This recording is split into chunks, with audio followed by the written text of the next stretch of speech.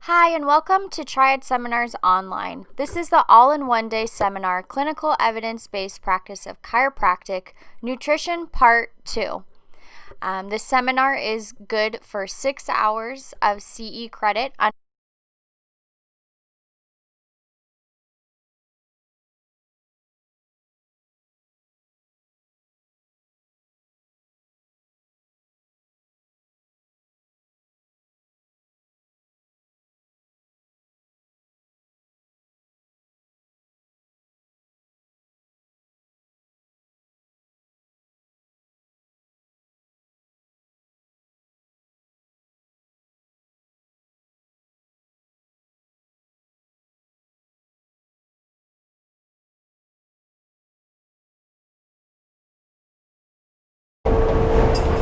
Welcome everybody. Is there any questions from the morning section? Any questions on anything we've covered, any of the research? Anything you want to talk about right now? Here's your opportunity. Question? One of the things was brought up for anti-inflammatory were the proteolytic enzymes, bromelain in particular. Do you use papain as well? Okay, yeah, papaine's good. I use other enzymes too. I like the, broad spectrum enzymes. I like the ones that have protease, lipase, everything that breaks down carbs, fats, proteins, things like that, the digestive enzymes. And because, when you eat food, it's got all those properties, and then you got your papain and your bromelain. There's all kinds of other enzymes, and there's a lot more than that. And there's specialty enzymes as well. But, like I said, if you get a good broad spectrum enzyme that has 4 or 5 really good things, that'll do the majority of the workload. Remember, you're just trying to help the system break things down. You don't have to break everything down that way because your body's going to take care of some of the stuff. But make the load easier on the human body to break things down. That's why supplementation is so effective, and supplementing with enzymes is so effective. Is it safe for children? Yeah, everything I have is safe for children. As a matter of fact, I'm discussing right now, Nicole, my office manager, she's got her degree in nutrition. So she wanted to make a children's line of everything. And we're discussing it because I don't know if I need a separate children's line because everything's safe for children. What I might do is just change the label for a children's dose and do something like that. We're still working on that, but everything right now is safe for children. Even the colon cleanser. Children are constipated. They said half of all America is constipated, clinically constipated. So if you're not constipated, Lori, then the person next to you is constipated. So you're saying that we're... So if you're not constipated, all you got to do is look to the right or the left of you, and that person is constipated. So that's kind of how it works. And have things drop now in the second half of the nutrition part. So let's go on to colon health again, colon cleansing. So what's going on? Why do we really need to cleanse our colon? I was about to tell you a story this morning of a patient of mine, and my patient says to me, I told him he needs to try the new colon cleansers. This is a patient who's been a patient of mine since 1989, however many years that is. Almost 30 years, 28 years or more. This guy's been a patient. He's a good friend of mine and a patient. So I said to him, you got to try the new colon cleansers. He said, oh, no, I colon cleanse already. I go, oh, fantastic. What product do you take?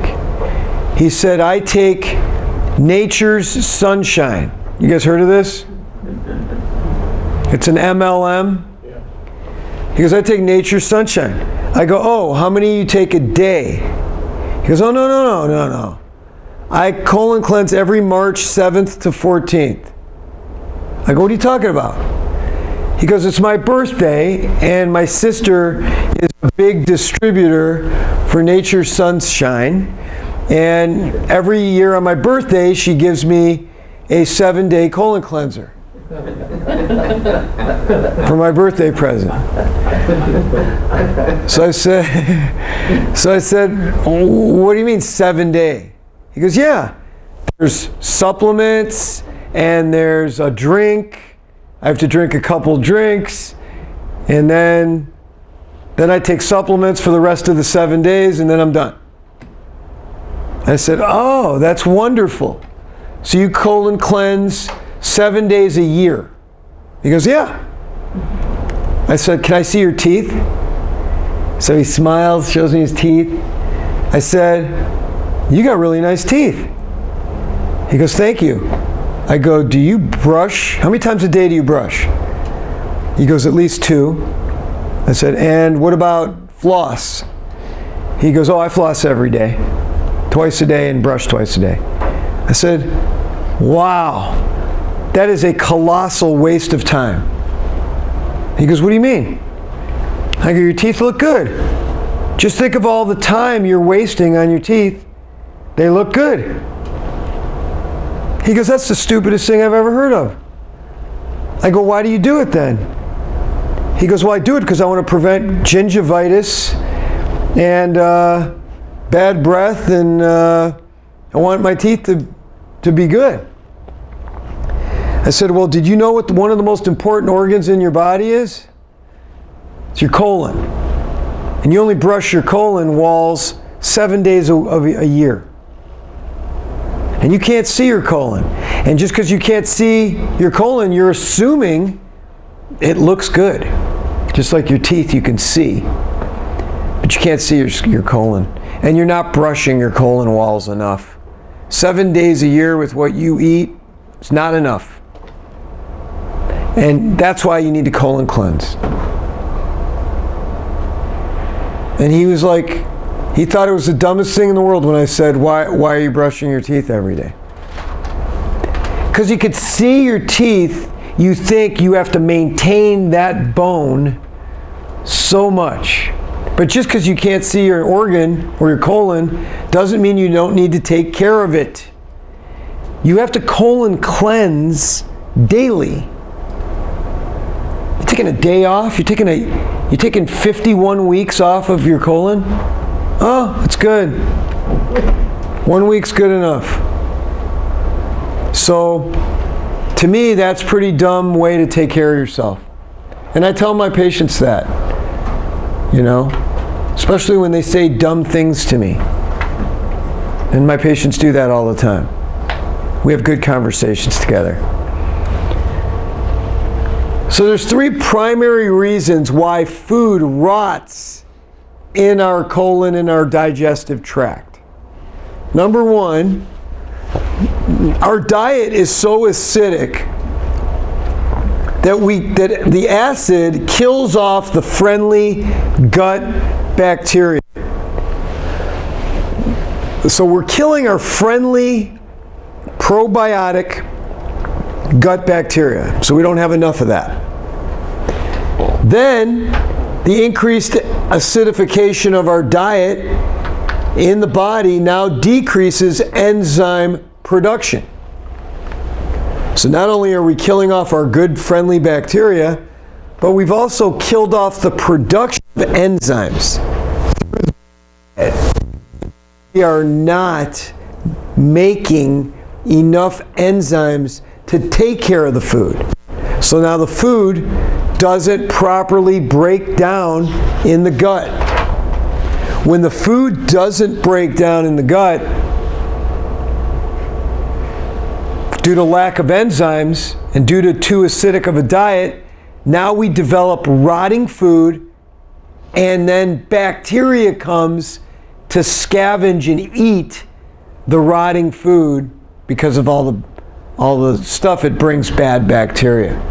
But we don't have enough good bacteria to eat the bad bacteria. We don't have the probiotic. So now we're deficient in 2 other supplements. Probiotics, flora, intestinal gut flora, and enzymes that we just talked about. Broad spectrum digestive enzymes. Those are 2 supplements that are coming down the road for me. Oh, they'll be here soon enough. But they're not here yet, so you got to go out and get whatever you can. Go get a broad spectrum enzyme and go get a friendly probiotic. But you need those. Remember I said it's based on your need. Supplements are based on your need. I believe most people in America, for sure, are needing enzymes, probiotics, colon cleansers, type 1 collagen, minerals, turmeric.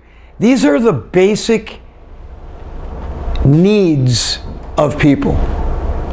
You might have a specific problem and you'll take a specific supplement for your specific problem. But the stuff I have cover most people. Most people don't eat enough greens. This covers them. I want to cover you. That's what a supplement is. It's supplementing what you are not fully getting. So I don't want any more or any less than that. I just want to help balance out my system, help break down the food I eat and eliminate the food I eat.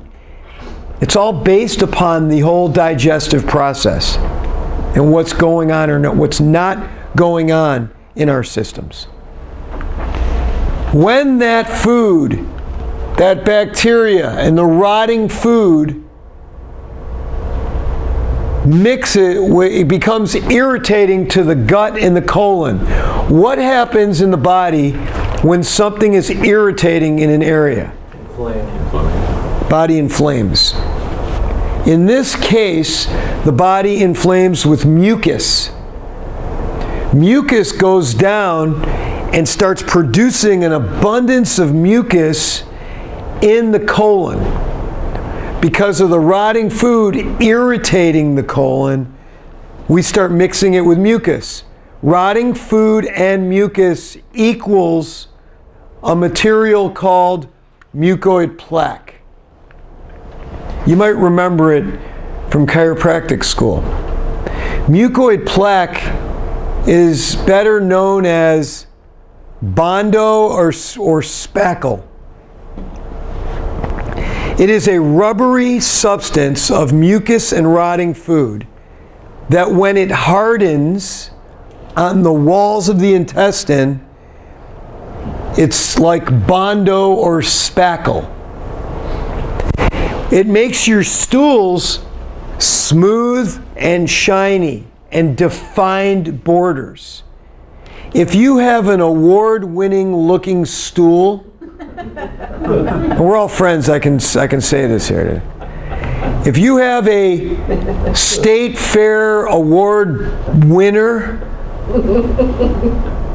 you have a problem. If you're calling in people to see your beautiful stool that you just delivered, you have some serious problems. It shouldn't look like that. Stools should not look like that. What should a stool look like? Optimally, you should have multiple small pieces, not perfectly shaped, multiple, lots of them, softer, come out easy, quickly, and a lot after you eat a meal. That's what it should look like. That's a healthy stool. When you have one piece with defined borders and you can see a definitive perfect shape, it's a problem. That means it's squeezing through a condensed area and it's not good. You need some help. You need some colon cleansers to help squeeze the stuff on the walls of your intestines, push that waste out of there. That rotting material, mucoid plaque, it's got to go. And this should happen every day, after you eat a meal. That's health. People say to me, I don't need to colon cleanse. I go every morning like clockwork. I go, what's it look like? Oh, beautiful stool. Looks beautiful. I'm like, that's not healthy. How many meals do you eat a day? Oh, I eat 3 meals a day. And do you snack? Yeah, I snack. Well, where's all the food? That must be a really, really big stool. Your 1 bowel movement a day, it must be like a tree, a trunk. What is that? I don't know. Where's all the food? Garbage in, garbage out. You need to eliminate. The average human adult colon weighs between 20 and 25 pounds of undigested food is in the average small intestine. That's a lot of undigested waste. The average, 20 to 25 pounds in America.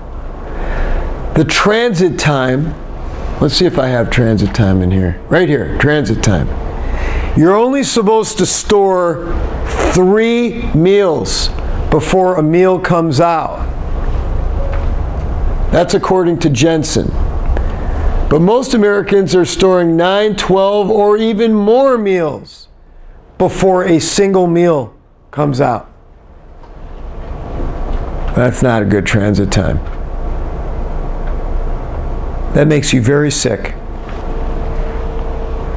This increased transit time is irritating to the intestinal lining, blocking more and more nutrients, and we lose more and more water and minerals, can't get reclaimed through the intestinal walls because of the mucoid plaque blocking it. Now our cells are becoming dehydrated now. And we cramp up because minerals can't get through either. Electrolytes. Electrolytes, a mineral. The colon revisited, or the key to wellness, health, and disease. October, right now, 2017. This is published in Medical Hypotheses. Just came out. I found this article yesterday. Lucky it made it into the notes.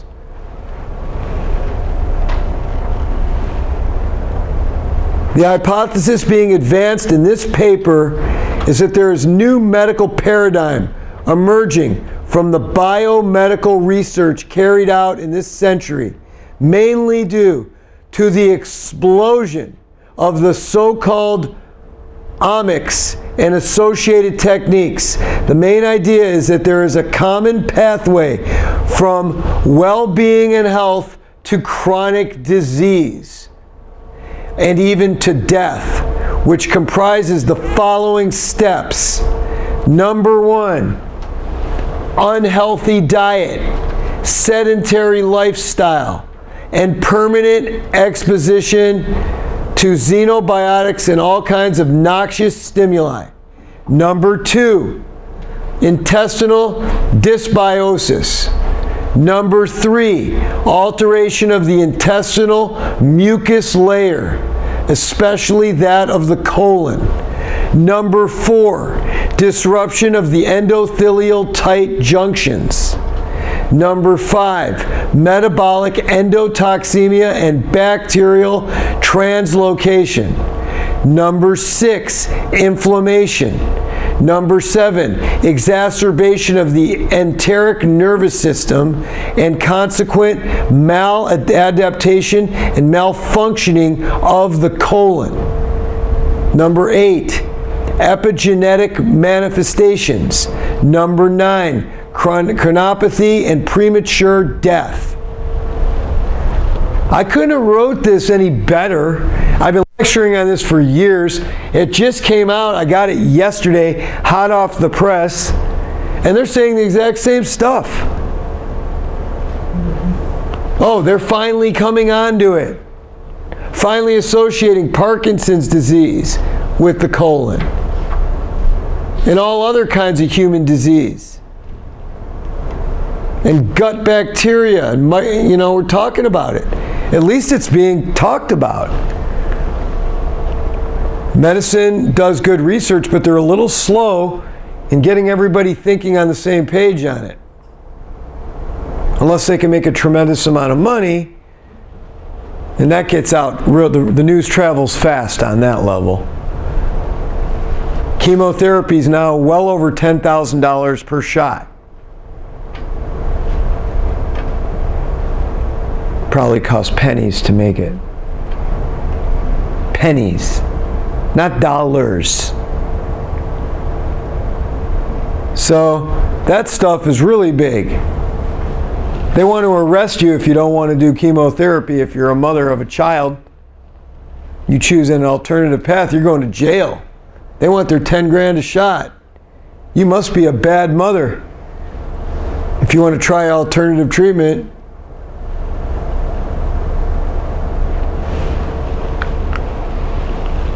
October 19, 2017, just came out.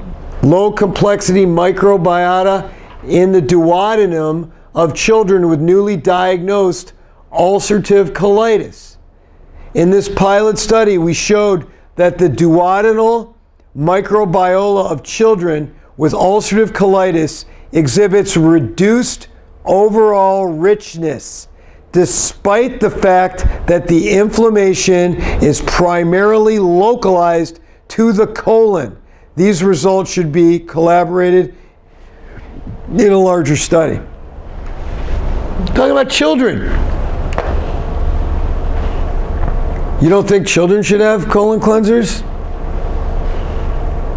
I think they're probably the number one candidate now. I mean, it's unheard of a generation ago to give a child a colon cleanser. Today, all the children coming in are constipated, horribly constipated. So, yeah, they need it. Here's an article that I didn't have access to, but I saw it was on the database, which I'm going to get this article, but it was surgery for constipation. I'm like, what? It used to be the tonsils. Now they're doing surgery for constipation in children. It's crazy. The drugs they give you, all pharmaceutical drugs, will cause what? Yeah. As a matter of fact, the criteria to leave a hospital is you have to have a bowel movement before you can leave. Because they know everybody's constipated, and they know it's going to take a while, and they know they can suck a few more days out of you before you'll have that bowel movement. They certainly aren't giving you colon cleansers in the hospital.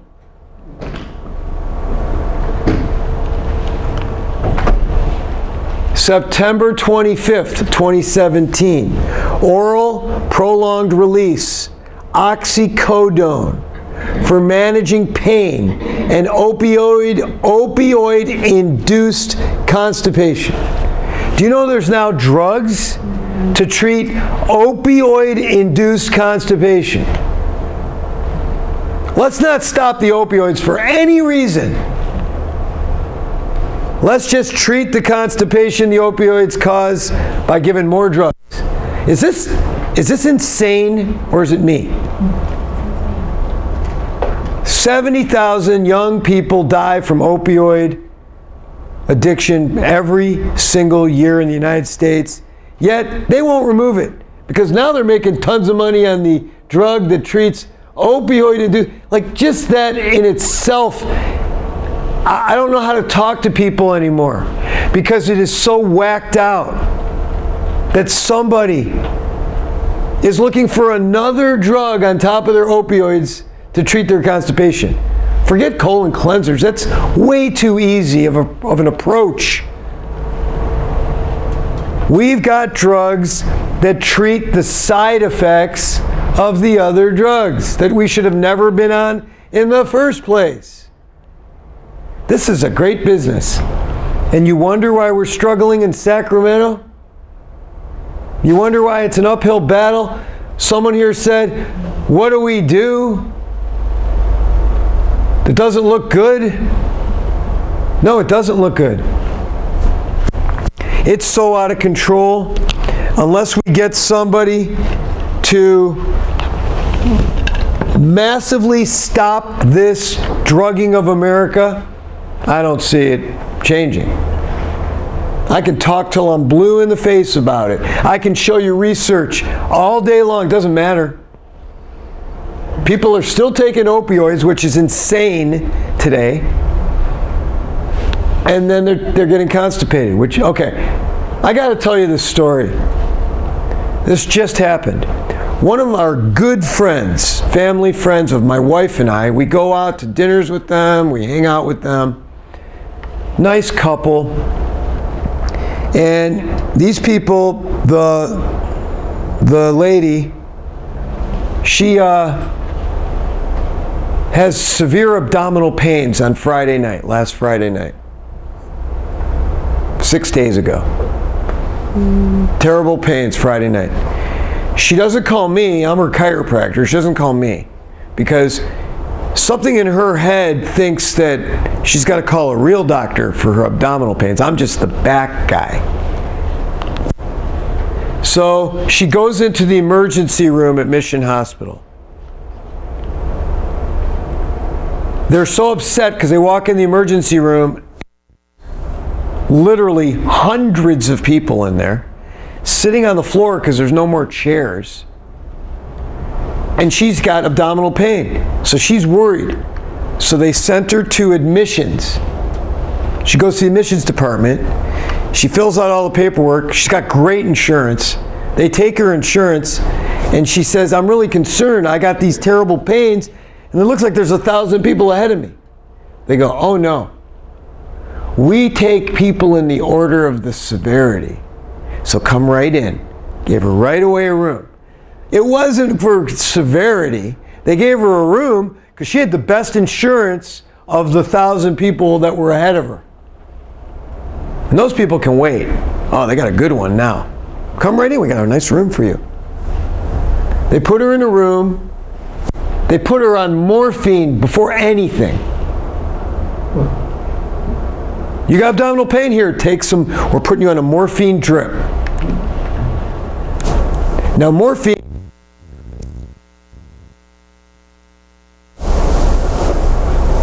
why would you ever give morphine?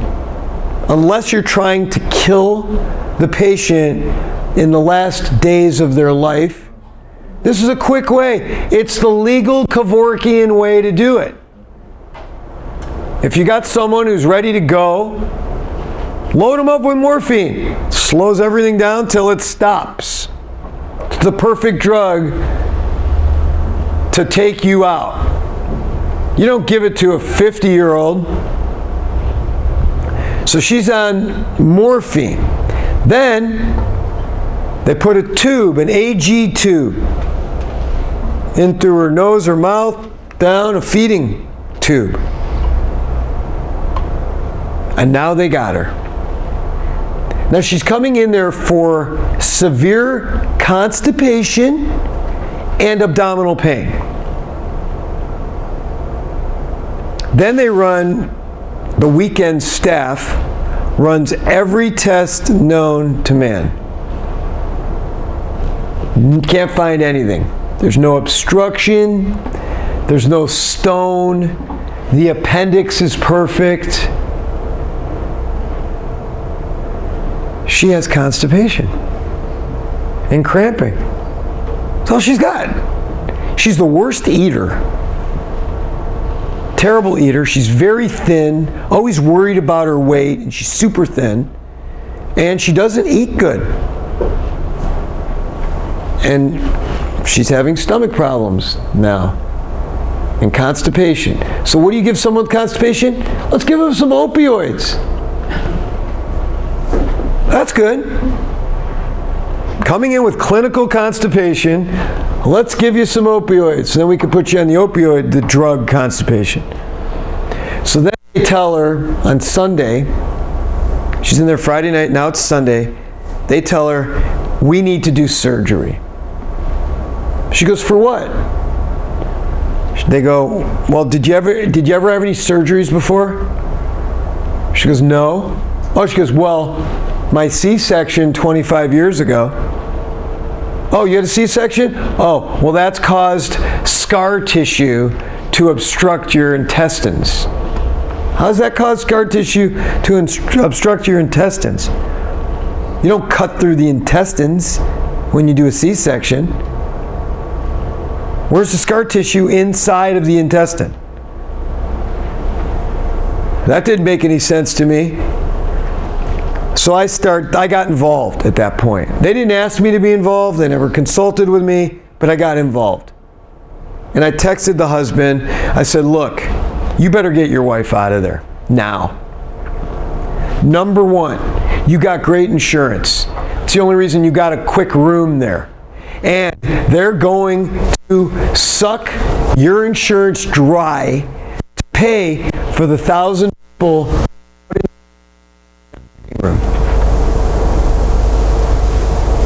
That's one fact. Second fact, you never give morphine to somebody, especially somebody with constipation. Number three, she doesn't have scar tissue all over her small intestine from a C-section 25 years ago. That's just a cell job to get you to do a surgery. And what are you going to do with the scar tissue? You're going to go in there and clean up the scar tissue, and what's going to form from a surgery? Yeah. More scar tissue. Nothing makes sense. I told him. I said, if you want me to come down there and bust your wife out of there, I will. But I need your permission to do it. He's going, oh, no, the doctors are great. The nurses are so nice. Of course they're nice. Nurses are nice, the doctors are great. What? The doctor, she was great, the doctor. She just graduated from medical school, really young, super nice. I go, I don't want you nice. You know what I want? I want an old doctor. I don't want a kid out of school who's been trained to do this BS to people. I want an old doctor who's seen it all and says, no way do you have scar tissue from a C-section 25 years ago. I told him, bust her out of there. I said, I go, if she's not out of there by tomorrow morning, Monday at 10, I'll be there. So he calls me up at 5 minutes to 10. Don't come. She just met with a doctor, and we had a talk, and the doctor said, just see if she can have a bowel movement today. If she eats something, we're going to take the AG tube out. We're going to give her some food, and if she can keep it down and have a bowel movement, she can go home as soon as she has a bowel movement. So that took another day and a half to have a bowel movement. She had a little rabbit pellet on Tuesday afternoon, and she got out Tuesday afternoon with a rabbit pellet. Worth its weight in gold. And she's super happy that she's out. But people just believe in this. No questioning. Don't get involved, Dr. Simrat. They know what they're doing. You don't know what you're doing. They know. This 25-year-old girl, or just graduated medical school, who, by the way, Mission Hospital fired all their long-term, high-ticket doctors. Fired them all, hired all new kids out of school because they don't have to pay them anything. The whole hospital's full of people under 30 years old. Yeah, they got rid of all the tenure people. Yeah. My friend was chief trauma surgeon at Mission Hospital, a guy I play hockey with. He's older than me. He's probably 60 years old. They forced him out last year. He told me the whole thing. He said, all the trauma surgeons. He goes, these are the top trauma. Mission was known as being the top trauma surgeon hospital in Orange County. Their helicopter pad is being used daily. Everything from Mexico to Inland Empire to all of Orange County gets sent right, all the traumatic auto accidents, everything. Gunshot wounds, mountain lion attacks, everything goes right to the Mission. And my friend, Dr. DeSantis, used to do all this, him and his buddies in the trauma center did all the surgeries. They were the best. And they were way underpaid. But they were still the highest paid guys in that hospital. And then he kept telling me, Mark, I'm going to be moving. I go, where are you moving? He goes, Central California. I go, why? He goes, I'm getting fired. I know it. I go, fired? I was shocked. I go, fired? If you ask anybody in South Orange County, do you know Steve DeSantis? Everybody knows him. Because he's put brains back into the head when they've scooped him up off the freeway. And he's saved so many lives with trauma, emergency medicine. And he goes, yeah, they're getting rid of all us guys. My whole team, everybody's going to be gone. I go, why? He goes, money. They're just trying to put in. He told me the whole thing. And like a couple weeks after he told me that, they were all fired. And he moved to Central California and retired. He's just living on the coast somewhere in Central California. Is his wife an acupuncturist? I don't know. I'm not sure. But anyway, this is the stuff that's going on. And this is what they're pushing. So instead of the tonsillectomy, they're pushing the scar tissue constipationectomy. I don't even know what to call it. But it's just another thing they push. Every year it's something different. They get everybody to believe that they have it and get everybody to submit to the Almighty. It's really, really tragic. So, primary reasons for rotting food in the digestive tract. So, when you talk about colon cleansing, we first have to identify the problem. The problem is we kill our friendly bacteria that we need to scavenge up bad bacteria that's undigested rotting food in our colon. We kill off our friendly bacteria from too acidic of a diet. So now we don't have enough friendly bacteria to deal with the amount of rotting food, undigested rotting food that will not break down. And then the bad bacteria come and try to scavenge up the rotting food. We need our friendly bacteria to eat the bad bacteria. Acidification of the body will decreases enzyme production. So we're not even producing the enzymes to break the food down in the first place. And then because as a result of all of this, we get mucoid plaque from rotting food in the intestinal lining, which will halt peristalsis. Mucoid plaque is rotting food that becomes an irritant to the body. What does the body do when it has an irritant? It inflames. The inflammation is in the form of mucus. Mucus mixes with rotting food and bacteria, forming a rubbery substance called mucoid plaque. I like to call that Bondo or spackle. That mucoid plaque goes into the walls of the intestinal lining, hardens so that it can't rhythmically contract, which is called peristalsis. When it doesn't contract, you can't push out waste. So you become toxic from the inside of your body. That's why you need friendly bacteria, probiotics. You need colon cleansers to help stimulate peristalsis every day. I had a call from a patient the other day. She goes, I haven't had a bowel movement in 3 days. I go, come on in and get some colon cleansers.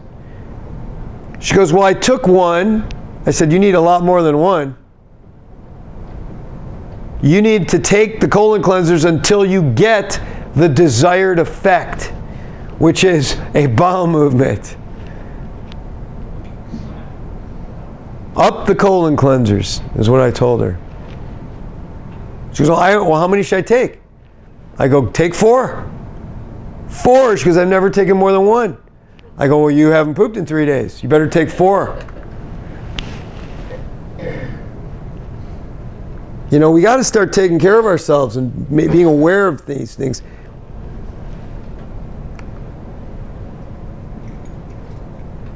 Acid interferes with digestion. Food stagnates and rots, lowering the pH of the body. A 16-ounce bottle of soda has a pH of 2. To get it back to normal, it would take about 10 gallons of alkalinized water. The blood must maintain the normal pH. If not, it becomes too acidic. If you have too much acid in the body starts sweeping the extra acid out of solution, putting it in the form of a solid, which is a crystal, salt, or stone. How many of you have ever had a crystal or a salt or a stone? Raise your hand if you've ever had a, what'd you have, Jeff? Kidney stone. A kidney stone. So Jeff was too acidic from the Sprite, and he swept out some of the extra acid to form that kidney stone. How bad does it have to be before something calcifies in your body? Really? You know how long a stone takes out on the street here? It's not overnight. So you got to get rid of the acid, get the alkaline environment. Stop sweeping the extra acid. Because if that means Jeff's body was working correctly by developing the kidney stone. Because if his body wasn't healthy, he would have died of something called acidosis.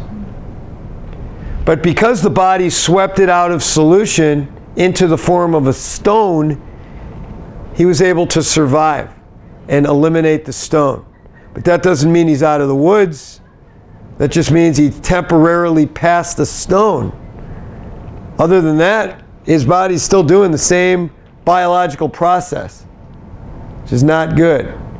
So you gotta really try to raise your body's alkalinity.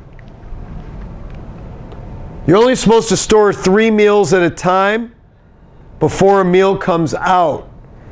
That's called transit time. Most Americans are storing 12 meals or more before a meal comes out. All the people that tell me in my practice, when I recommend colon cleansers to them, the people that tell me they don't need the colon cleansers are the people that claim that they are regular. I'm like, regular? What do you mean regular? Oh, I go once a day, doc. Like clockwork, every morning. You go once a day. Okay, describe your stool to me. They go, it's beautiful, doc. Got a beautiful stool, one beautiful piece, award-winning. If there was the Orange County Fair, it would win an award this year. Defined borders, beautiful, clean, no wiping involved. It's great. I go, okay, how many meals do you eat a day? Oh, I eat 3 meals a day. What about snacks? Well, I do like to snack, especially at night. I love that Haagen-Dazs and pistachio combination. It works great for me. I'm like, okay, that stool you're describing, is it this big or is it this big? He goes, no, it's not that big. It's like normal, like this big. I go, well, you just told me you eat 3 meals a day and you snack. Where's all the food? I mean, garbage in, garbage out. Where is the food? He goes, what do you mean? I go, if you eat 3 meals a day and snack, that stool means either has to be really, really big, or you have to have several bowel movements a day, usually 1 after each meal. He goes, no, I'm healthy. I don't need colon cleansers. I go, well, you're a little overweight, so obviously you're not breaking all of this stuff down. And it's going into the walls of your colon. It's going into your intestinal walls. You're heavy. And I'm not talking overweight heavy. You're just heavy. You're not light. Your colon's not light. The way I describe this is, you have a sponge. Let's say your sponge is a yellow sponge, same size as this little box. That would be, that's a sponge. On the 4th of July, you go outside, you grab that sponge, that yellow sponge, it's light as a feather. But then you take a bucket of water,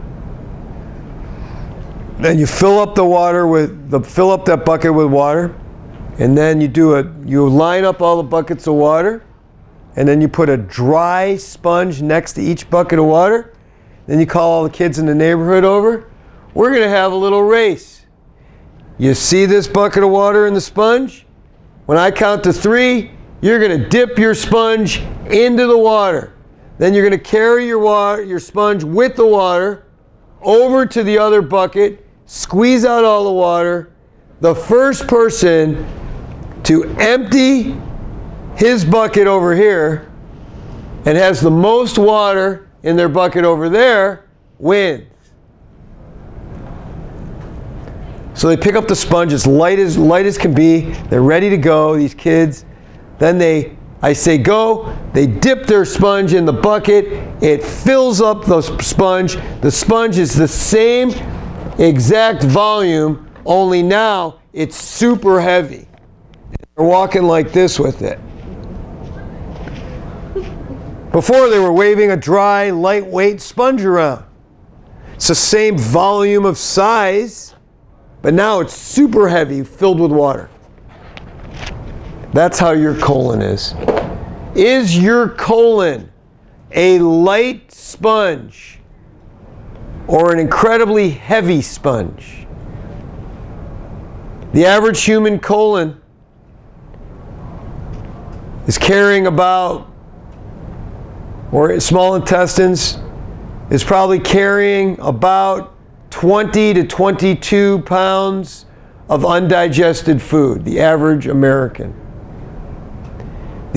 John Wayne, when they did an autopsy on him, had 50 pounds of undigested food in his colon.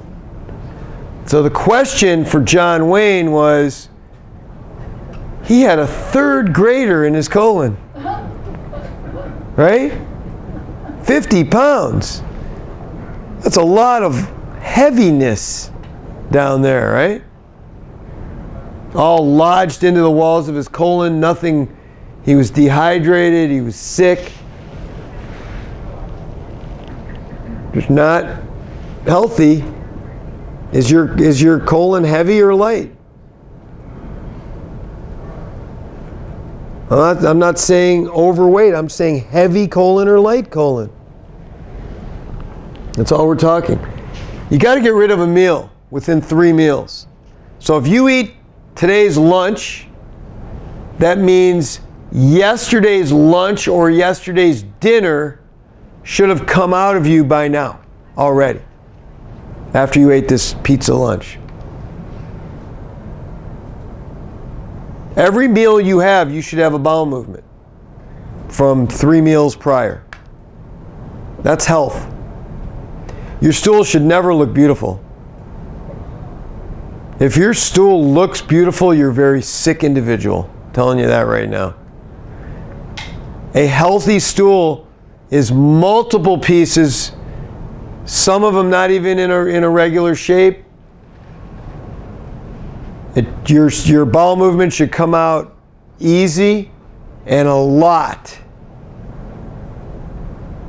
That's healthy. That's health. If you've got a perfectly defined stool, no wiping involved, you're very sick. You're one step above impacted. If your stool's not beautiful, it's a little bit smaller, irregular shaped and hard, you're very ill. If it's tiny little rabbit pellets, even worse.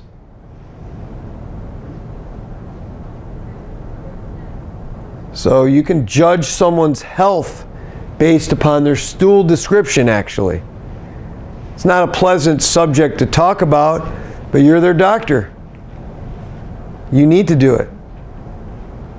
If you don't do it, who's going to do it?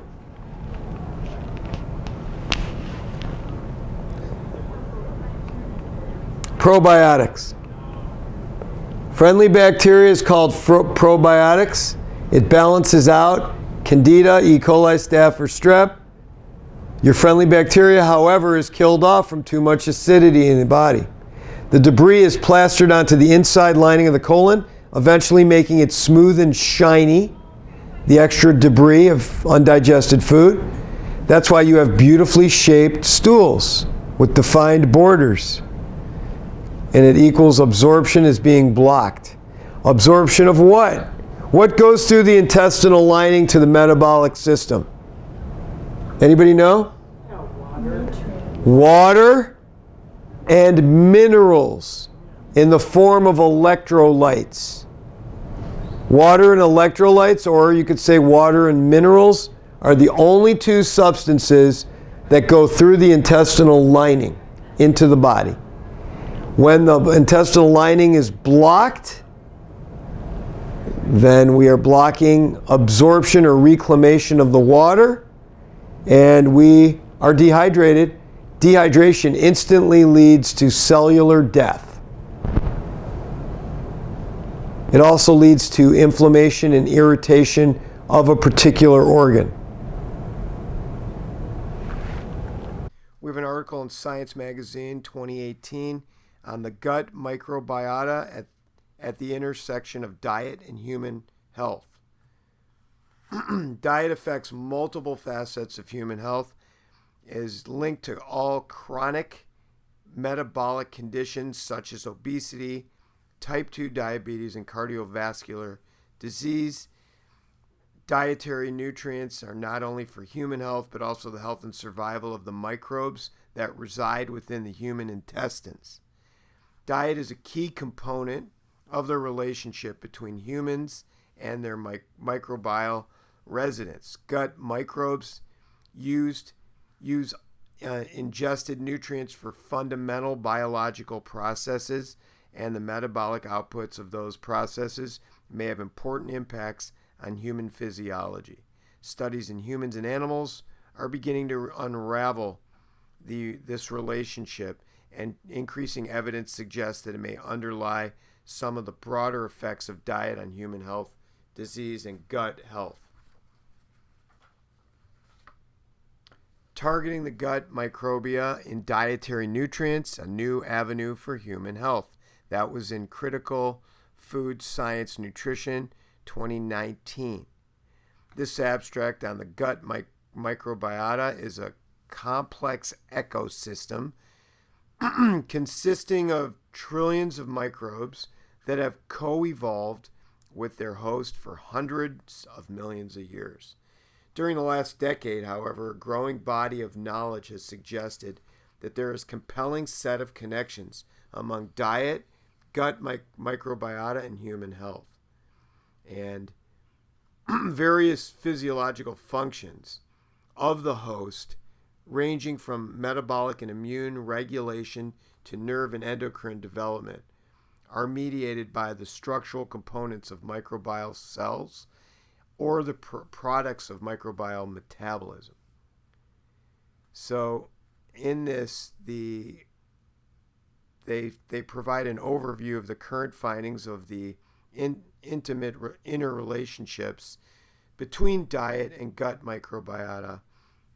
Also, they introduce the physiological effects of some microbial-associated small molecules and metabolites on the host, as well as the detailed signaling mechanisms.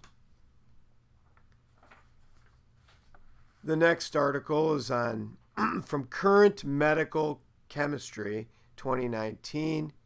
It's on the food-gut-human axis, the effects of diet on the gut microbiota and metabolome. So the gut the gut microbiota is the largest symbiont community hosted in the human organism. It's emerging as a pivotal player in the relationship between dietary habits and health. Oral and especially intestinal microbes metabolize dietary components affecting human health by producing harmful or beneficial metabolites, which are involved in the incidence and progression of several intestinal-related and non-related diseases. The habitual diet, or the Western diet, and some of the Mediterranean diets, vegetarian, vegan, and gluten-free diets, drives the composition of the gut microbiota and metabolome.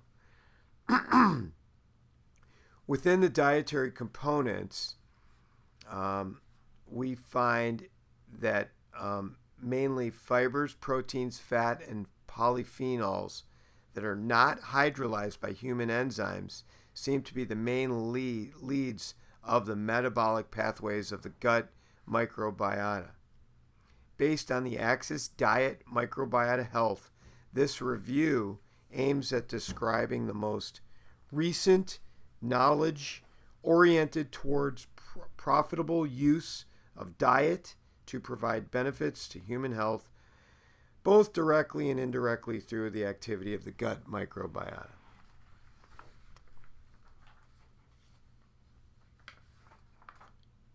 Lastly, we show an article from the Journal of Digestive Disease 2019, September 20th.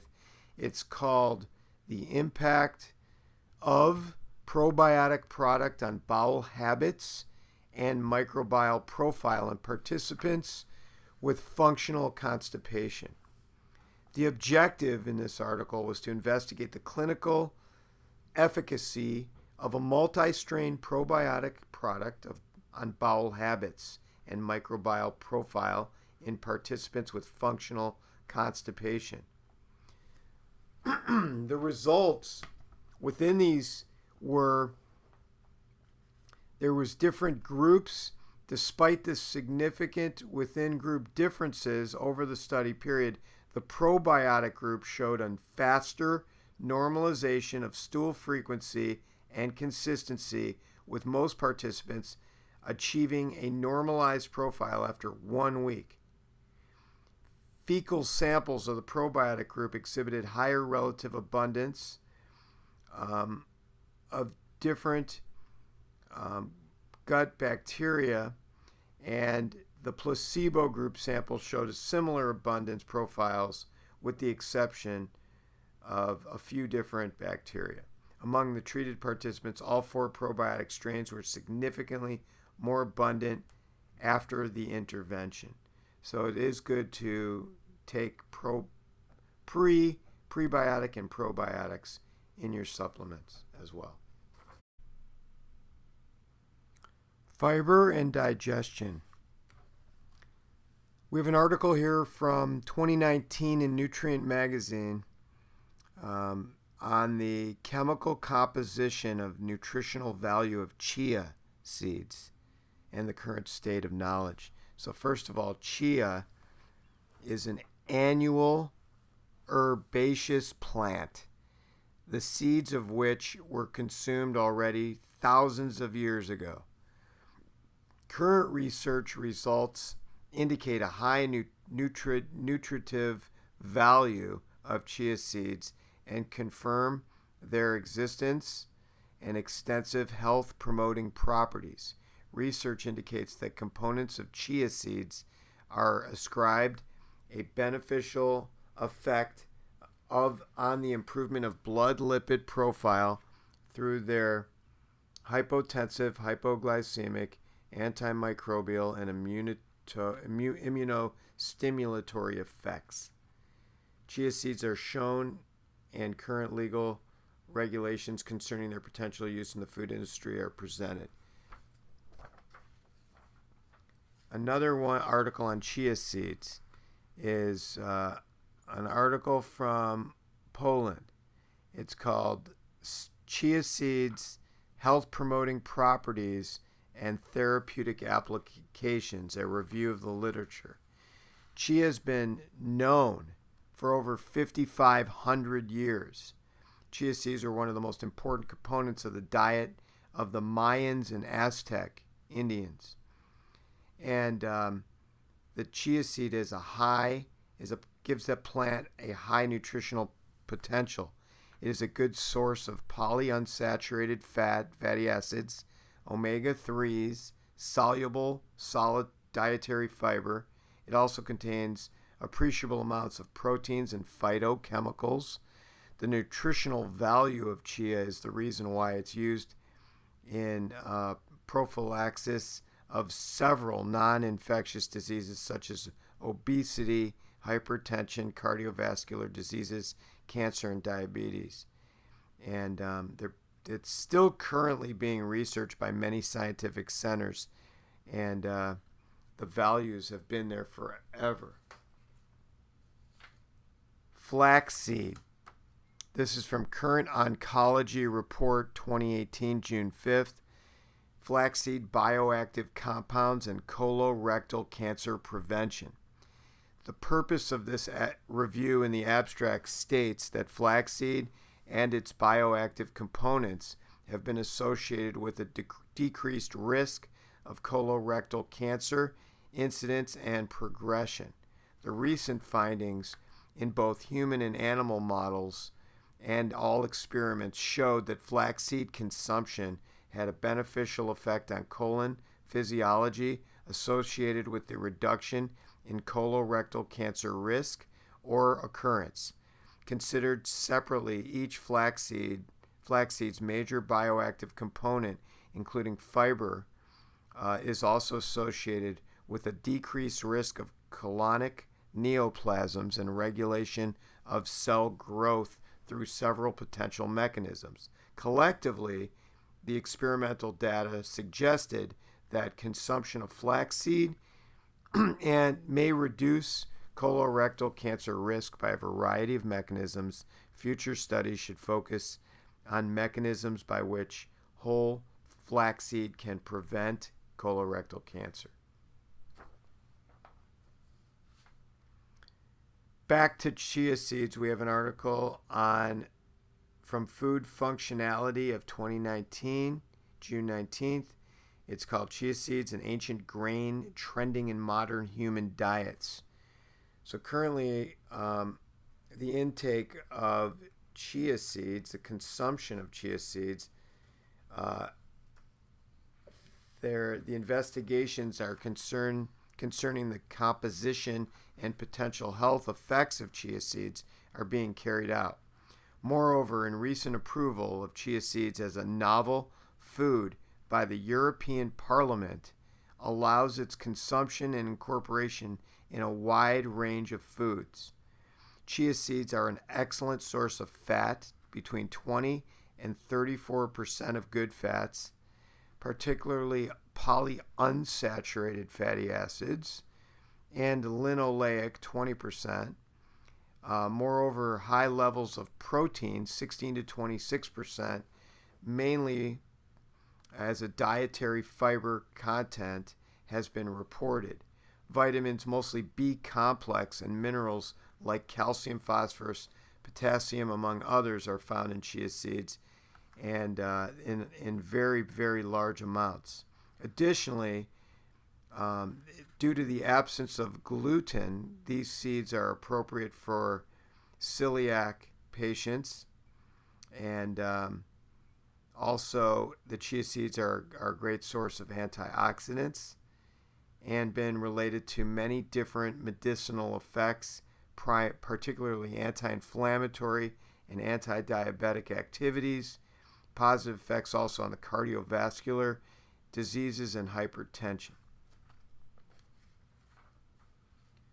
Next article is on oat bran. It's from the International Journal of Molecular Science, 2018, August 15th. We find this article stating the effects of oat bran on nutrient digestibility, intestinal microbiota, and inflammatory responses in the hindgut of growing pigs. Oat bran has drawn great attention within human research for its potential role in improving gut health. However, research regarding the impact of oat bran on nutrient utilization and intestinal functions in pigs is limited. So the purpose of the study was to investigate the effects of oat bran on nutrient digestibility, intestinal microbiota, and inflammatory responses in the hindgut. In summary, oat bran treatment for 28 days affected the dietary nutrient digestibility, but promoted the growth of cellulitic bacteria and ameliorated inflammatory reactions in the hindgut. This one's on oat bran. It's not isolated, but it is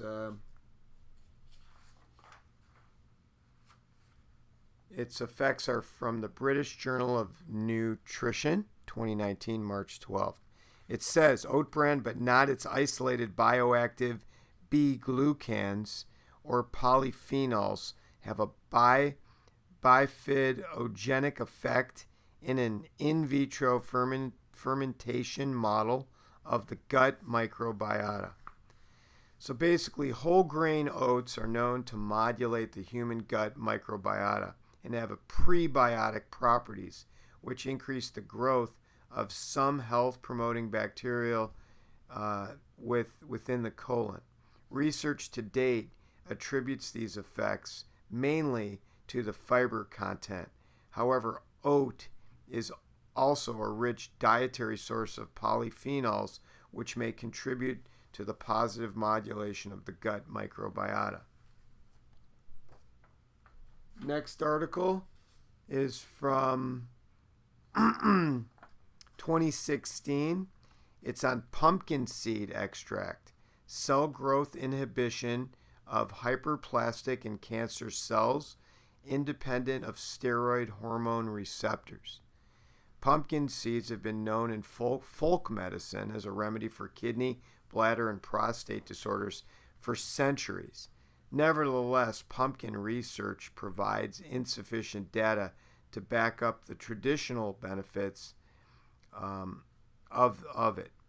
And in this study, the cell growth inhibition for fast-growing cells together with the cell growth inhibition of prostate, breast, and colon cancer cells corroborates the ethnomedicinal use of pumpkin seeds for a treatment of benign prostate hyperplasia.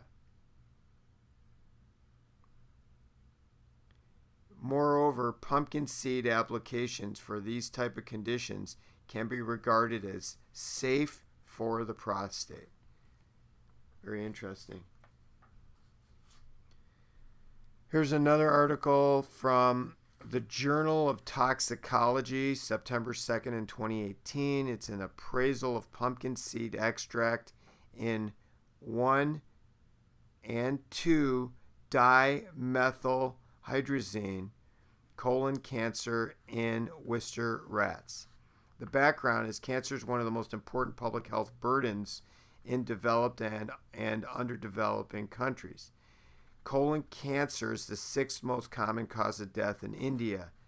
And in this study, the pre-treatment group given pumpkin seed extract at a dose of 200 milligrams showed a significant decrease in the colon of the length and weight ratio. So, very interesting. Pumpkin seed extract. All these can be found in our new immune products. And this product that we're going to talk about now is from an article in Nutritional Metabolic from 2016, April 12th. It's called, and this is one of our ingredients in our new immune formula, it's called Does Larch Arabinogalactin Enhance Immune Function?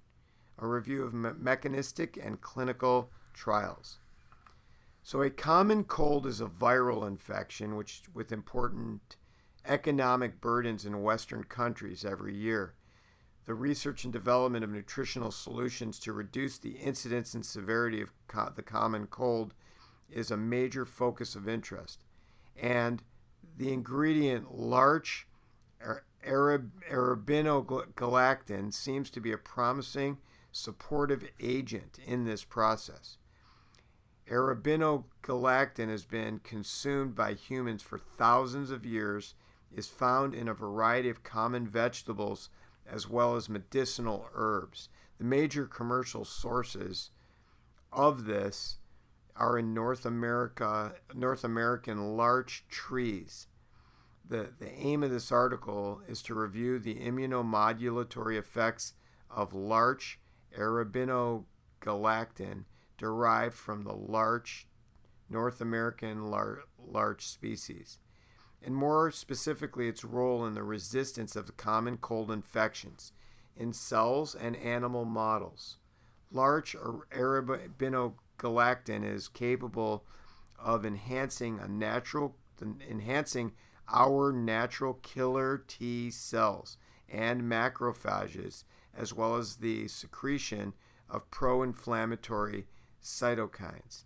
In humans, a clinical study demonstrated that larch arabinogalactin increased the body's potential to defend against a common cold infection.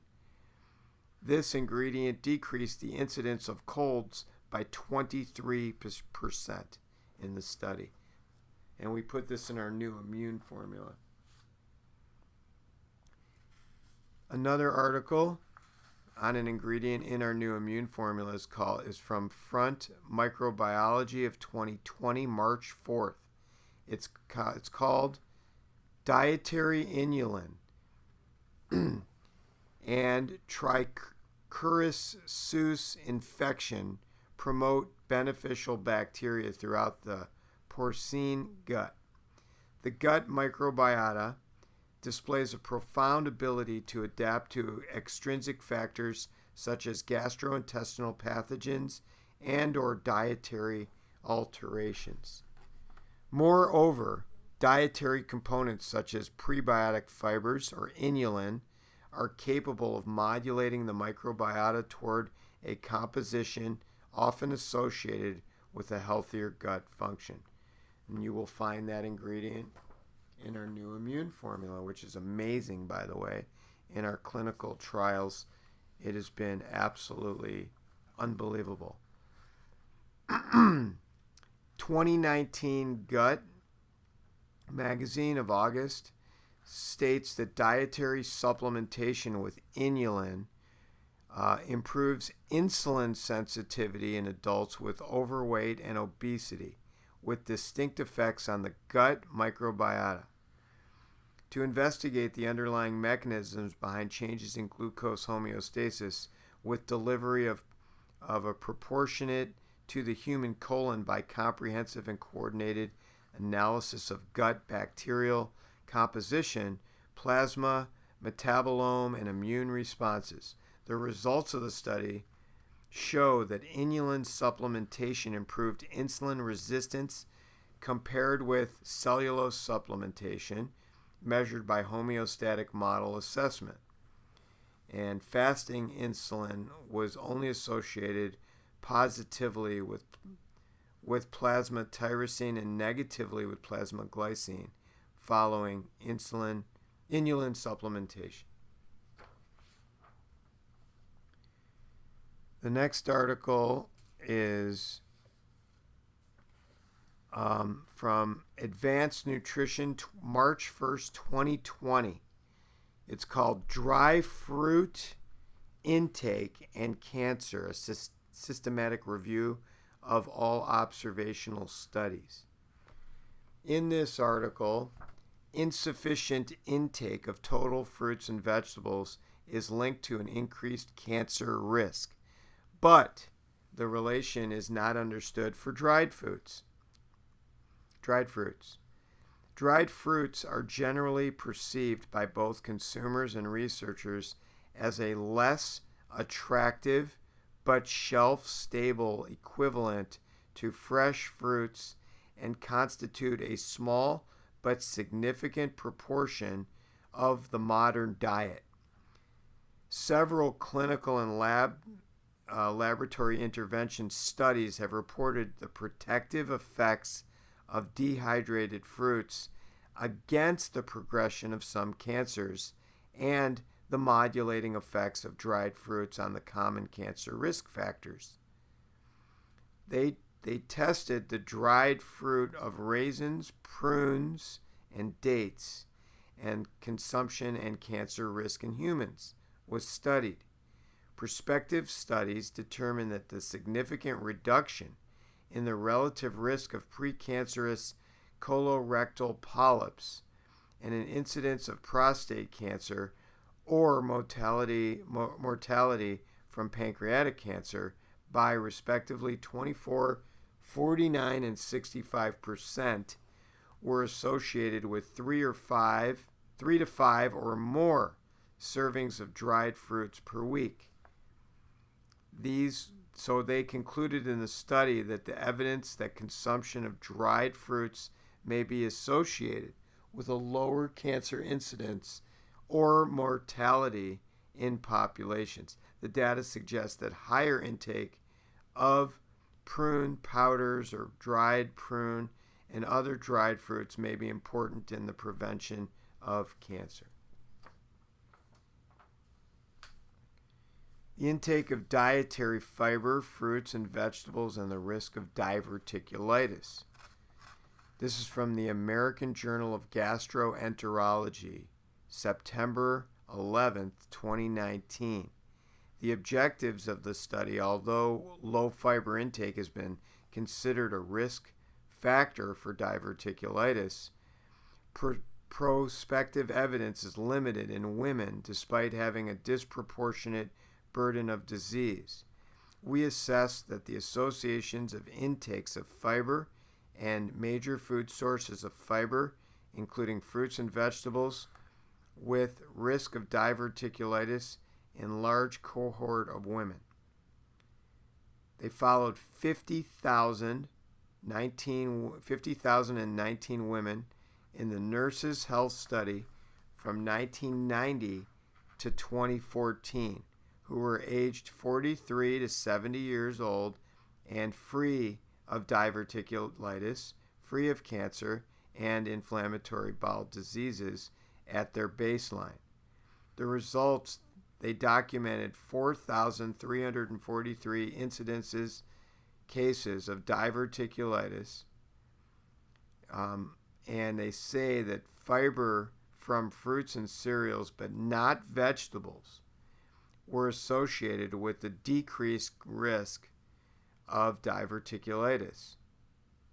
Furthermore, intake of total whole fruit intake, and specific fruits such as apple, pears, and prunes were associated with a reduced risk of diverticulitis with a multivariable hazard ratio for diverticulitis of 0.95. So you need to get a higher intake of dietary fiber. It can be from powder form, and that's what we have in our new immune supplement and colon cleansing supplements. The Journal of Agricultural Food Chemistry from 2014 shows an article that talks about the bioactivity and potential health benefits of licorice. Licorice is an herbal plant named for its unique sweet flavor. It is widely used in the food and tobacco industries as a sweetener, and licorice root is also used in traditional Chinese medicine and complementary medicine. And in modern science, licorice is of large interest because of its broad range of applications. Licorice has anti-inflammatory activity, cellular protective abilities, and chemoprotective abilities. The side effects of licorice are also studied, and there has not been very many side effects of licorice.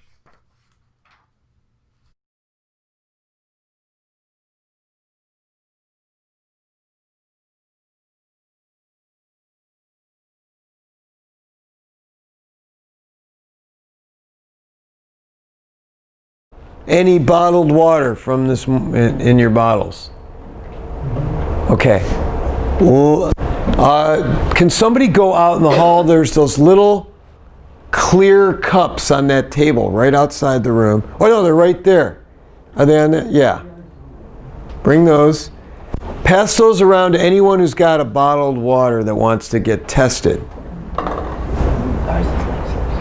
Just a little bit. All I need is a little bit. Okay, let me see if I have a tester kit too. That would help.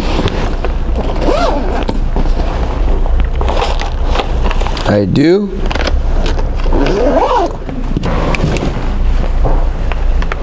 These are tester drops that you can get from a company that sells these machines, Tyant USA.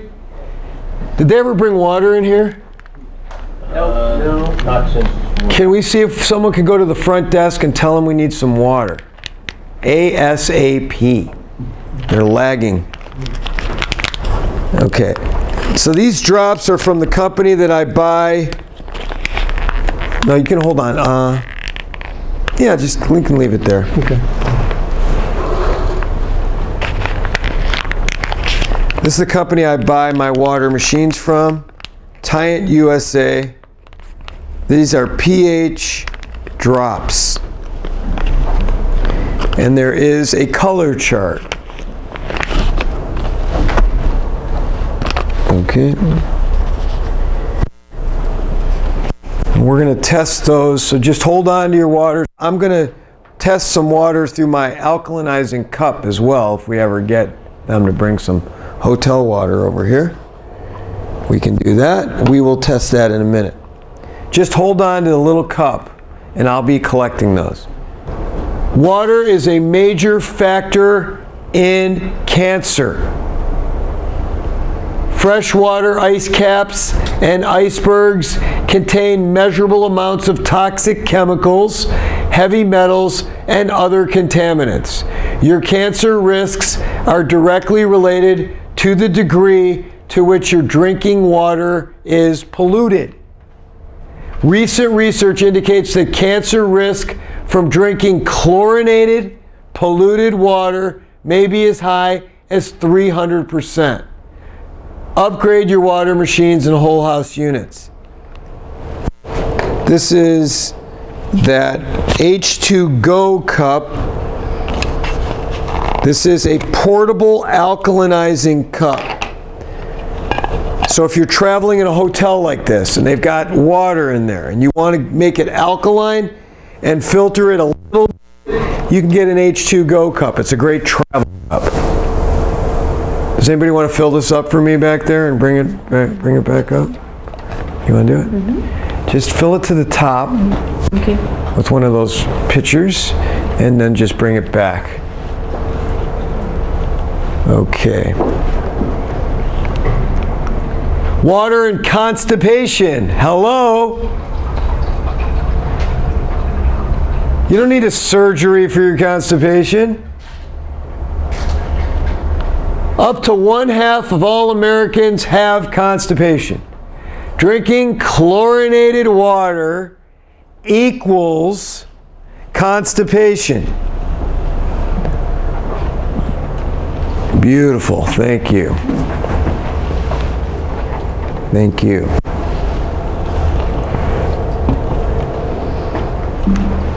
So you just fill this cup up with tap water probably. It's going to filter it a little bit. It should alkalinize it. And we'll test it. And also if someone's got one of those little cups, if you want to give me a little bit of that water, the hotel water, we'll test that pH as well. I'll just put a little in one of those cups.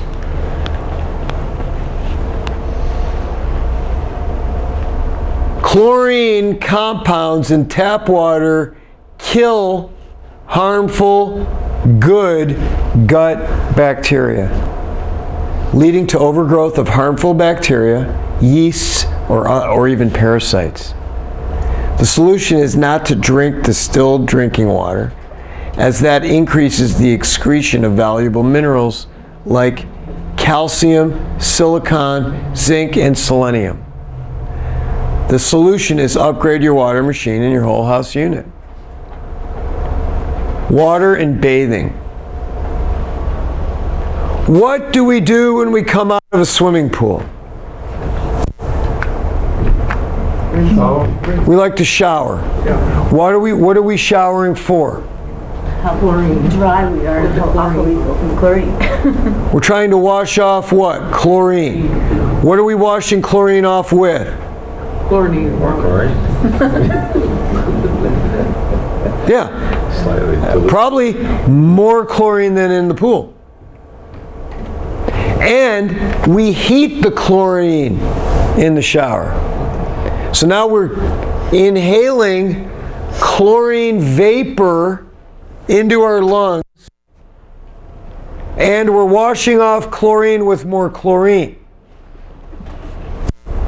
Brilliant. Way to be America. We should be called Dumb and Dumber. Because really, people are laughing at us around the globe. And not because of the dumb things our president's tweeting, it's because how dumb we really are. Why don't we just face that fact?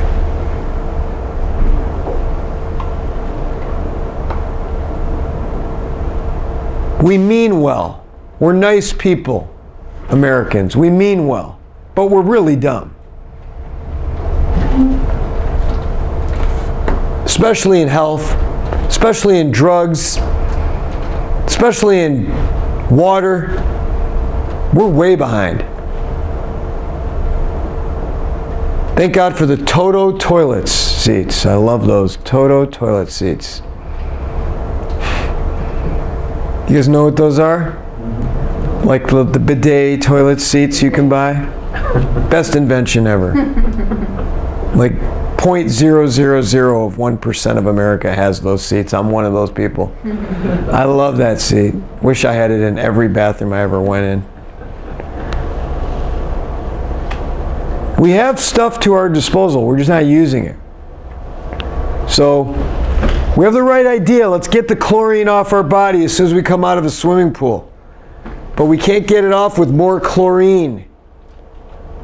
Don't wash chlorine of a swimming pool off with heated chlorine from your shower, where you're inhaling the vapors.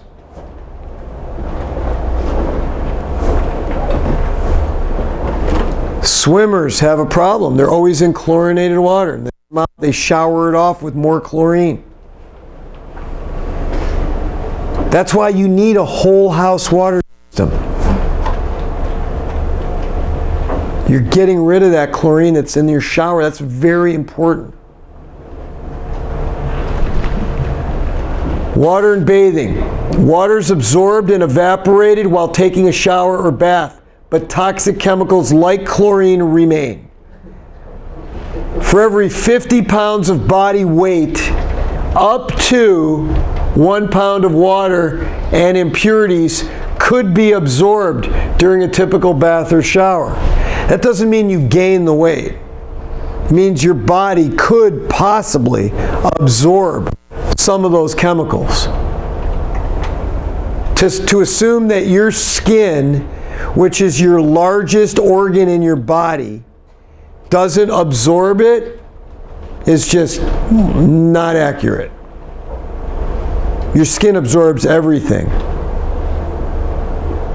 Any lotion, any chemical, any sunscreen, and any chlorinated water is absorbed through your skin. Swimmers are constipated because they're living in chlorine water and they shower with chlorine water and then they inhale chlorine vapors.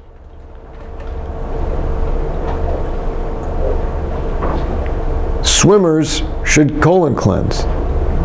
Swimmers should try to eliminate chlorine in any way they can, whether it's a whole house system or a drinking water system, or in my house, both the drinking water and the shower whole house water. Another danger is pharmaceutical drugs. Residues of drugs are found in virtually all public water supply. Researchers are finding high levels of potent drugs, including estrogenic and psychotropic, genetically engineered drugs found in public water. Children today, because of those drugs in our water, are prematurely developing breasts, both males and females, pubic hair, premature, and men are developing breasts at any age from this drugs in the drinking water. Hormones, sex hormone drugs. So Southern Cal, right here where we live, highest amount of antidepressants in our water than any other drug. Highest amount of antibiotics than any other place, and antidepressants. Psychostimulant drugs. In San Francisco, highest amount of sex hormone drugs of anywhere in the country, then antidepressants and antibiotics. It's funny, you walk around boasting that you're drug-free. Just take a shower and that blows that theory out of there. You got to protect yourself. All right? Purifying your water, what are your options? Well, some people distill. When I was growing up, they told us never ever drink distilled water. Remember that? Yep. Go to the grocery store and there'd be distilled water. What was that for? Steam irons. Huh? Yes. Steam irons. Steam irons, contact lenses. What else? They used it for things, but not drinking. Right. Today, people drink distilled water. Now that's when water's heated to the point where it becomes steam. The steam, along with other vapors, potentially toxic vapors, goes through tubes where it condenses back into water. Distilled water is expensive. There's a lot of impurities removed, including the good life-saving minerals such as calcium, magnesium, zinc, and selenium. You need those minerals. Reverse osmosis. It takes 3 to 6 gallons to make 1 gallon. In a state with a drought, that sounds like a huge waste. Why don't the politicians make that illegal? Most of the homes in California have reverse osmosis. That's legal. So what do they do about the drought? They fine you for using water, or they just charge you more water. They charge you more. It's all about the money. They don't want to solve the problem. That's too easy. There's no money in solving a problem. There's only money when you keep a problem around, because then the money keeps coming in. Like increased water bills. I paid my highest water bill in the history like a couple months ago. It was our highest water bill, like triple what it ever was. I'm like, what's going on? Why are we paying? Oh, because I used to have a 5-person house. Now I'm down to 2 people. Why is my water bill 3 times higher than it was when I had 5 people living in my house? Your swimming pool? No, I've always had the swimming pool. Oh, well, you're only, if you use tier 1, you don't pay anything. Tier 1's enough water for you to like maybe wash your face, not take any showers the whole week. And then you go to tier 2, tier 3, tier 4, tier 5. Oh, you were at tier 5 last month. Really? Based on what? Who are you talking to? The water department? I'm sitting there on hold for an hour and a half trying to ask a question to the water department on why my water bill was so high. And I never got an answer. Just said, oh, you're in tier 5. What does that mean? Nobody explained any tiers to me. Oh, based on the number of people in the bed. What do you mean based on the number of people? I own a home. Why can't I have as many people living in my home as I want to have? I'm only down to 2. How much less people can I have in this big house? It's unbelievable. It's all money. Then they don't let California farmers get water, but they let all the California golf courses have as much water as they want. Does that sound like a state that's trying to solve the drought? We have the most golf courses than any state. All 49 other states combined all together don't have as many golf courses. It's just our state. It's our state and the rest of the entire country. It's like 50-50. Amazing. The average California golf course uses 395,000 gallons of water per day to water the golf course. There was no restrictions on the golf courses during the drought. Yet my buddy, who's a chiropractor who owns farm in Ceres, California, couldn't get water to water his crops. He lost all of his cattle because he grew his own hay on site, organic grass hay. And he couldn't get water to water, so all of his hay and grass died. He couldn't feed his cattle. He had 998 cattle. He couldn't feed the cattle because the price of hay went so high he couldn't afford to do it. So then the cattle started losing weight. When they start losing weight, you have to go and sell them off, or you're losing a lot of money. Every ounce that they lose weight times 998 cattle, you're going to lose a lot of money. So he had to sell off all his cattle except for 2. He kept 2. All of his trees died. All of his fruit trees, they wouldn't give him water. For 2 or 3 years in California, he couldn't get water. Yet the golf courses were green.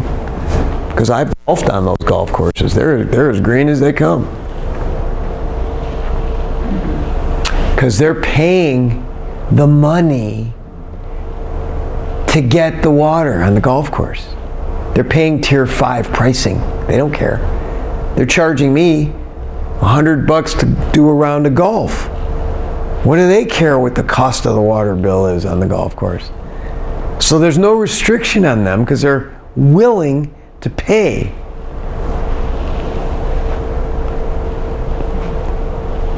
If you don't think the drought's political in this state, read all the signs from LA to San Francisco on the 5. Those signs put up by the farmers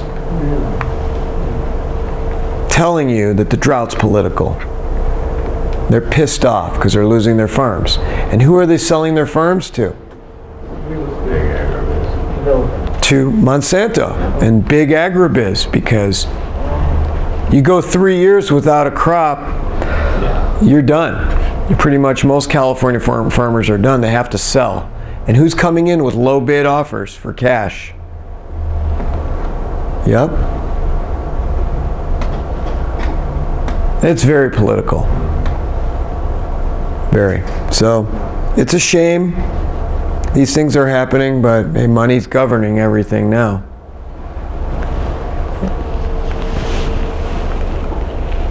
Um, 10% to 25% of the water is actually forced through the membrane, producing demineralized water. The rest is wasted. The average reverse osmosis will waste about 40 gallons a day on average. Multiply that by how many homes in California? You do the math. All types of reverse osmosis remove the valuable minerals such as calcium, potassium, and magnesium. You know, we have an ocean, last time I checked. But what we don't have is desalination plants to use the ocean water. I don't understand that. Big country like the United States, big state like California, 5th largest economy in the world is in the state of California.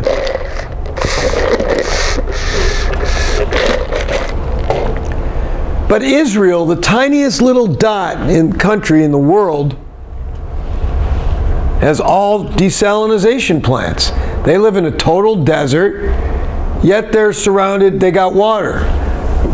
It's called the Mediterranean Sea. They use it. They get rid of the salt. They don't have a water shortage in Israel. No water crisis there. No tier 5. No problem. But you got to build it. We're building a high-speed rail that's going to carry people from LA to San Francisco in an hour less time than it would take to drive. They claim. So instead of 7-hour drive, it's a 6-hour train or a 5-hour train. It's costing, I don't even know how many billions of dollars, trillions maybe, I don't know. We have money for that. Who wants to take a train? We have something called a plane, folks. And for $49, you can fly to Northern California on Southwest Airlines. We don't need a train. We're building a train here. I know it's hard to fathom. 2017, we're building a train. You know how many years trains have been obsolete for travel? That's what we're doing. We won't build a water desalination plant. We'll build a train. Something's wrong. I hate being political, but something's not right to me. This doesn't make sense. I don't care if you're a Democrat or Republican. If you're a human being, this doesn't make sense. If you're part of the human race, we shouldn't have a water shortage in a state that borders the ocean. Nevada doesn't have a water shortage. They don't border any water. No water surrounding the state of Nevada. There's no water crisis there. There's no water restrictions, and they're a desert. New Mexico doesn't have a water shortage or a drought. Nevada does not have a water shortage. Arizona does not have a water shortage. New Mexico doesn't have a water shortage. Idaho doesn't have a water shortage. California has a water shortage. We live next to the ocean. Nobody seems to want to solve it either. Not important enough to solve. We'll just pay the $800 water bill at your house.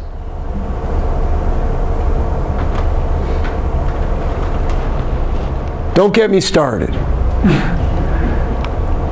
Bottled water.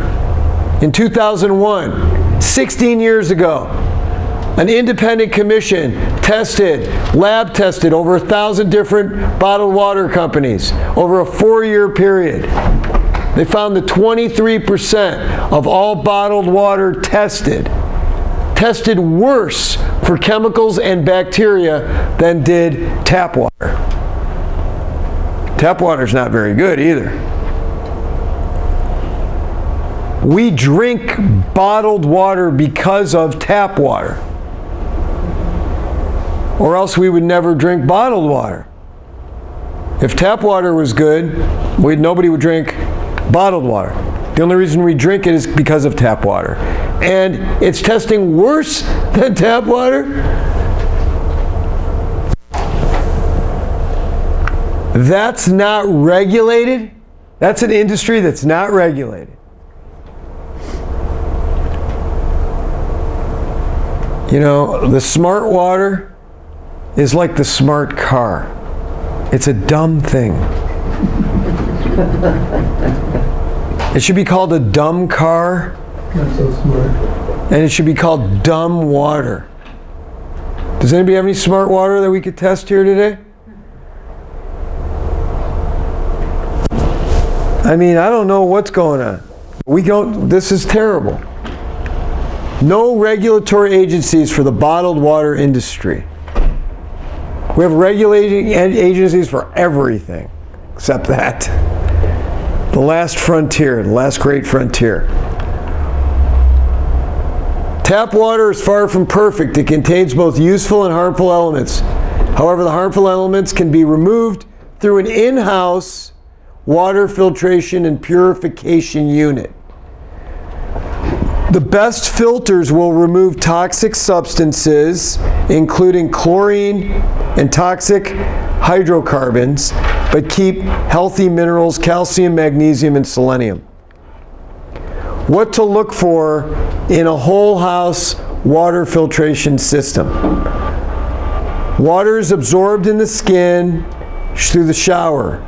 You need to find a system that uses granular activated carbon and a system which is certified in the quality water standards. That's LifeSource in Pasadena. Molecular hydrogen is the presence of hydrogen gas that gives ionized alkaline drinking water many of its benefits. Ionized water is produced by electrolysis, enabling the free and available hydrogen gas to dissolve into the water. It is the presence of hydrogen gas which gives alkaline water many of its benefits. Research has shown that removing the hydrogen gas in ionized water diminishes the benefits, and perhaps surprisingly adding extra hydrogen gas to the water increases the therapeutic effects. So, molecular hydrogen can be found from a drinking water system like that. You want the abundance of hydrogen. That's why you could go to the Molecular Hydrogen Foundation, MHF, and read their research articles on antioxidants, bones, brain, cancer, eye and ear, all research articles talking about hydrogen-based water and its healing and health benefits. That's why I have a drinking water system on top of the whole house water system. Alkaline water. Alkalinized ionized water has a negative hydrogen charge. Oxidation reduction potential, ORP. Our normal body functions cause a rising oxidation in the body. Alkaline water's negative ORP counteracts oxidation. Alkaline water versus bottled water. Filtered tap water in plastic bottles is expensive. Bottled water is acidic. I'm going to test the bottled water in a minute. Could be contaminated with microorganisms from sitting in hot trucks. Do you know, Nicole, who works for me, her boyfriend works in a grocery store. He didn't really go to college. He works in a grocery store. He's thinking of going to electrical school to be an electrician. But he's got more common sense than most people. Yes, because he didn't go to college, he's got more common sense. Because he says to me something about bottled water. He comes in, he goes, "Oh, I noticed you got a water machine." I go, "Yeah." He goes, "That's a really smart idea." He goes, "Because the bottled water," he goes, "I work in a grocery store, and the bottled water sits on the trucks, and it sits on pallets. The trucks deliver the bottled water on a pallet of tons of cases, and they sit in the back parking lot in the sun, 103, 104 degrees, boiling in the parking lot." He said all the chemicals from the plastic, the thin plastic, leaches into the water. And that's way before the water ever makes it to the shelf of the store. This kid with no college education is smarter than 99.9% of the US population. He's got more common sense. He's telling me about how bad bottled water is just from his experience of working in a grocery store. And here you got these educated fools out there taking drugs, telling you to get surgery for your constipation.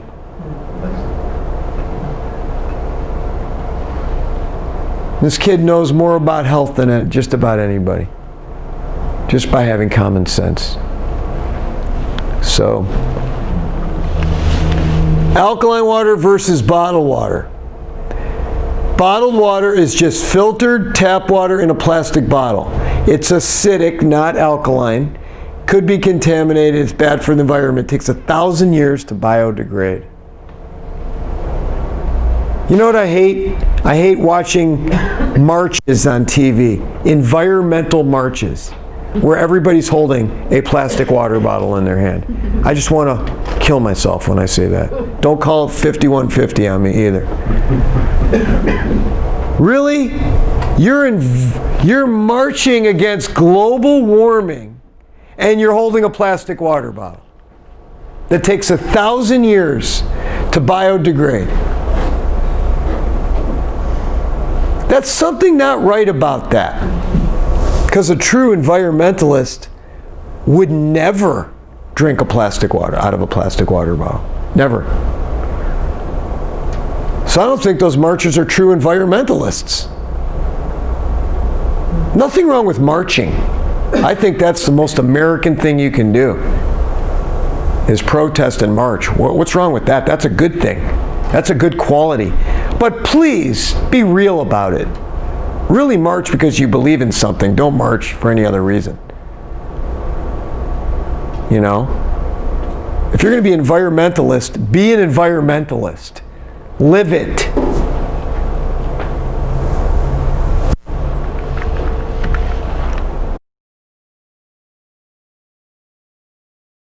Section. We're going to do a little bit of water lab work right now before we go back to the lecture, just to show you the pH of the water that you guys are drinking here today.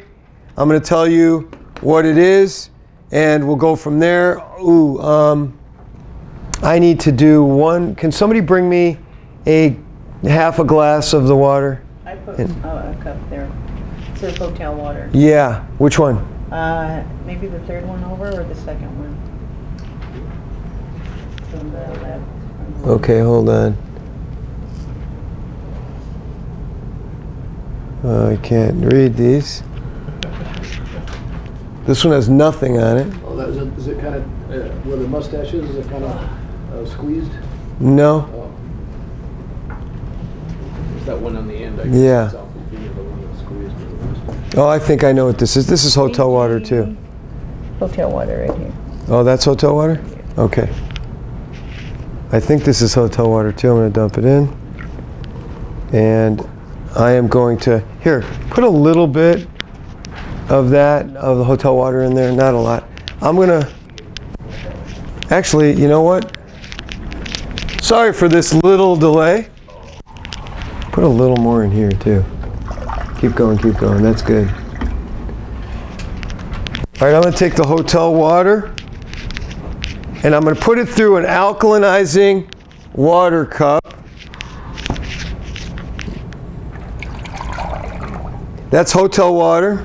Leave it there. This is also hotel water. I'll leave it next to it here. And now we're going to start our little test.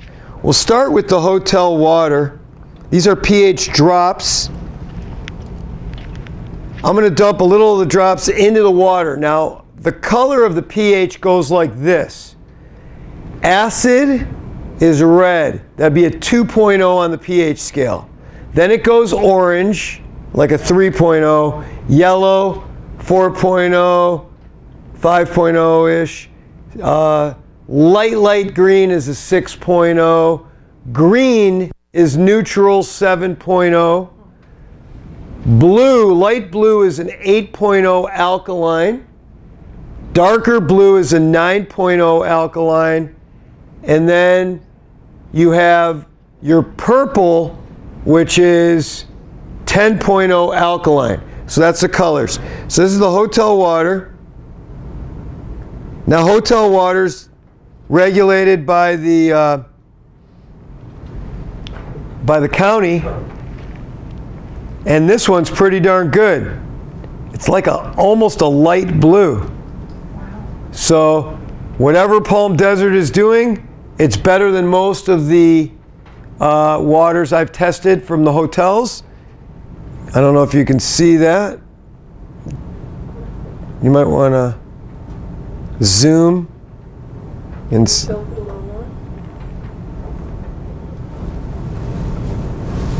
okay, so that's the hotel water. It's not bad. We'll see what the hotel water that went through my alkalinizing cup is. Might as well do that right now. So it's the same water, only it's gone through from the hotel through this cup.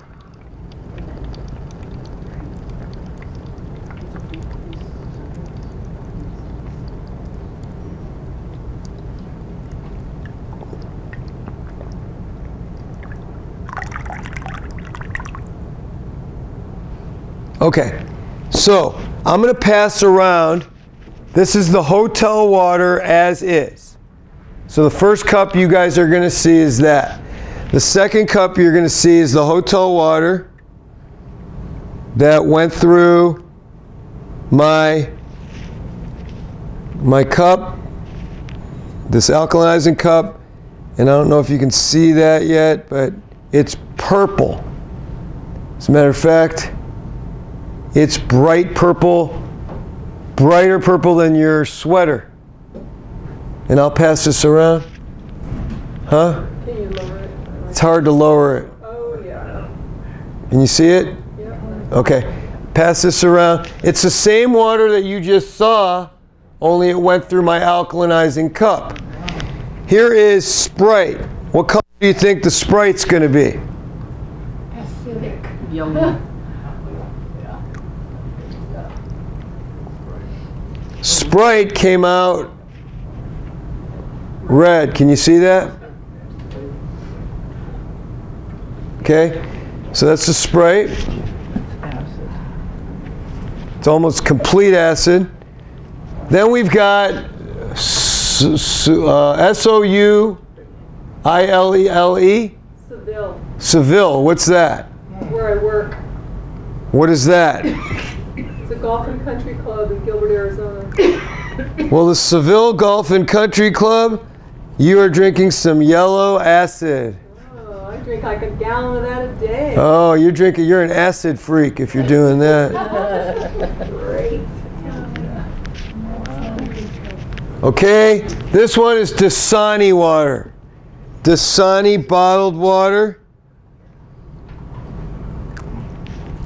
Dasani water is orange, which is worse than her Country Club water. Her Country Club water was yellow acid. This is orange. Dasani is the worst of the bottled waters that I've seen. Who owns Dasani? Coke or Pepsi, one of those two. Thank you. So there you go. Coke owns Dasani. Orange, terrible acid you are drinking. How about Fiji? No. Who thinks Fiji's going to be good? I'm sitting. Fiji is green. Can we get that?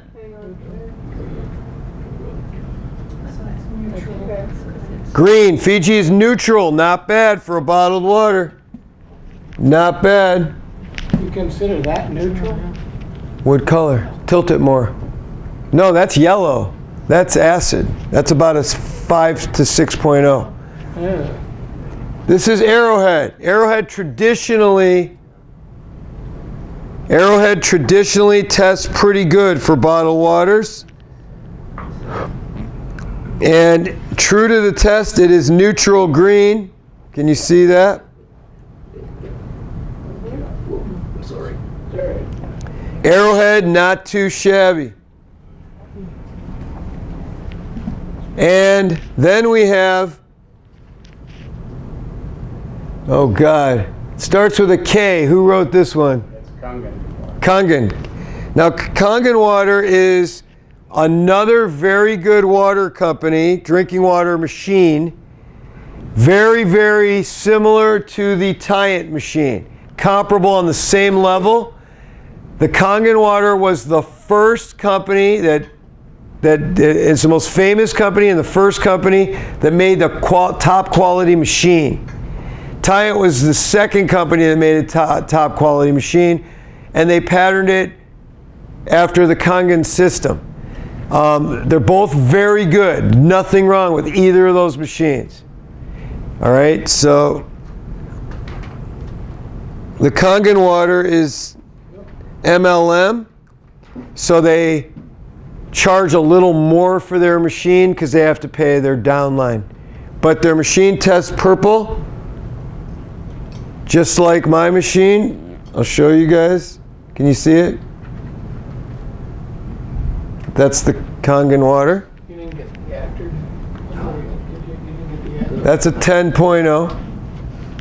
And last but not least, Gary, is this your bent cup? Oh, yeah, that's the dancing.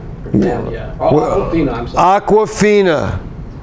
Aquafina is the last one that's going to come around here. And Aquafina is orangish yellow. So another bad one is Aquafina. Dasani was the worst. Aquafina was right behind them. Oh, Sprite was the worst. Yeah. And then that. Now wait, we're not done with this little test because we have some Nestle water to test in this little. Feeling in your video, sorry. Nestle water is light green, which would be probably like a 6.0. 6 to a 7. Not bad, but it's still on the acidic side of things. Nestle did something because they used to test as bad as the Dasani. And now Nestle is owned, Nestle bought Arrowhead. So their pH of their Nestle water came up, I don't know why, but Arrowhead's still testing neutral, and I'll pass that around. It's light green, but not too bad. Let me go back and let's do this little test here. So Gina might want to come back down here. So you see this deep purple one I have from the hotel that I filled up? I am going to add, do you want me to go back to where I was? Okay, yeah, stay where you are. Who wants to help me bring these over here? Let's do this. I got it, Jeff, I got it. What I'm going to do is I'm going to try to raise the alkalinity of these other waters by adding alkaline water to them and see what happens. Okay, so I'm going to take the hotel water that I ran through my little alkalinizing cup. Gene, I don't know if you can see it, but it's the purple. Oop, I'm spilling it. Okay, first things first. This is the hotel water. So I'll add a little bit of the purple, and it turned it much bluer just from a little drop. It's a bluish purple. So I took the hotel water that it didn't go through my cup, added a little bit, and it made it alkaline. This one is the yellow Seville Country Club water. You can see it's yellow. I'm going to add a little bit, and it turned it purple. Went from a yellow to a 10.0 by adding a little bit of alkaline. So the water is able to be changed. If you're adding a little alkaline to it, you'd be fine. So if you got one of those little cups and ran all that water through your cup, you're fine. This one is the Fiji water, which is green. I'm going to add a little purple, and it made it light blue, and it made it into the alkaline range. This one's the orange Dasani.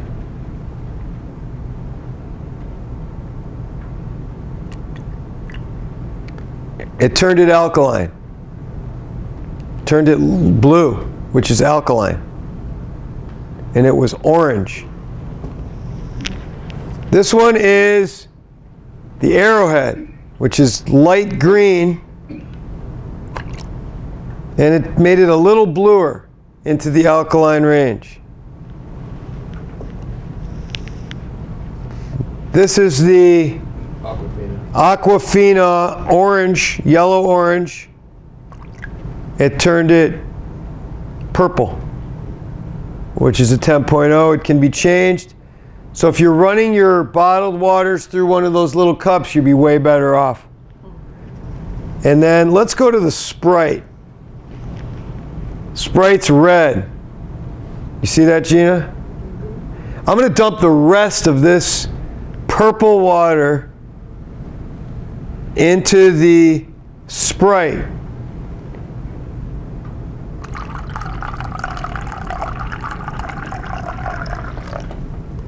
What color is it, Gina? Red. It's red. Never changed. It's completely still acidic. No matter how much you add, you're never going to get it up.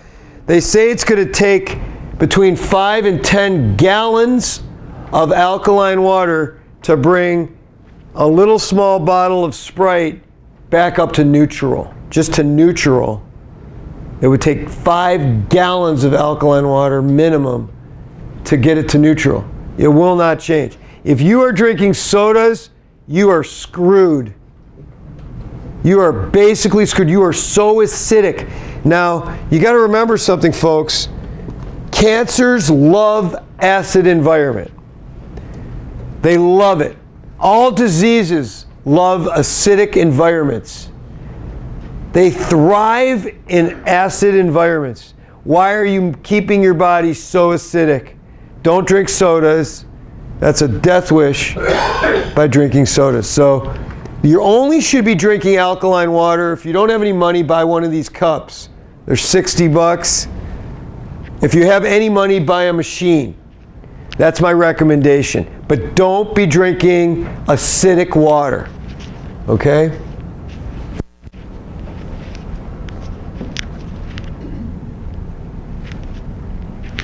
All right. So now we get back to the fun stuff here.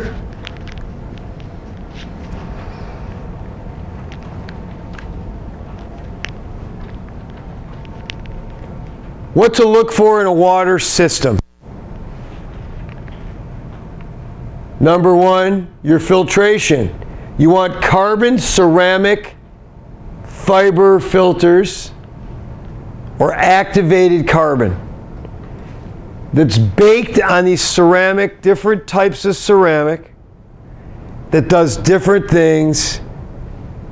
It's very high tech, these machines.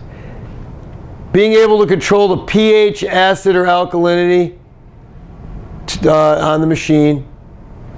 Number of plates. This is big. Now, the Kangen and the Tyann have the most plates of any machine. Kangen's top of the line has 9 plates. Tyann just came out with their new 11 plate machine. So Tyann's the only company now that has an 11 plate machine, but the 9 plate machines are damn good too.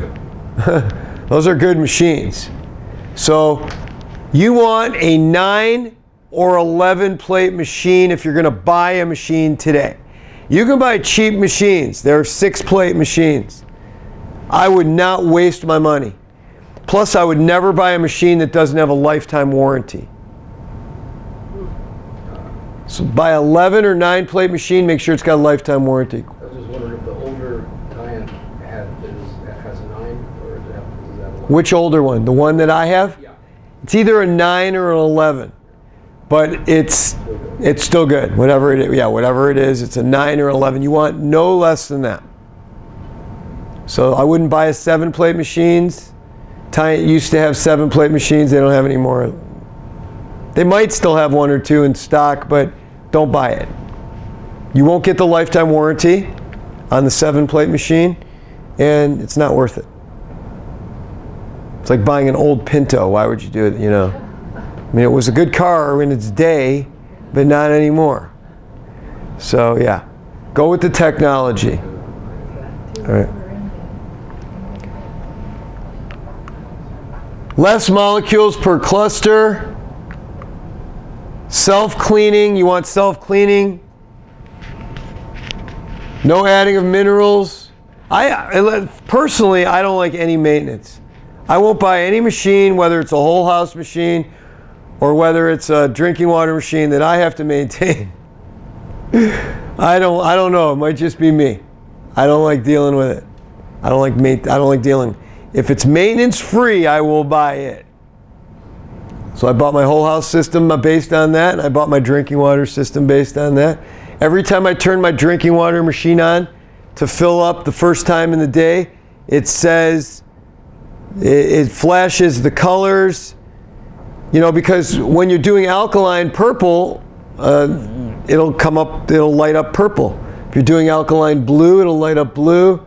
For the pH, it's the same color coordinated system as the drops do. So, you know, if the machine's lighting up red, it's not for drinking. It means it's on acid, and you can wash your skin, you could gargle with it, you can wash your face, you can put it on a wound. Any wound healing, any bite, insect bite or irritation, skin, acne, all wash with acidic water. Cleaning a cutting board, wash with acidic water. Watering plants, water the plant with acidic water. Because the rainwater is acidic. Plants do really well with acidic water. But when you're drinking, you want to go alkaline. That's the whole point. You know, the home unit, do you have to get it with the softening thing, or can you just get the... You can just get the filtration system. If you don't care about the hardness of the water, you don't have to get the scale.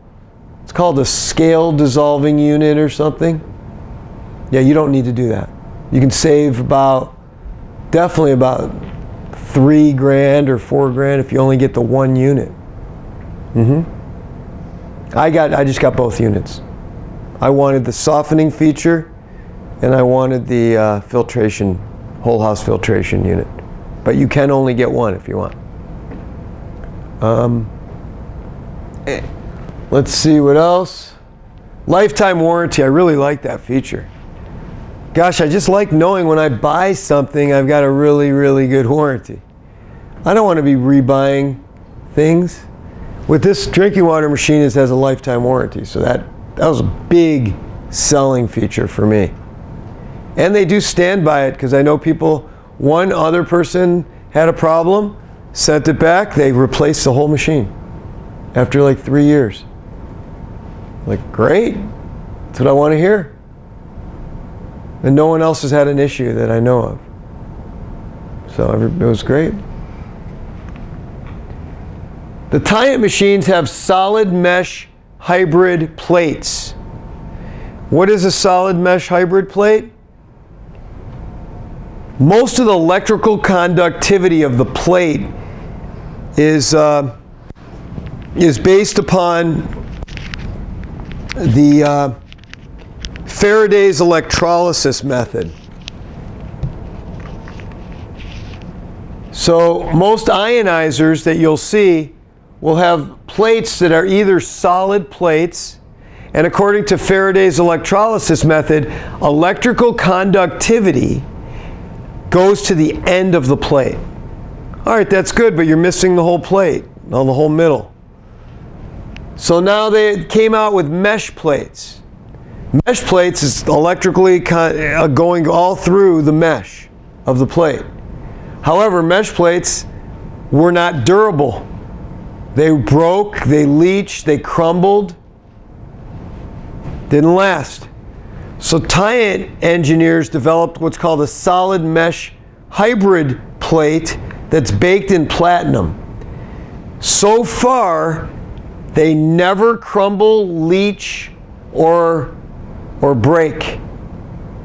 And that's why Tyann offers a lifetime warranty on the machine. Because the only thing that used to break on these machines prior were the plates.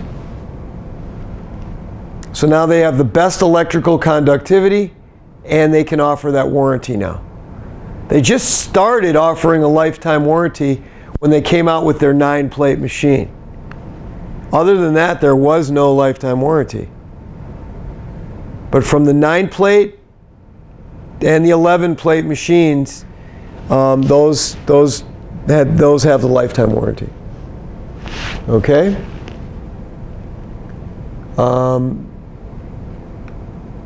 Benefits of acidic water. When would you want to put it on acid water? Well, like I said, natural astringent skin cleanser. Clears up bacteria that causes acne. Soothes the itch and sting of insect bites, eczema, psoriasis. Removes tooth plaque. Improves plant growth. There's a bunch of studies I put in here on water, on alkaline water. Alkaline water is also called reduced water, electrolyzed water, alkaline water, acid water, or micro water. All of them mean the same thing. Japan and Korea are the front-running countries when it comes to the technology of water and water machines. All the hospitals in Japan use alkaline and acid water for different things. But they all are used in every hospital in Japan, and I believe Korea is almost there too, with all their hospitals. So they drink only alkaline, they clean with only acid. They disinfect and clean. It's really high-tech stuff. All kinds of articles and studies on water and exercise, alkaline water with low oxidative reduction potential, effective alkaline water on free radicals, acid water and food sanitation, use of acid water to reduce foodborne pathogens, and E. coli and listeria on plastic kitchen cutting boards by electrolyzed oxidizing water, use of acid water to clean those cutting boards, acid water and hospital infections, effect of electrolyzed water on wound healing, use of ionized water in hypochlorhydria or achlorhydria, alkaline water reducing cholesterol. So if you have high cholesterol, start drinking alkaline water. Toxins. Alkaline water used to neutralize toxins. Alkaline water in eczema. Alkaline water for allergy treatment. Alkaline water for digestive problems. Reduced water for prevention of diseases. Alkaline water in obesity. Alkaline water in stomach complaints. Alkaline water in bone health. And more references. All states have reported drugs in their drinking water. Not good. So you definitely want to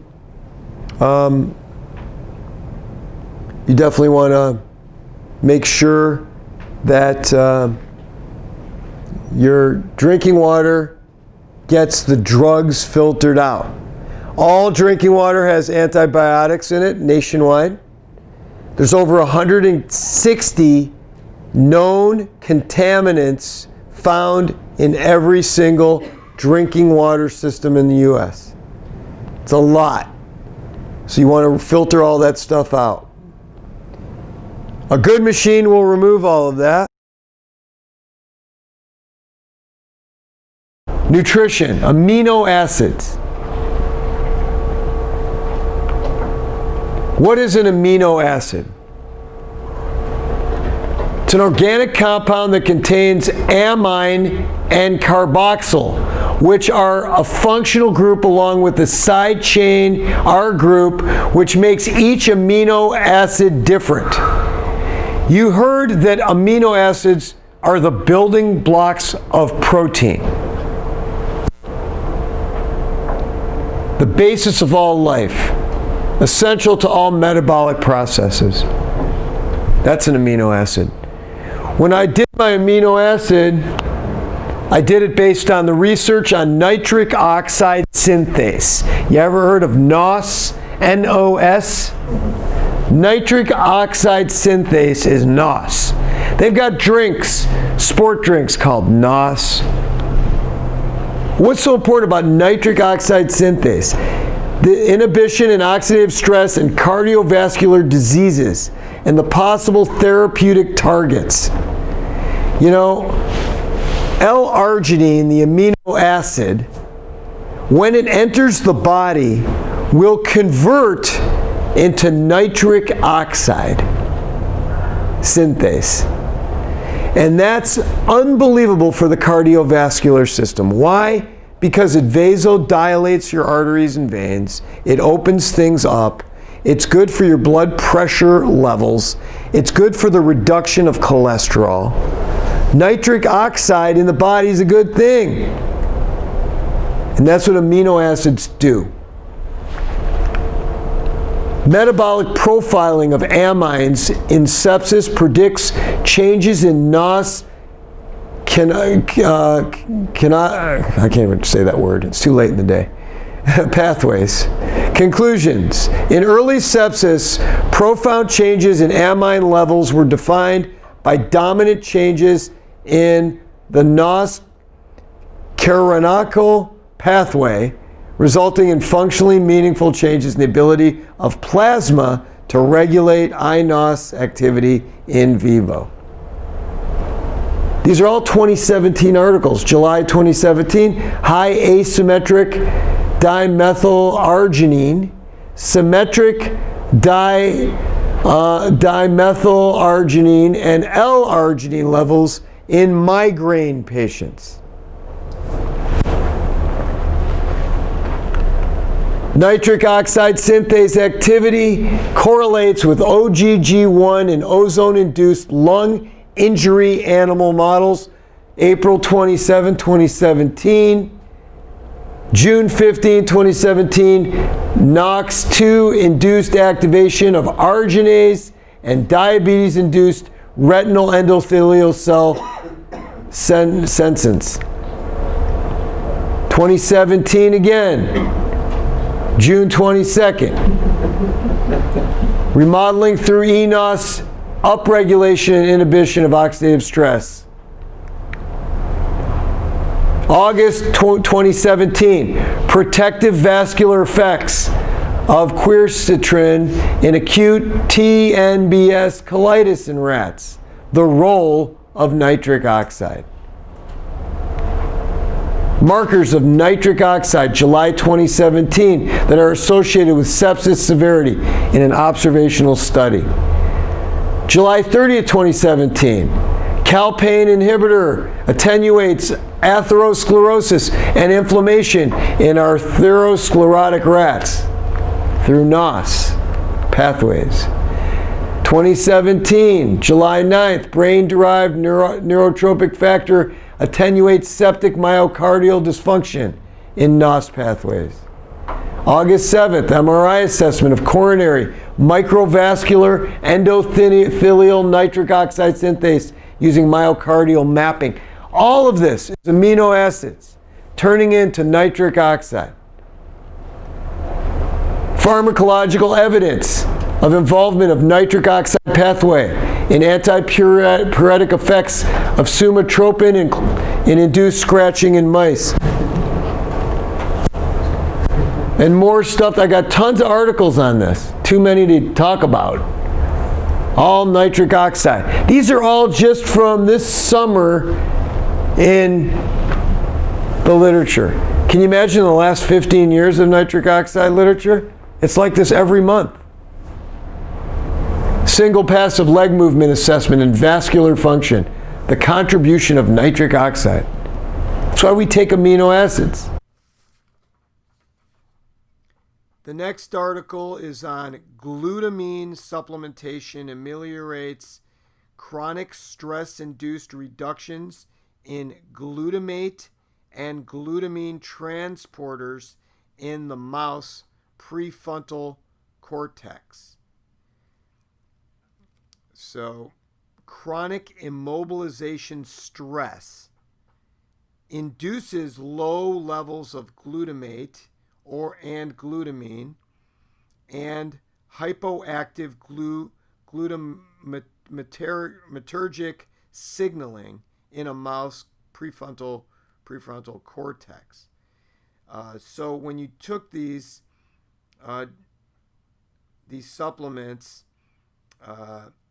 the diet supplemented with these ameliorated these symptoms. Collectively, these results suggest that chronic immobilization stress may cause depressive-like behaviors by decreasing glutamine transportation in the brain, and the supplemented diet could prevent the deleterious effects of chronic immobilization stress. That's from Experimental Neurobiology, April 28, 2019. And the last article I want to talk about today on amino acids are dietary branched chain amino acids regulate food intake partly through intestinal and hypothalamic amino acid receptors in piglets. It's from the Journal of Agricultural Food Chemistry from May 28, 2019. And it talks about strategies to increase feed intake is of great importance for producing more meat production. And intestinal and hypothalamic amino acid receptors are found largely participated in feed intake regulation. They were studying the function of branched chain amino acids supplementation in the regulation of feed intake through sensors which can detect amino acids. And they also had very positive results. Our next article we want to talk about is on the Ultra Amino Energy product that we have. This is an article supporting it from Atherosclerosis publication from 2018, March 17, 2018. It's called Functional Nitric Oxide Nutrition to Combat Cardiovascular disease.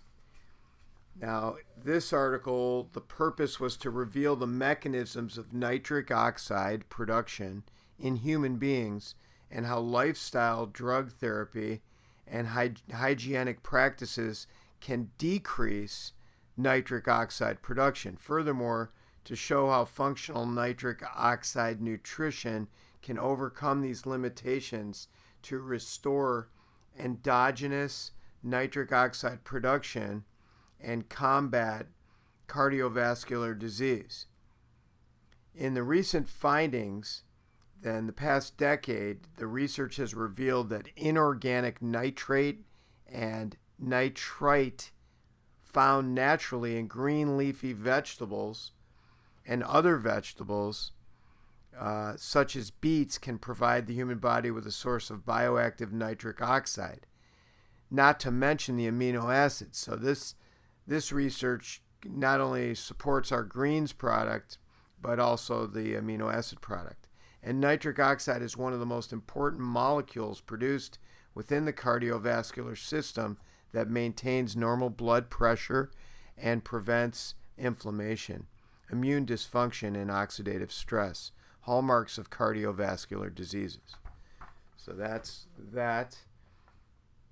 An amino acid, it's nitric oxide synthase inhibition and oxidative stress in the cardiovascular diseases and possible therapeutic targets. This is an article on nitric oxide, and it's synthesized enzymatically from L-arginine by 3 nitric oxide synthase isoforms.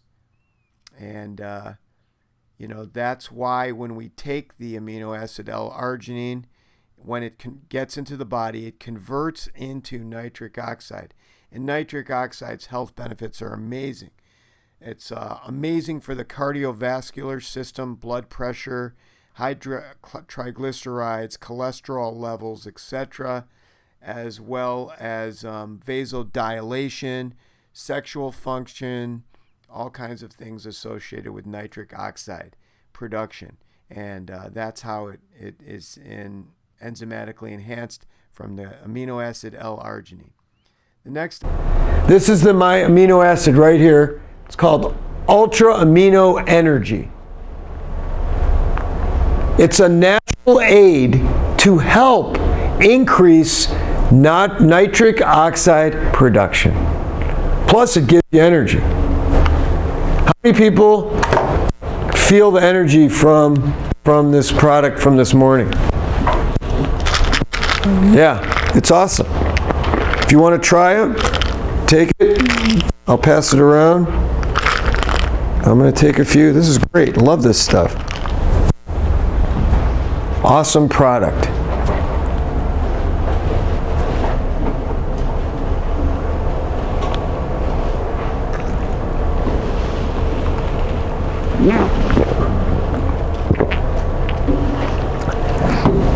When we were making this product,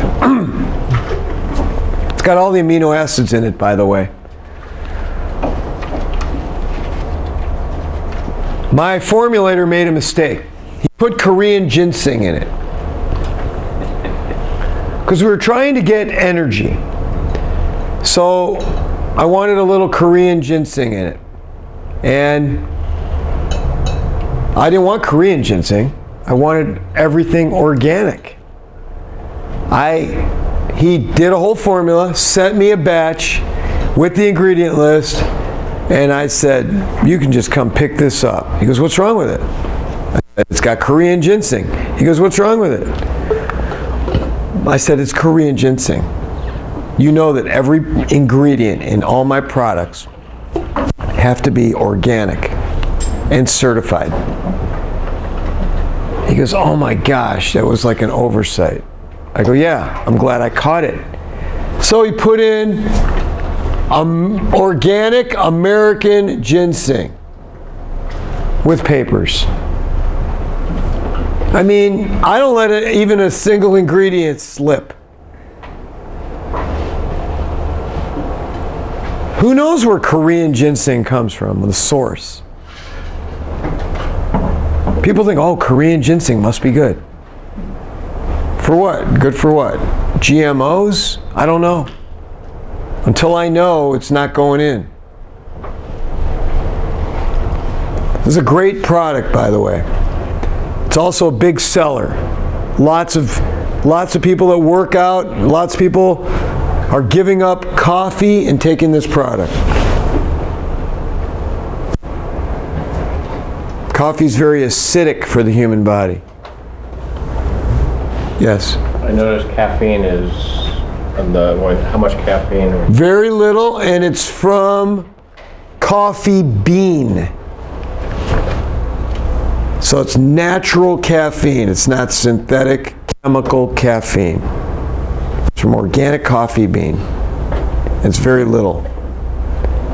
You know, like coffee's going to get you up and then down. Plus you will pee all day long when you drink coffee. This, you don't have any of those effects. You have an even energy all day long.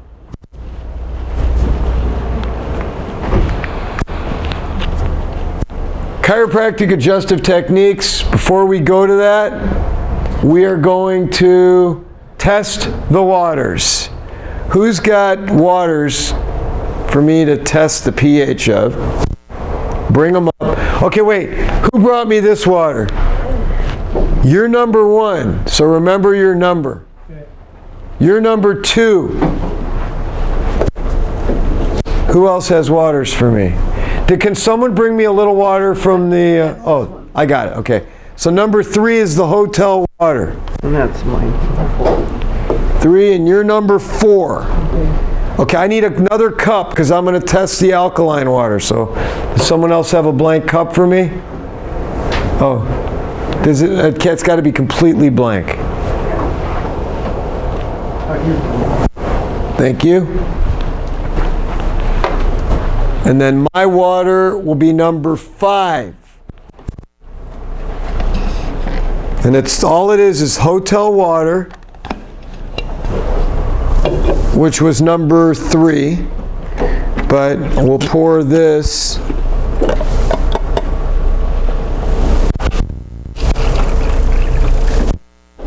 Okay. And anyone else have water? Want me to test? Any bottled waters? Aquafina, you want to, oh, we already testing that? No, it's okay. It's okay. We got enough. Here's the chart. The color chart. Okay. The most acidic is red. It's not even, it's a 2.0 on the pH scale. Then you got orange, a 4.0. Actually, orange is like a 3.0. Yellow is like a 4.0 and a 5.0. Light green is a 6.0. And neutral is a dark green, which is a 7.0. Then you get alkaline. Light blue is an 8.0. Dark blue color is a 9.0. And purple rain is a 10.0. That's the highest pH you can get. So let's start with 1. What's number 1? For my house, What is it? reverse osmosis system. Reverse osmosis.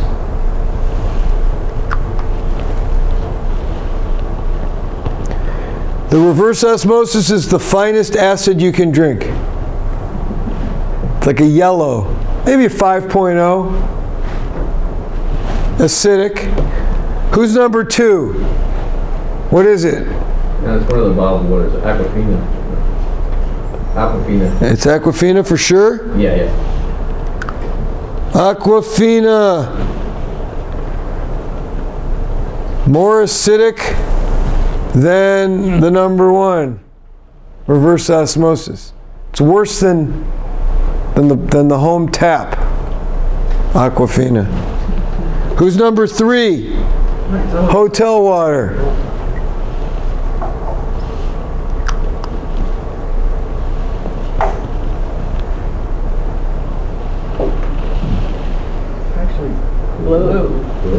greenish blue. Light blue.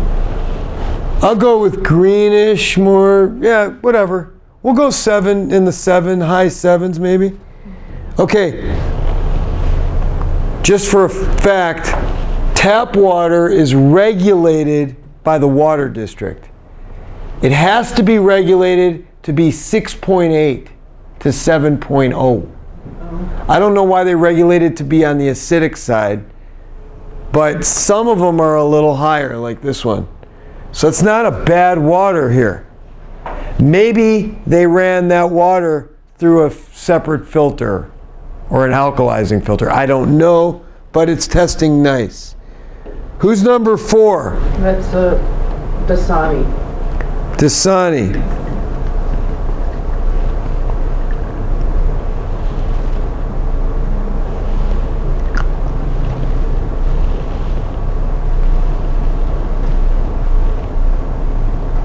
Another acidic water, acid. Out of all the bottled waters, they're all acidic.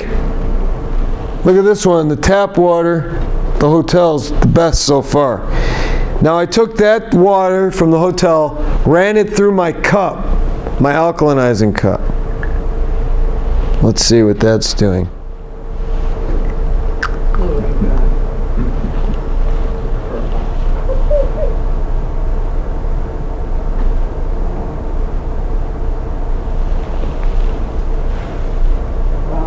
Purple rain, alkaline water here.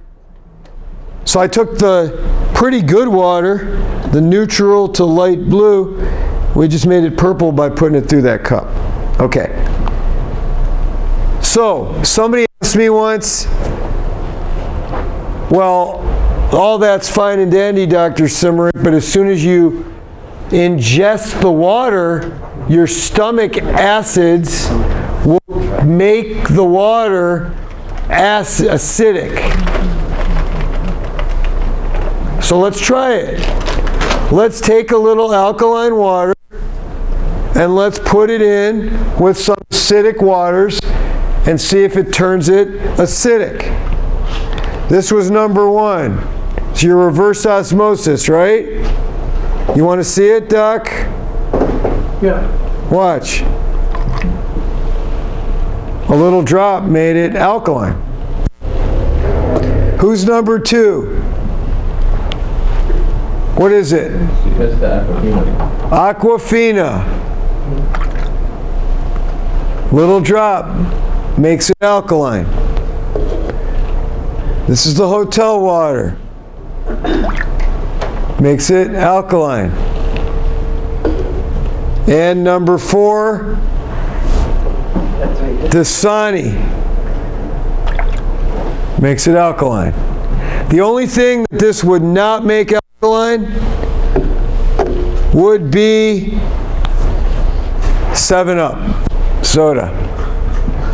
I could pour that whole bottle in it, it wouldn't change the color from red. It'll be red to start and red when I finish adding anything. But all the other ones you can affect. So it's the opposite of what you thought. If you add a little bit of alkaline water to an acidic water, you will turn it alkaline. That's why drinking water systems are so important. I wouldn't want my children drinking anything but that. I wouldn't want to be drinking anything but that. You want to tip the scales to alkaline because cancer loves acidic environments. It's like you have an agar dish when it's acidic and things are growing out of control in an acid environment. You don't want that. If you want to prevent dis-ease, you have to take those precautions. First of all, you have to drink a lot of water. Second of all, you have to drink the right water. And it has to be filtered and pure and all of that. Okay? Any questions on any of this before we move on? Well, there is the school of thought that if you're making the stomach alkaline, you're now going to mess with the GI tract because it's supposed to be acid when it hits the small bowel. Then the small bowel makes the food alkaline at that point. So you're reducing the release of enzymes and other substances. Okay, so that raises the question of when do you drink alkaline water versus neutral water? So when you're eating a meal, you do not drink alkaline water. First of all, you don't want to drink too much of any water when you're eating a meal. You want your HCl, your hydrochloric acid, to be fully strong and fully working on breaking your food down. Very little water when you eat a meal. When you're not eating a meal, between meals, like right now, all the rest of this afternoon, up until a half hour before you eat your dinner, you can drink alkaline water. A half an hour to an hour after you eat dinner, you can drink your alkaline water. But right around the meal times, I don't advise it. So that kind of helps a little bit. But there's different theories. I mean, you can go off of whatever theory you believe. I've been reading about this stuff for a long time. I didn't know about it. I didn't believe it when I was one of the, skeptics on the water until I started drinking alkaline water. And now I'm a believer. People ask me, what have you noticed since you drank alkaline water? Noticed? Sports. Number one. If I drink alkaline water and go for a run, first of all, I could drink this whole bottle right now and go for a 4-mile run right after I drink this bottle, and I won't have a single cramp, and I'll feel full energy, and I could probably go another 4 after I'm done with it. If I play hockey, I used to take one sip at the end of the first period, one sip at the end of the second period, and one sip in the third period. Because I never wanted to drink too much water because I would get cramp, I'd get waterlogged, I would feel the swishy feeling when I go right, swishy feeling when I skate left. I could never drink water. But it was the wrong kind of water. It was a water bottle water, conventional water. This water, this machined water, I could drink a ton of it. I could drink a ton of this water. Machined water is unbelievable, and it's got carbon ceramic fiber filters. It's got molecular hydrogen. It's got a solid mesh hybrid plates. This machine has 11 plates. The good water machines have 9 plates or higher. This has a lifetime warranty, that type of a machine. You don't add any chemicals or minerals to it.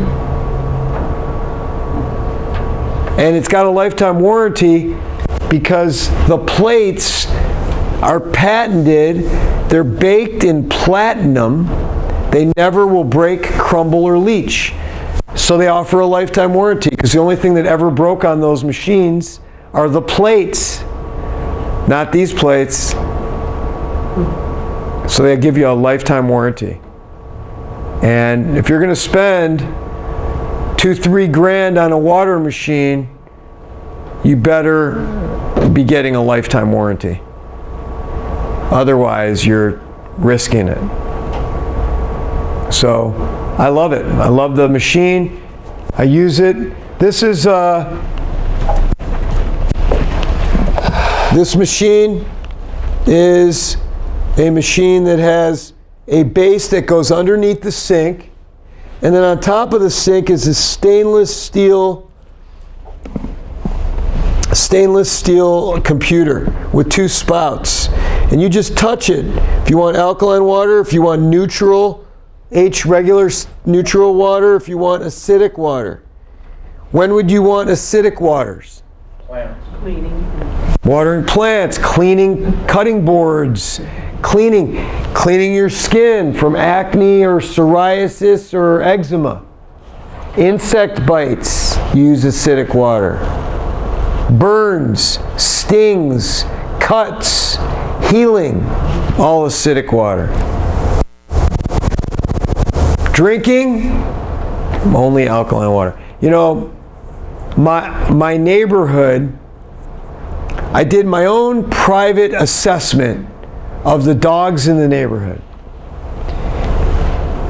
5 neighbors had dogs in the neighborhood that died 6 years or under. All of those dogs only drank tap water. They all died of cancer, and they all...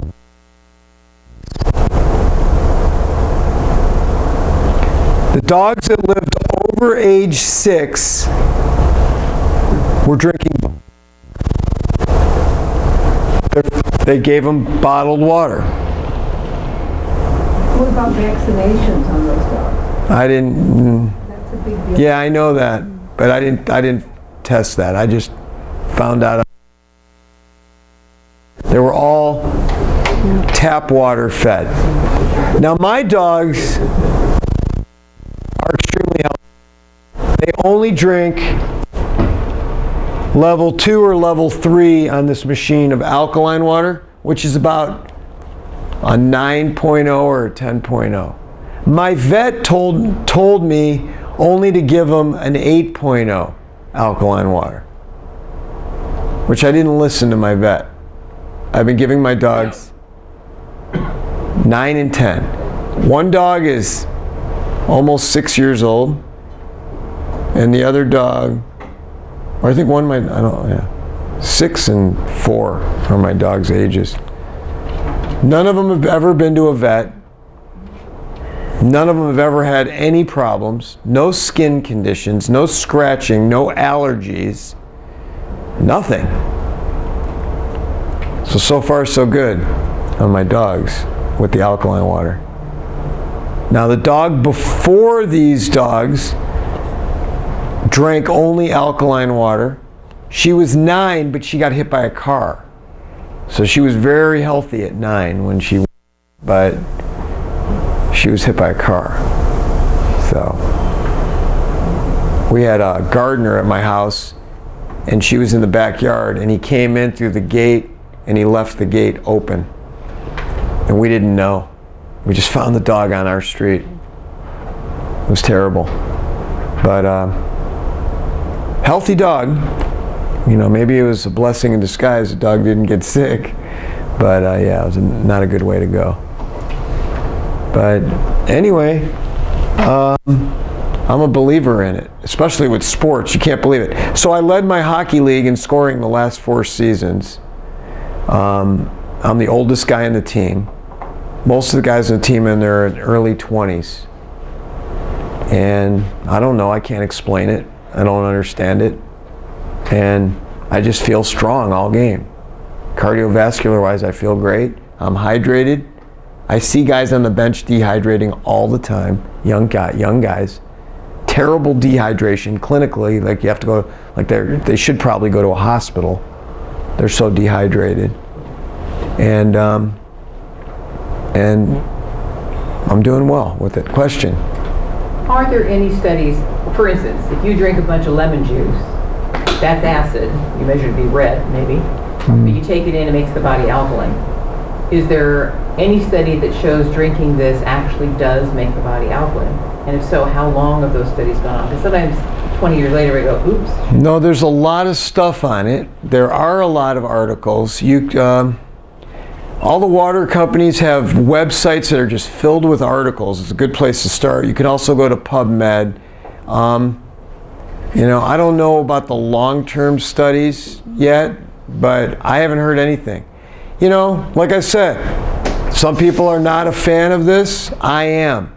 I know, all I can do is talk from experience and the effects, the health effects of just my family with it.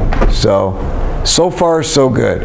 I'm creating, I want it, you know, when you look at the pH of the body, When you test pH of the body, whether you test it through strips or whether through blood work, the pH of the body is always going to be close, according to Guyton, to 7.3 to 7.45, in that range. So, what's going on here? Well, some people are 7.2. Their body's trying to get them to neutral, but they're in the acid range. That's the dangerous zone to be in. Once you dip just under neutral, that's a bad place. Because you're just in the acidic range, and that's where cancer loves to be. Someone might be 7.5, which is just above neutral. 7.45 is neutral, but 7.5 is considered alkaline. So here you got someone at 7.5 who's alkaline, someone at 7.25 which is acidic. If you test them, blood work or strips, that's what you're trying to do. So basically, you are just trying to tip your scale on the alkaline side just a little bit.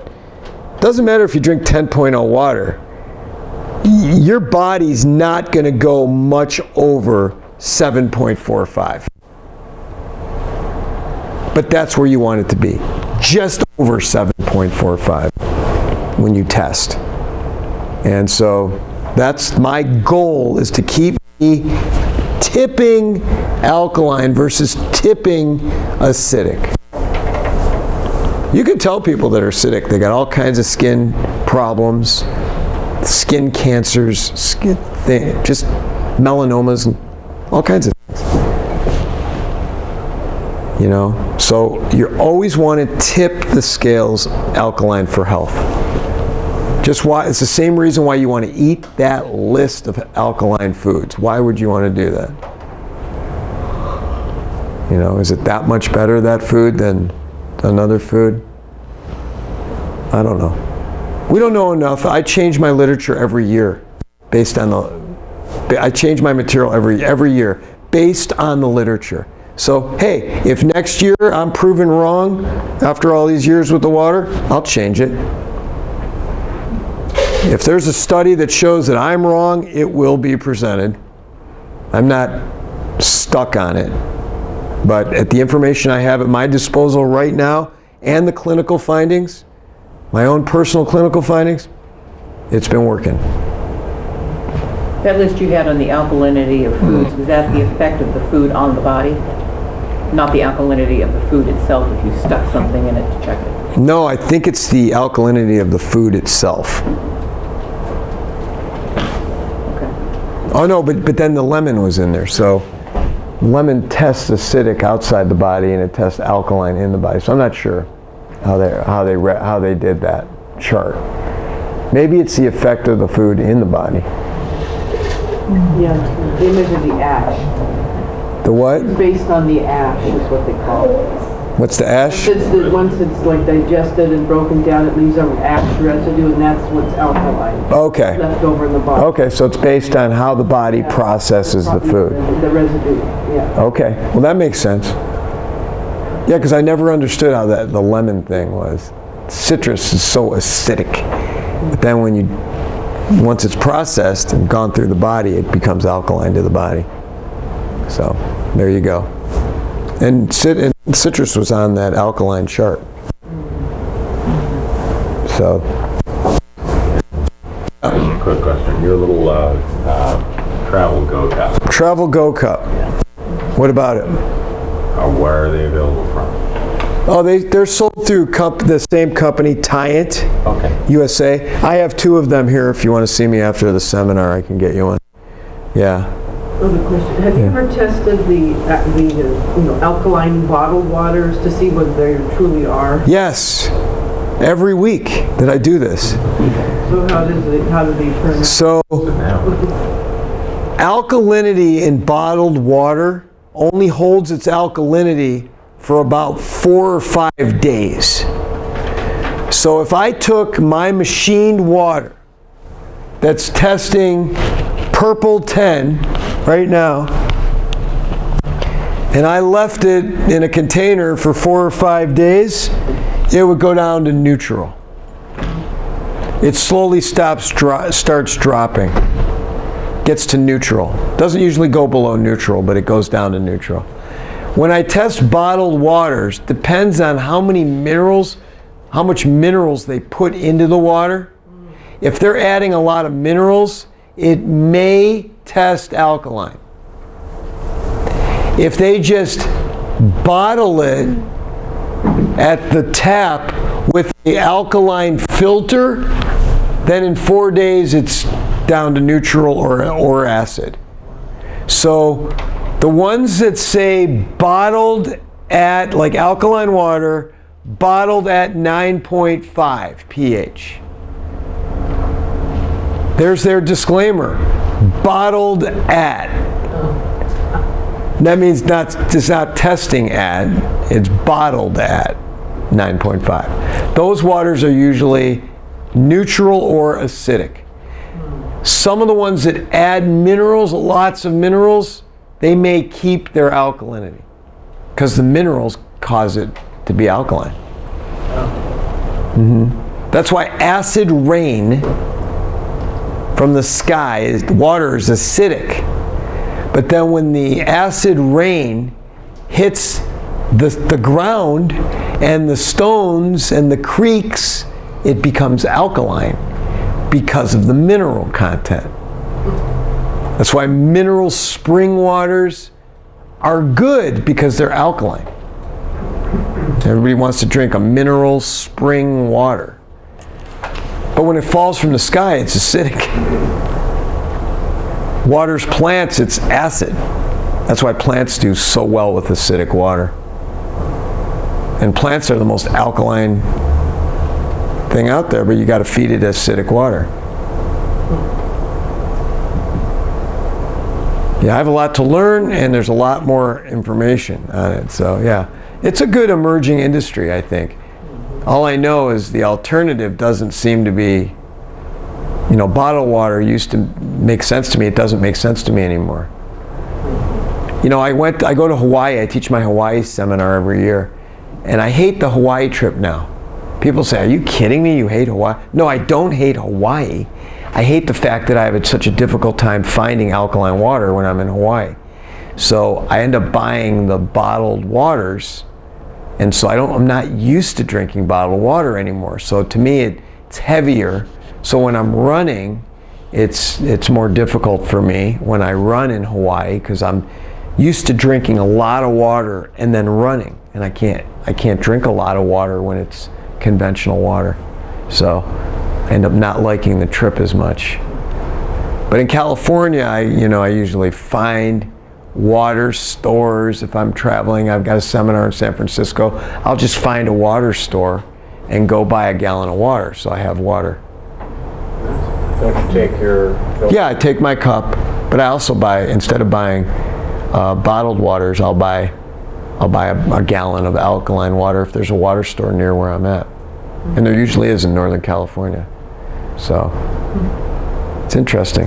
Whole field is an interesting field, but good machines are important. People ask me, what's the difference between this machine and the Kangen machines? Kangen is a good machine. It's just a multi-level marketing company.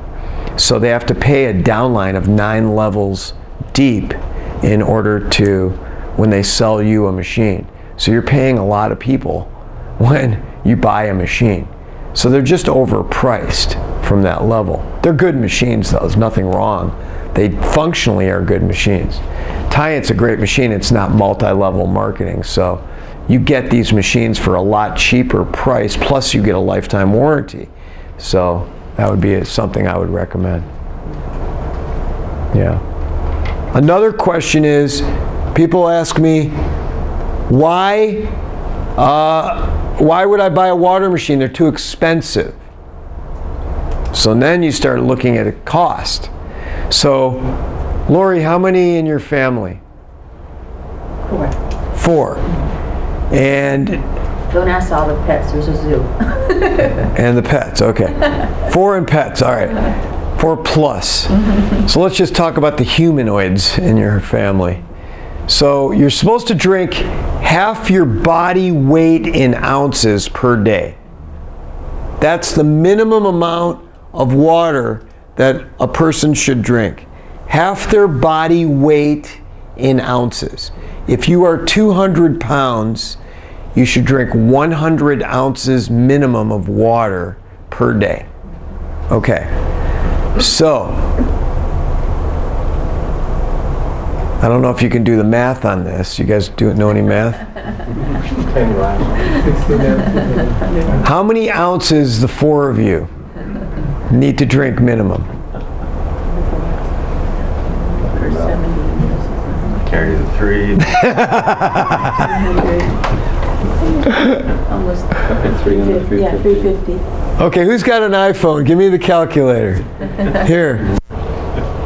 So, how many ounces are in that small bottle right there? In your bottle? 16? So would you say 350 ounces? Yeah. Okay. 16.9. Let's do this. I'm going to get my calculator out. We're going to have some fun here.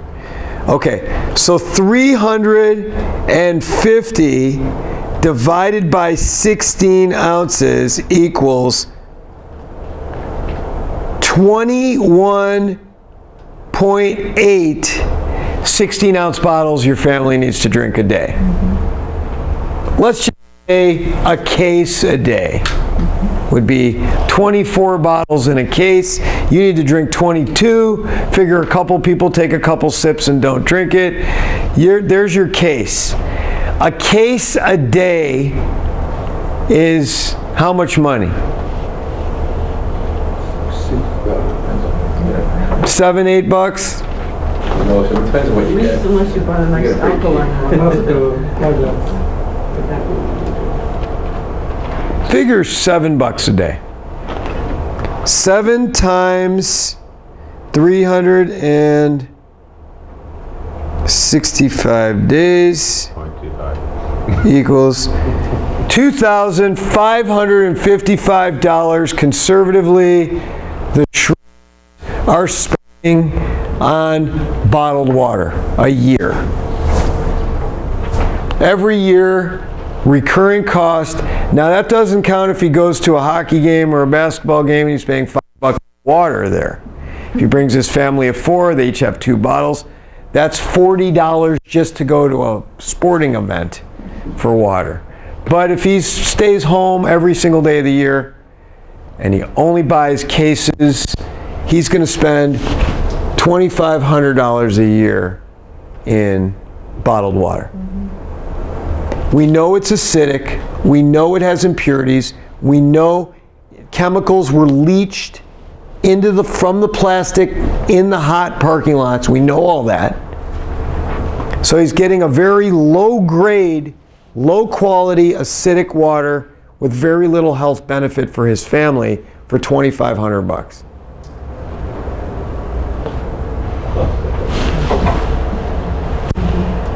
That machine right there is a $5,000 machine, for example. It's a $5,000 machine. It's on sale right now on the website for roughly $3,500. I can get those machines at a discount. I $2,750. So for about the same money that Terry's going to spend a year on water for his family for 1 year, he can have a lifetime machine. And the only thing he would ever spend for that machine is every year he would need to buy 2 new filters. It's about $120 total a year for water. And he can use his tap water, runs everything through the machine. They already got the bottles. They already bought these. This is an investment. Every member of the family is going to need 1 or 2 of these. And that's it. It's ready to go. He never will incur a water cost again. Plus, he's got the capability of drinking alkaline water. Plus, he's got the capability of using acidic water for cleaning and and skin problems and all that stuff. Plus cooking coffee, cooking spaghetti noodles, everything can be cooked in alkaline water. We make coffee, which is a very acidic item. My wife makes coffee with alkaline water. And she cooks everything with alkaline water. We make chicken soup with alkaline water. We boil it, cook it. I don't know where it's at. I didn't test it after it becomes chicken soup. Because you're putting chicken in it. Chicken's acidic, but it's got to be, it's at least purified completely. There's no chemicals in it, no drugs in it. Filters all the drugs out. So overall, it's a good investment. I don't think you can ever go wrong. It's like a whole house system, only it's for drinking and cooking and cleaning vegetables and all that stuff. Like I clean with acidic water on vegetables. I clean my hands between patients. I have a unit in my office.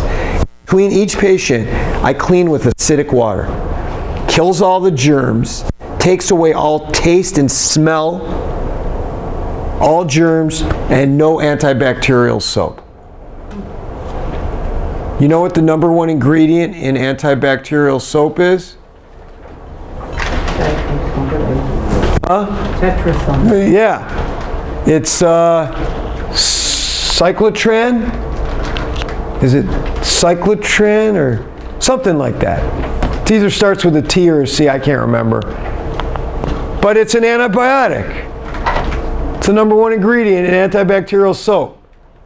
So you're trying to be antibiotic free, but then you're putting on your largest organ of your body, your skin, you're washing 50 times a day in your office with antibacterial soap. So I don't do it. I do only acidic water between each patient. I wash quickly, paper towel, done, go to the next patient.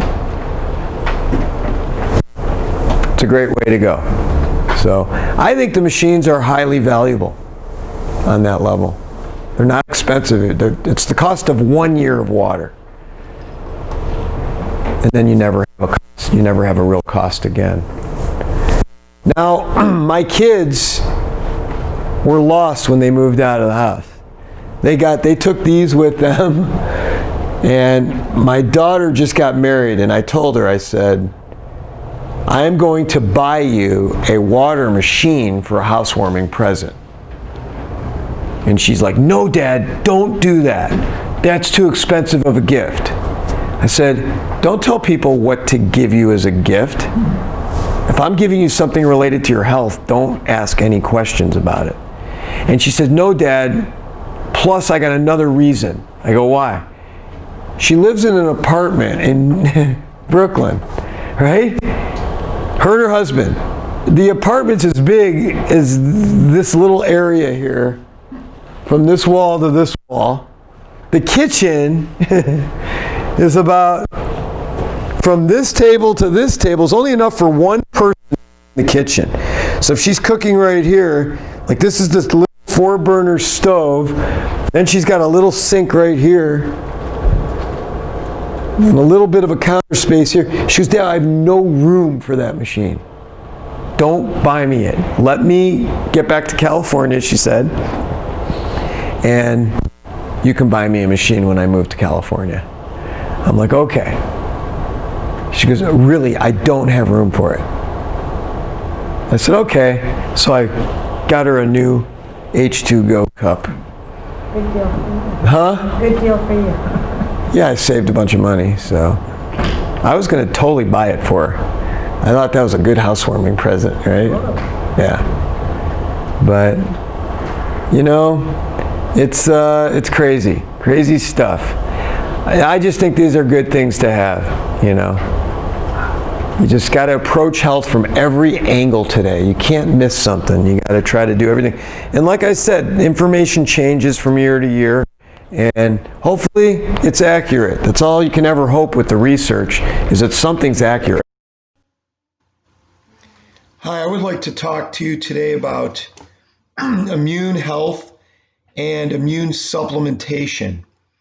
And it's amazing how we are putting together an immune product and an immune formula based on research, as well as all of my supplements. When we make a new supplement, we focus on each individual ingredient and the immune response that that ingredient has. Then the challenge is synergistically putting it together in a formula with the right amounts that would have the maximum effect on helping the immune system fight different factors and inflammation and basically, different viruses that are out there. And, when you're talking about viruses and health, there are so many natural ingredients that do a tremendous job in preventing a virus from spreading through a host or a body. So right now we're going to talk about some of the immune system boosting ingredients and what they're known to do. And then you can look at different supplements, including our Killer Immune T supplement, and decide if this is something that could benefit yourself or your patients.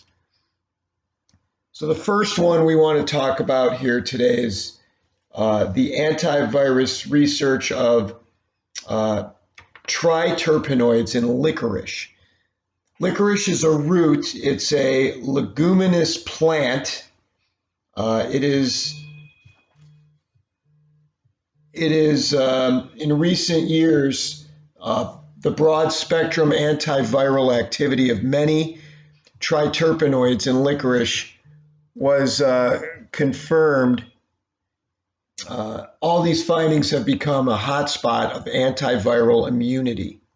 Licorice has the potential to become a novel broad spectrum antiviral medicine and will be widely used in the clinical treatment. The antiviral roles of triterpenoids in licorice against herpes, HIV, hepatitis, SARS coronavirus, and influenza virus were summarized in this article, and it's a Chinese article from 2013, November 29th. The next article I want to talk about is out of Malaria Journal 2015, is the effect of mushroom Agaricus blasi on the immune response and development of experimental cerebral malaria. Now, cerebral malaria is a debilitating and sometimes fatal disease. Now, Agaricus blasi, a mushroom of Brazilian origin, is a definite treatment of cerebral malaria. And when you read about this type of a mushroom, there's lots of mushrooms that are used in the treatment of diseases.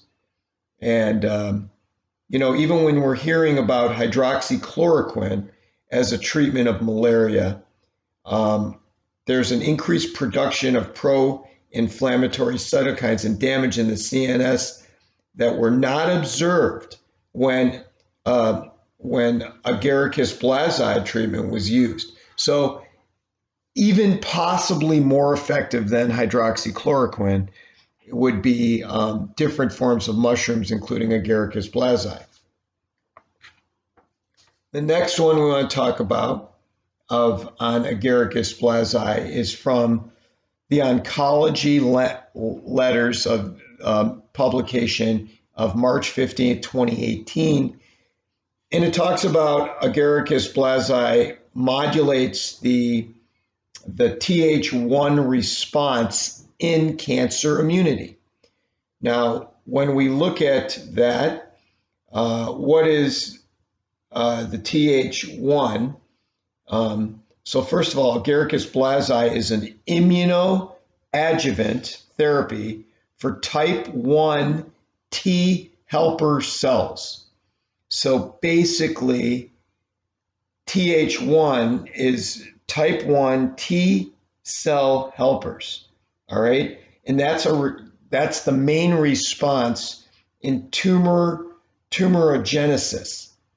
So to boost the Th1 immunity response, this is one of the Agaricus blasi, once again, is one of the things. Most people have never even heard of this.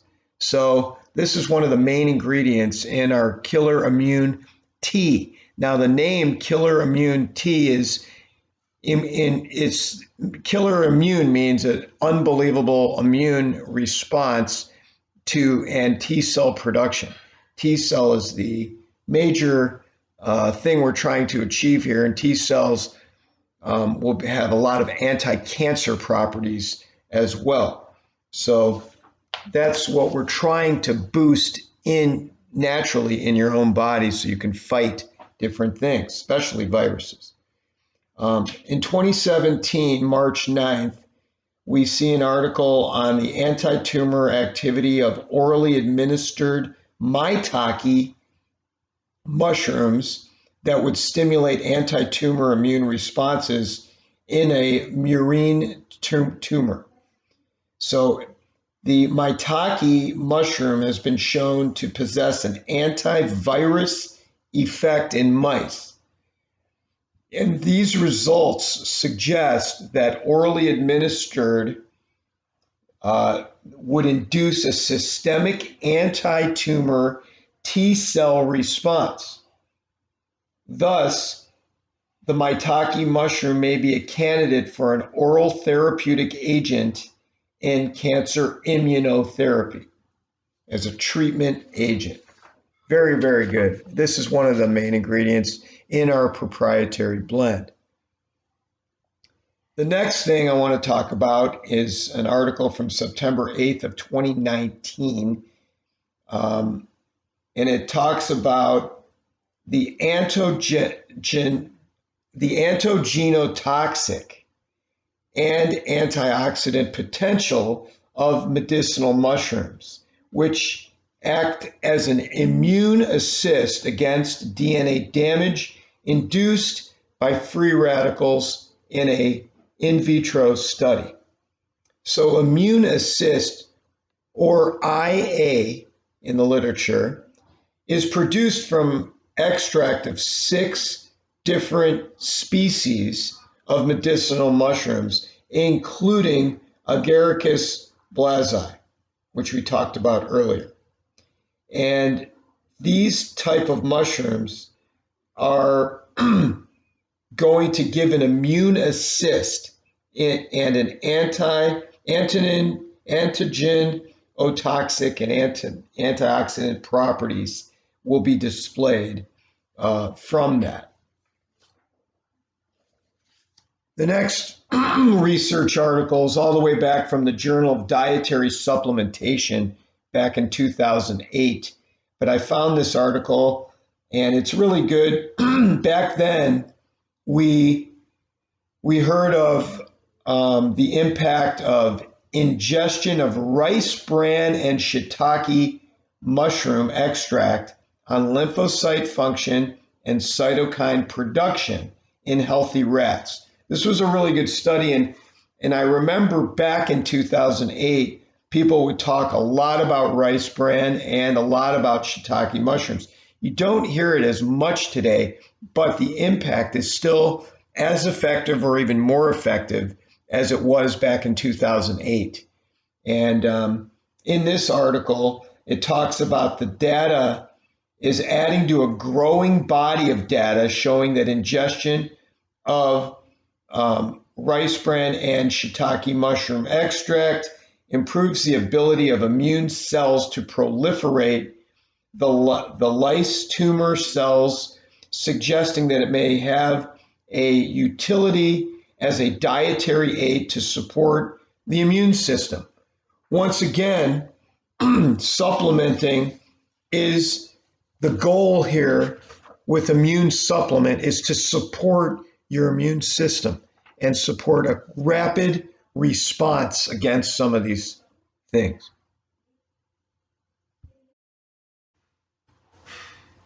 Next article I want to focus on is from Minerva Medicine, 2012, February 1st. is a article called A Multi-Herbal Formulation Influencing Immune Response in Vitro.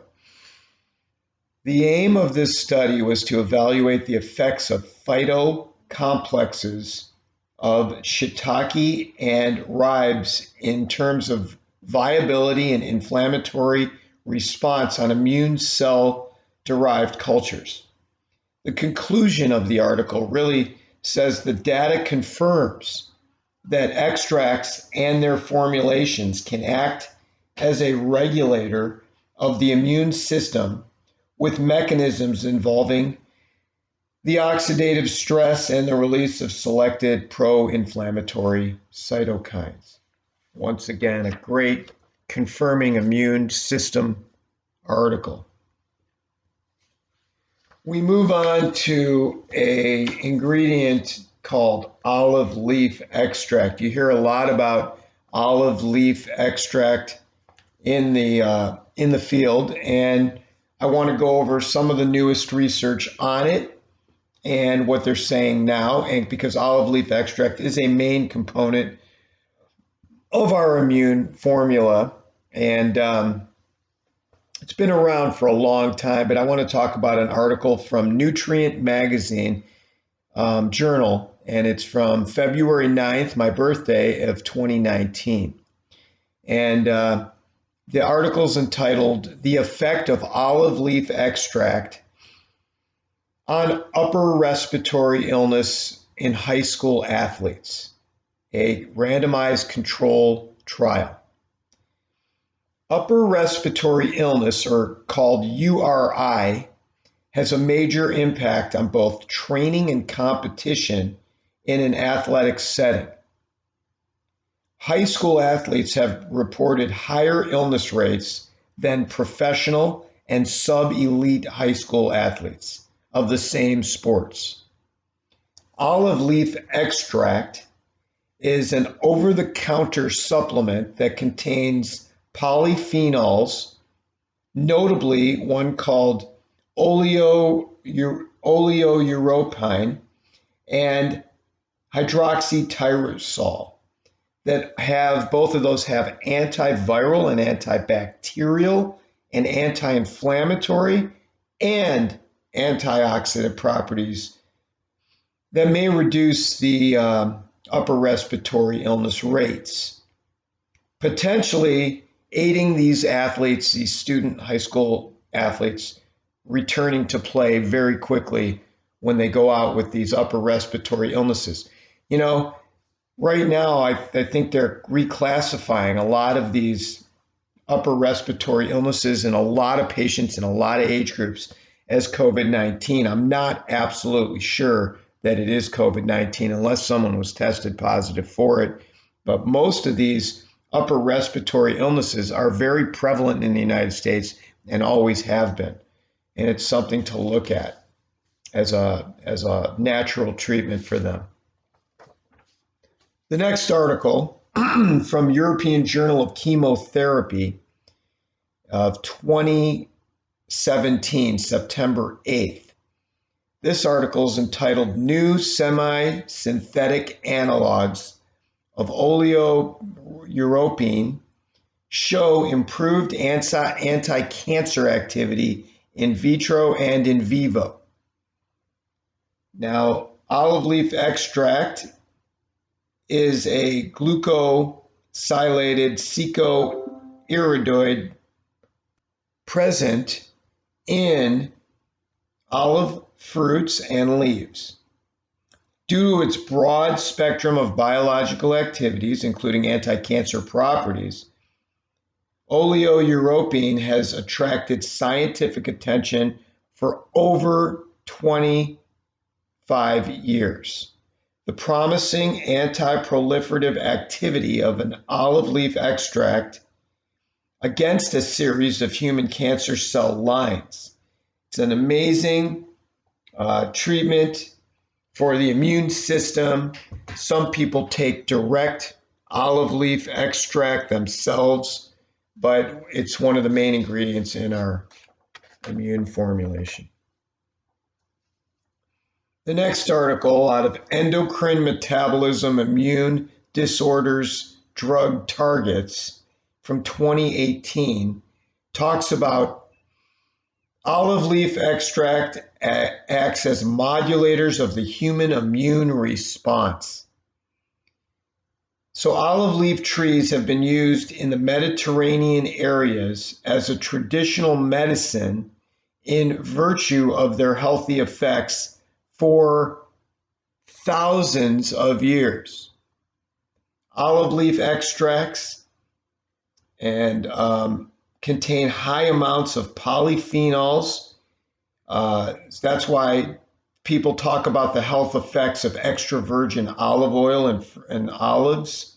Several lines of evidence, however, support the cardioprotective, antioxidant, and anti-inflammatory activities of olive leaf extracts. Once again, fantastic immune support. The next article is called Environmental. It's from Environmental Science Pollution Research International. It's from July 30th of 2019. And this article is entitled, The Efficacy of Andrographis Paniculata Supplements Induce a Non-Specific Immune System Against the Pathogenicity of Aeromonas hydrophilia Infection in Indian Major Carp. So, the thing I was talking about is an opportunistic fish pathogen, which can cause several major diseases, including skin ulcers, and it's pretty big in other countries, such as India. And so I know you guys haven't heard a lot about this Andrographis paniculata. That's another ingredient we're going to have in our immune product. And it's an amazing thing that most people have not heard of. And in the present study, it's aimed to augment the fish non-specific immune system with the implementation of extracts of Andrographis paniculata. And it's once again shows major promise in the treatment of those pathogens. The next article I want to talk about is from Phytomedicine publication, July 6th of 2019. It's the multiple modulatory activities of Andrographis paniculata on the immune response and xenograft growth in esophageal cancer preclinical models. Now, I want to clarify and do a disclaimer here. I am not claiming that any of my products cure cancer or cure anything or can be used to treat or diagnose any diseases. However, the idea of my supplement is to help boost your body's own natural immune system to kick in and fight whatever challenges the immune system will have. So it's an immune system booster or an aid in the functioning of one's immune system. Even though I'm talking a lot about these cancer articles, that's what the research says. So I'm just telling you what's out there in the research, but I'm not making those claims for any of my products. Let's go into Phytomedicine 2019 on this Andrographis paniculata on the esophageal cancer. It says here, esophageal cancer, EC, is a malignant gastrointestinal cancer. It's got a very high morbidity worldwide and is the fourth leading cause of cancer death in China. Even though surgery and chemotherapy and chemoradiation which are the typical treatments for this, might achieve a good therapeutic response, the reoccurrence rates are very high due to cancer metastasis in these patients.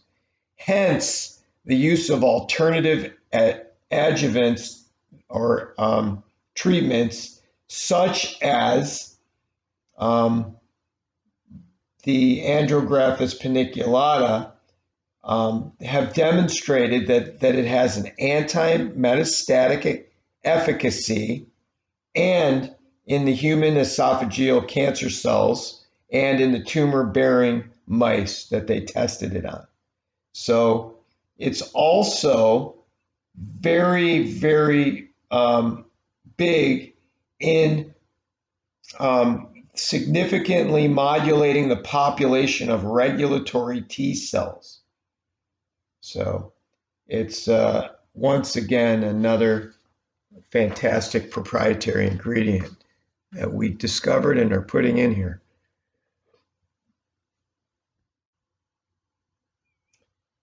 The next article I want to talk about is out of Nutritional Society 2020, February 24th. It's on the future perspectives in addressing the global issue of vitamin D deficiency.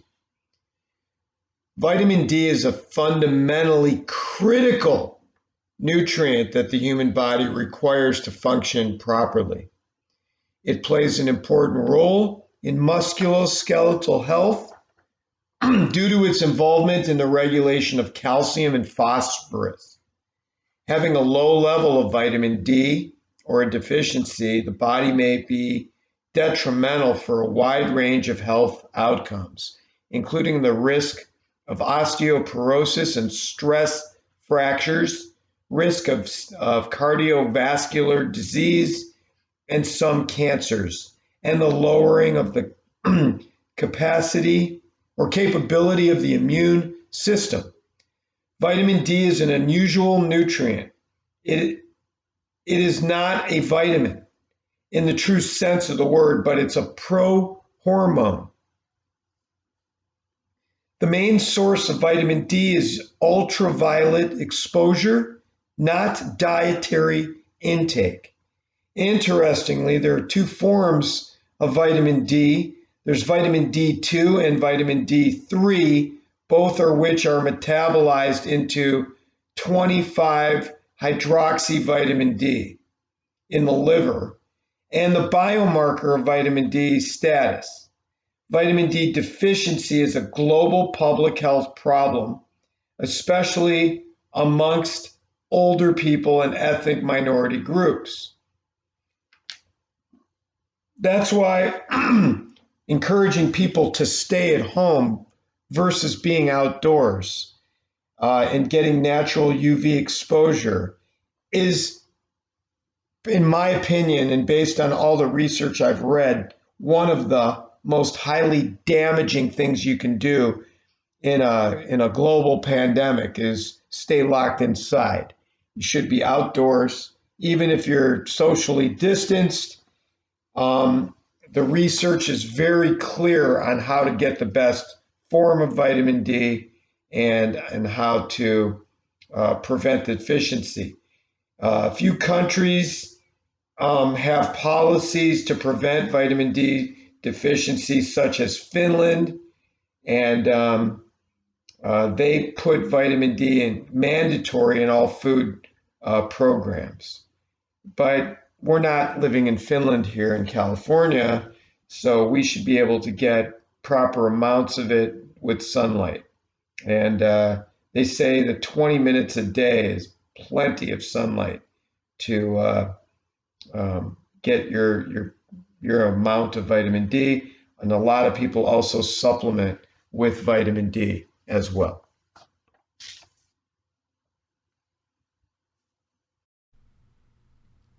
These next few articles are on the, once again, on the immune system. And these articles talk about immune responses from natural and herbal therapies. therapeutics, and current stuff that's currently being studied. The first article I want to talk about is from the Journal of Evidence-Based Complementary and Alternative Medicine from January 22nd, 2017. It's entitled The Prevention and Treatment of Influenza, Influenza-like Illness, and the Common Cold by Herbal Complementary and Natural Therapies.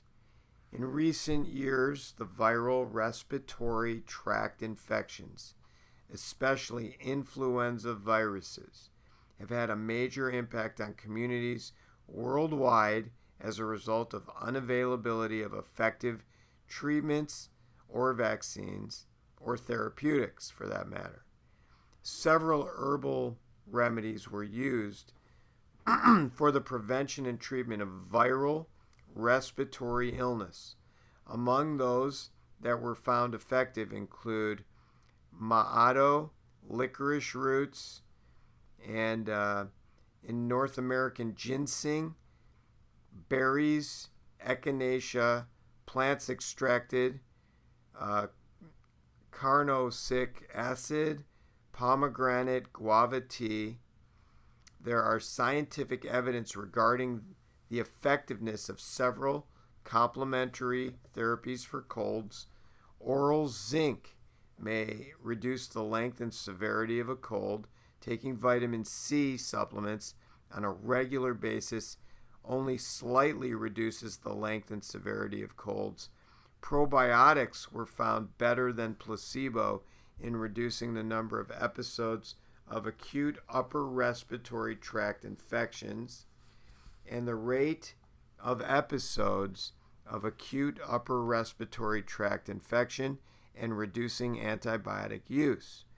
Alkaline food diets of green leafy vegetables or drinks like alkaline water might have an antiviral properties, as in vitro studies demonstrated inactivation effect of alkaline medium on the respiratory viruses.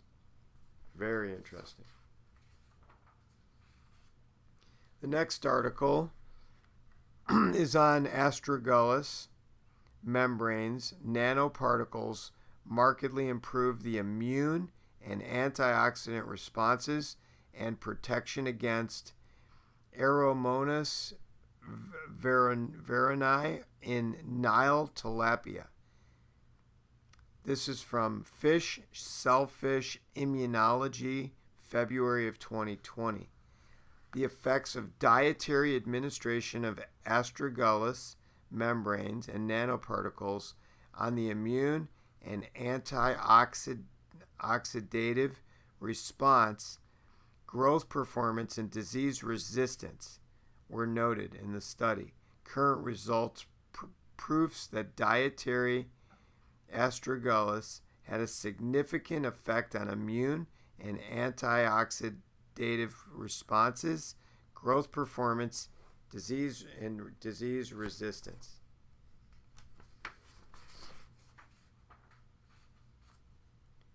The last article here is on from Microbiology Pathology from October 11th, 2017. It's called Astragalus Polysaccharides Enhance the Immune Response to Avian Bird Flu Infections, Bronchitis Virus Vaccination in Chickens. Astragalus polysaccharides are biological macromolecules extracted from Astragalus species that have a strong immunoregulatory property. The astragalus were employed as an adjuvant for avian infectious bronchitis virus vaccine, and it was used there. And the data suggested that astragalus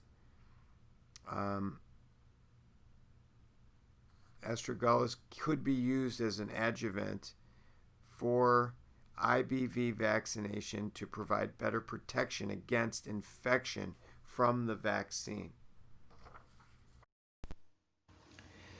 Staying on topic for our immune system, once again, we are going over different ingredients and different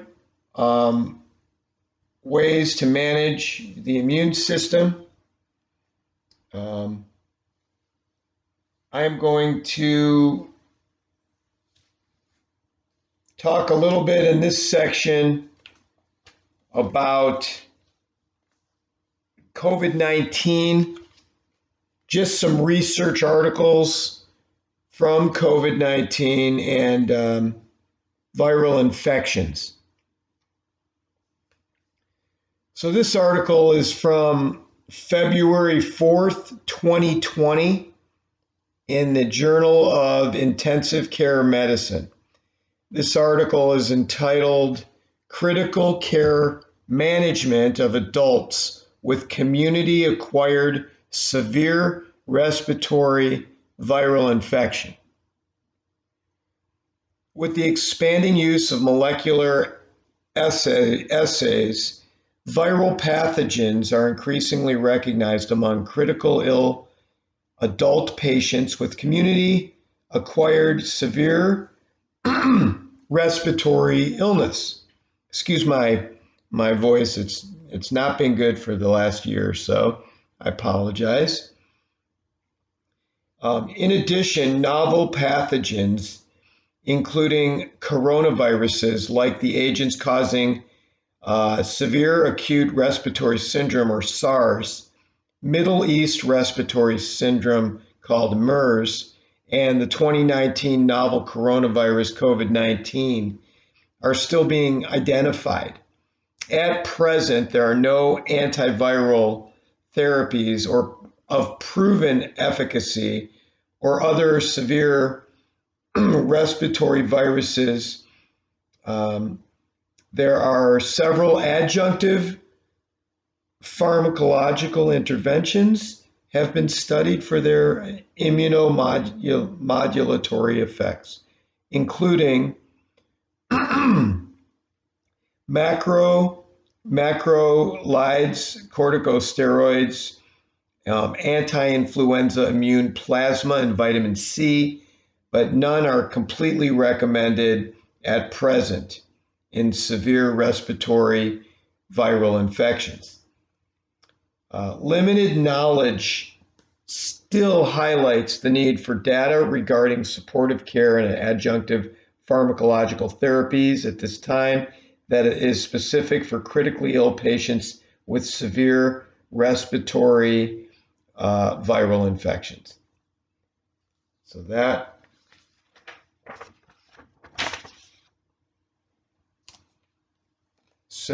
next is out of the Journal of Virology 2020, March 17th, platelet to lymphocyte ratio is associated with prognosis in patients with coronavirus disease 19. So it says in this article, and this is a Chinese article, since December 2019, novel coronavirus infected pneumonia emerged in Wuhan City and rapidly spread throughout China and the rest of the world.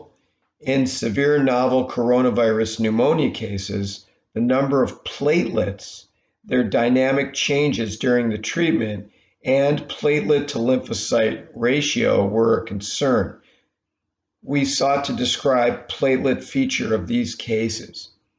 So the single center case of 30 hospitalized patients with confirmed coronavirus disease, COVID-19, in Huzhou Municipal Central Hospital Form from January 2020 to February 2020 were retrospectively analyzed. The demographics, clinical and blood routine results, and other lab results and treatment were collected and analyzed, and the outcomes of severe patients and non-severe patients were compared. The analysis showed that age, platelet peaks, and platelet lymphocyte ratios at peak platelet were the influencing factors in severe patients. The average hospitalization day of patients with platelet peaks during treatment were longer than those without platelet peaks. The average age of the patients with platelet peaks during treatment were older than those without platelet peaks, and the patients with significantly elevated platelets during treatment had longer average hospitalization days.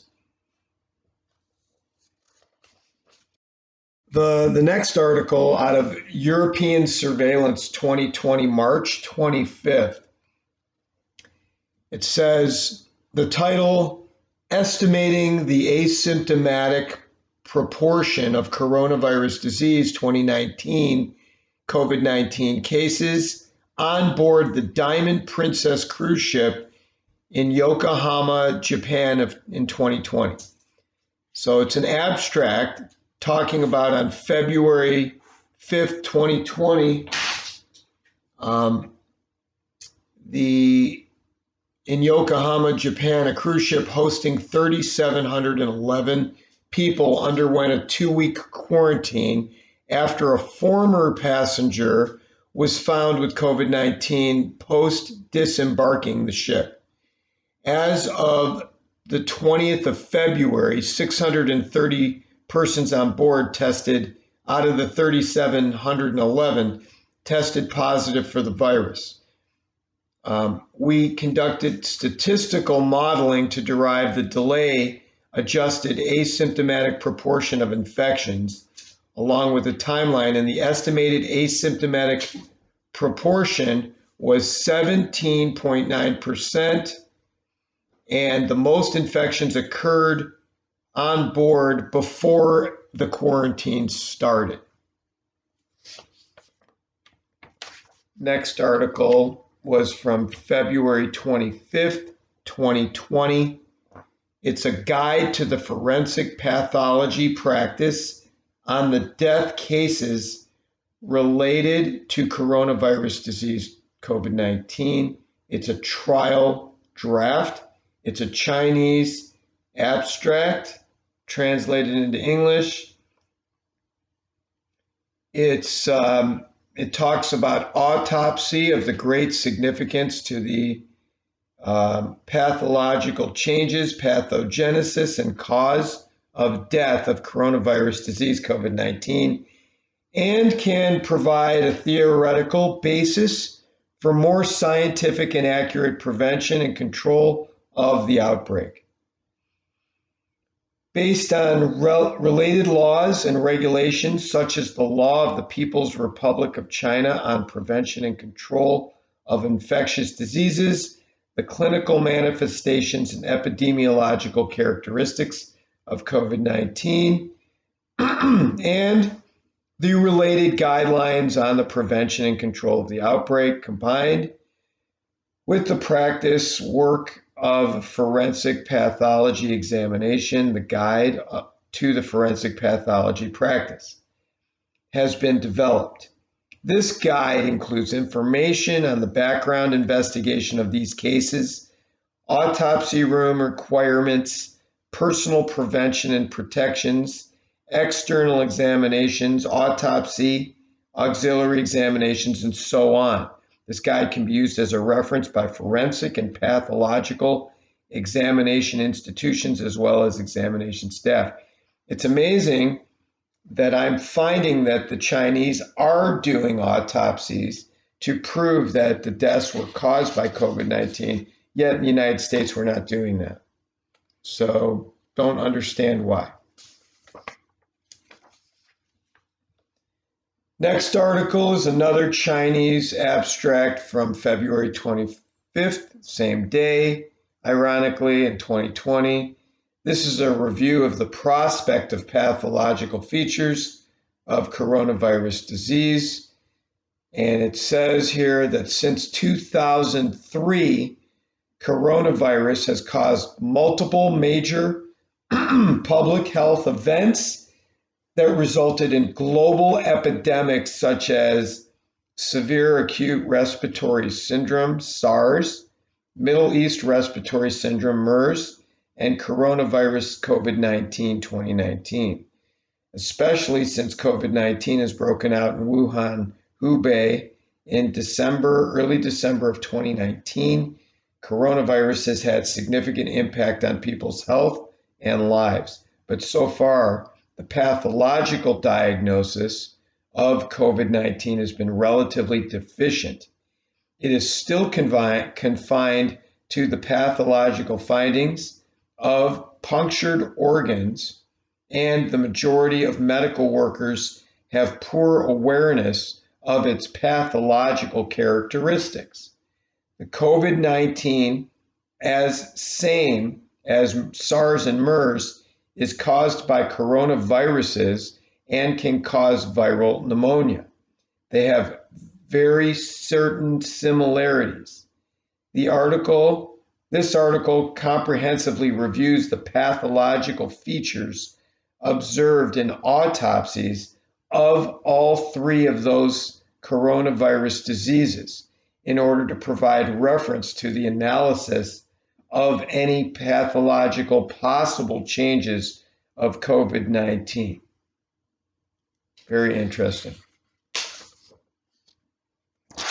Next article is an abstract from all the way back in 1978. This is an old article on the effect of ascorbic acid, which is vitamin C, on infections of chick embryos, tracheal organ cultures by coronavirus. So it says in the abstract that chick embryo tracheal organ cultures showed an increased resistance to infection by a coronavirus after exposure to ascorbate, vitamin C. Very interesting. Here's some abstracts on vitamin C and SARS coronavirus from the Journal of Antimicrobiology Chemotherapy in 2003, December 5th.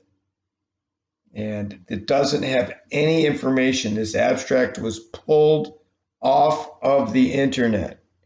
The only thing we could find on this article is its title, date, and publication. The actual content has been removed, and that's recent. And that was on vitamin C and the treatment of SARS coronavirus. Wonder why. Very, very weird. This article is on from 2006. It is from the Annals of Nutritional Metabolism, and it's from December 21st of 2005 in the European publication. This article is entitled Immune Enhancing Role of Vitamin C and Zinc and the Effect on Clinical Conditions. So this article talks about vitamin C concentrations in the plasma and leukocytes rapidly decline during any viral infection and stress. The supplementation of vitamin C was found to improve components of the human immune system, such as antimicrobial and natural killer T cell activities, lymphocyte proliferation, chemotaxis, and delayed type hypersensitivity.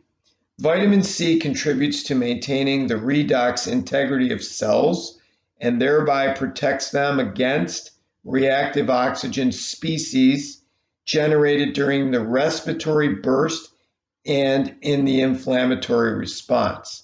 Likewise, zinc undernutrition or deficiency of zinc was shown to impair cellular mediators of innate immunity such as phagocytosis and natural killer cell activity and the generation of oxidative burst.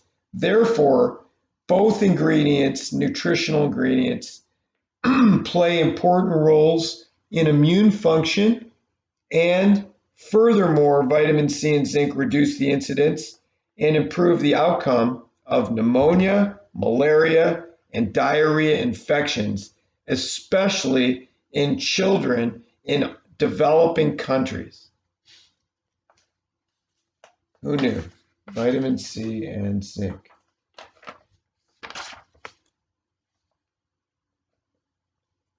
In Nutrient Journal 2017, November 3rd, article on vitamin C and immune function. So let's really go over this article a little bit more detailed. Vitamin C is an essential micronutrient for humans with pleiotropic functions related to its ability to donate electrons. It is a highly potent antioxidant and a cofactor for a family of biosynthetic and gene regulatory enzymes. Vitamin C contributes to immune defense by supporting various cellular functions of both the innate and adaptive immune system.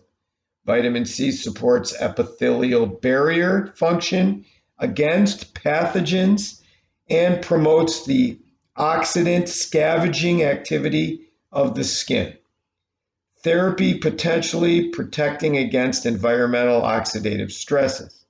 Vitamin C supplementation appears to be able to both prevent and treat respiratory and systemic infections.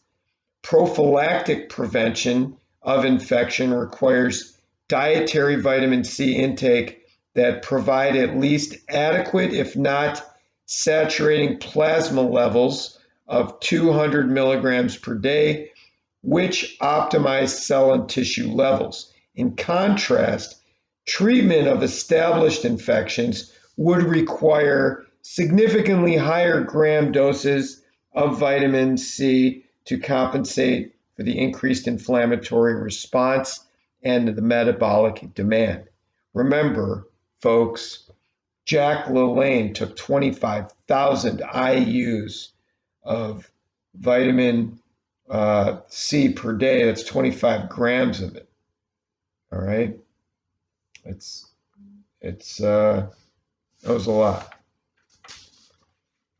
Didn't hurt him. He lived till about 98 years old, and he looked great in his middle 90s. I met him a few times. Another article here on zinc and immunity. Let's talk about those. 2016 out of the Archives of Biochemistry, Biophysics. The zinc and immunity is an essential interrelation. The significance of the essential trace element zinc for immune function has been widely known for several decades.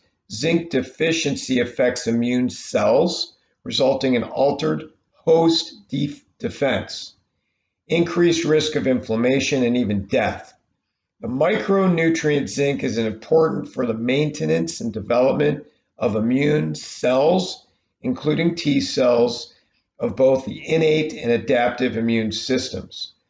This review outlines the connection between zinc and immunity by giving a survey on the major roles of zinc in immune cell function and their potential consequences.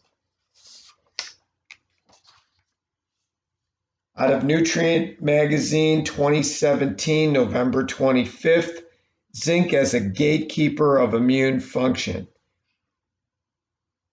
After the discovery of zinc deficiency in the 1960s, it became clear that zinc is an essential for the function of the immune system.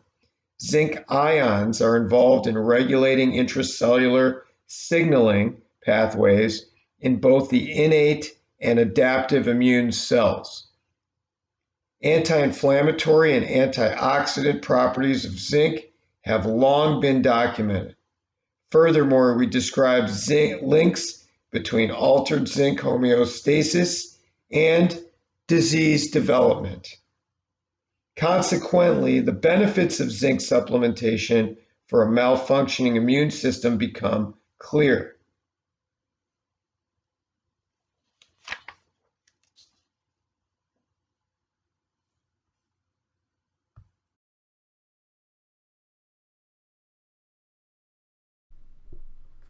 The next thing we are going to be talking about is intermittent fasting.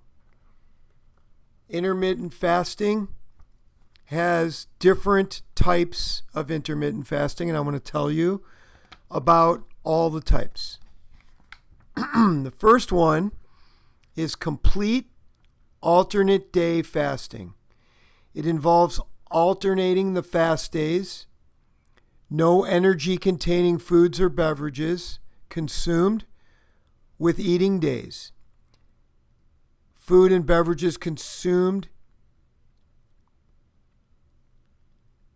The next type of fasting is modified fasting regimens. It allows consumption of 20 to 25% of your energy needs on scheduled fasting days.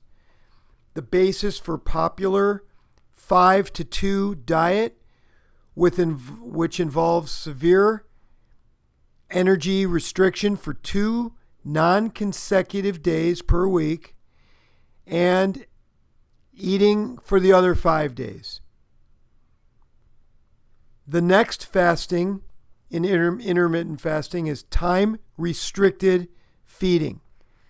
This allows for energy intake with specific time frames, including regular extended fasting intervals, studies of less than 3 meals per day, are indirect examinations of a prolonged daily or nightly fasting period. Religious fasting. This is a variety of fasting regimens undertaken for religious or spiritual purposes. Many religious fasts are for 24 to 26 hours straight.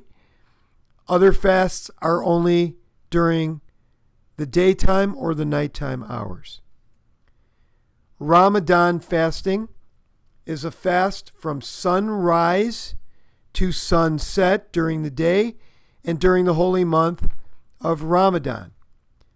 And the most common dietary practice is to consume 1 large meal after sunset and 1 lighter meal before dawn.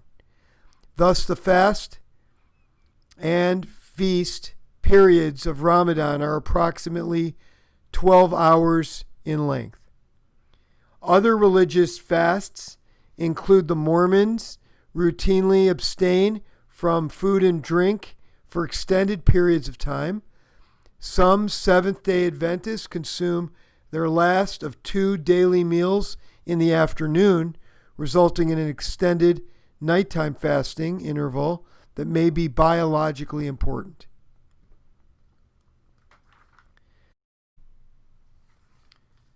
This section is going to be on intermittent fasting, articles on it. This first article is from Nutritional Review, October 7th, 2015. It talks about intermittent fasting is a broad term that encompasses a variety of programs and manipulates the timing of eating occasions by utilizing short-term fasts in order to improve body composition and overall health. This review examines studies conducted on intermittent fasting programs to determine if they are effective at improving body composition and clinical health markers associated with disease. Intermittent fasting protocols can be grouped into alternate day fasting, whole day fasting, and time-restricted feeding. Alternate day fasting trials of 3 to 12 weeks in duration appear to be effective at reducing body weight, body fat, and total cholesterol and triglycerides in normal weight, overweight, and obese humans. Future studies should examine more long-term effects of intermittent fasting and the potential synergistic effects of combining intermittent fasting with exercise. The next article is on metabolic effects of intermittent fasting. This is from the annual Nutrition Magazine 2017, August 21st. It's on the object of this review is to provide an overview of intermittent fasting regimens, summarize the evidence on the health benefits of intermittent fasting, and discuss physiological mechanisms by which intermittent fasting might lead to improved health outcomes. So they're testing intermittent fasting, time-restricted feeding, and food timing. Modified fasting regimens appear to promote weight loss and may improve metabolic health.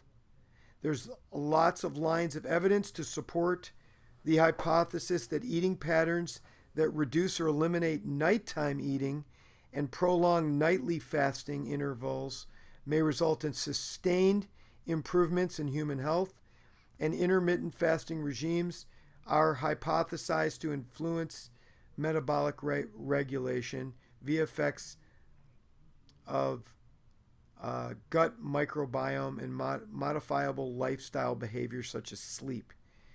These eating regimens offer promising non-pharmacological approaches to improved health at the population level with multiple public health benefits. The next articles from Clinical Nutrition from April 24th, 2018, the impact of intermittent fasting on the lipid profile, the assessment associated with diet and weight loss. Intermittent fasting, whose proposed benefits include the improvement of lipid profile and body weight loss, has gained considerable scientific and popular repercussion. This review is aimed at consolidating the studies that analyze lipid profile before and after intermittent fasting through a detailed review. So they say that the majority of studies that analyze intermittent fasting impact on lipid profile and body weight are observed based on Ramadan fasting, which lacks large sample and detailed information about the diet. Randomized clinical trials with larger samplings are needed to evaluate the effects for lipid profile change. Fasting for weight loss, an effective strategy or the latest dieting trend. That's from the Internal Journal of Obesity from 2015, May 3rd. It talks about increasing obesity epidemic and the search for an effective dietary approach for calorie restriction and weight loss. In a safe and effective approach, or whether it's an idiosyncratic diet trend that promotes short-term weight loss with no concern for long-term weight maintenance.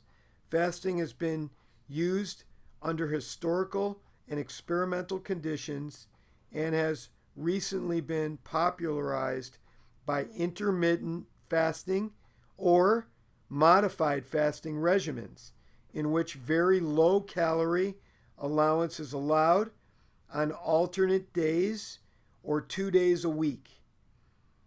So it's a 5-to-2 ratio where normal eating is resumed on non-diet days. It is simple concept which makes it easy to follow with no difficult calorie counting every other day. It promotes weight loss but is likened to hunger and it can be a limiting factor for maintaining food restriction. But the potential health benefits of fasting can be related to both the acute food restriction and chronic influence of weight loss. The long-term effect of chronic food restriction in humans is not yet clear, but may be interesting in future dietary strategies for longevity, particularly given the overweight epidemic. Once again, one approach does not fit all in this equation of body weight control, but it could be a strategy for consideration.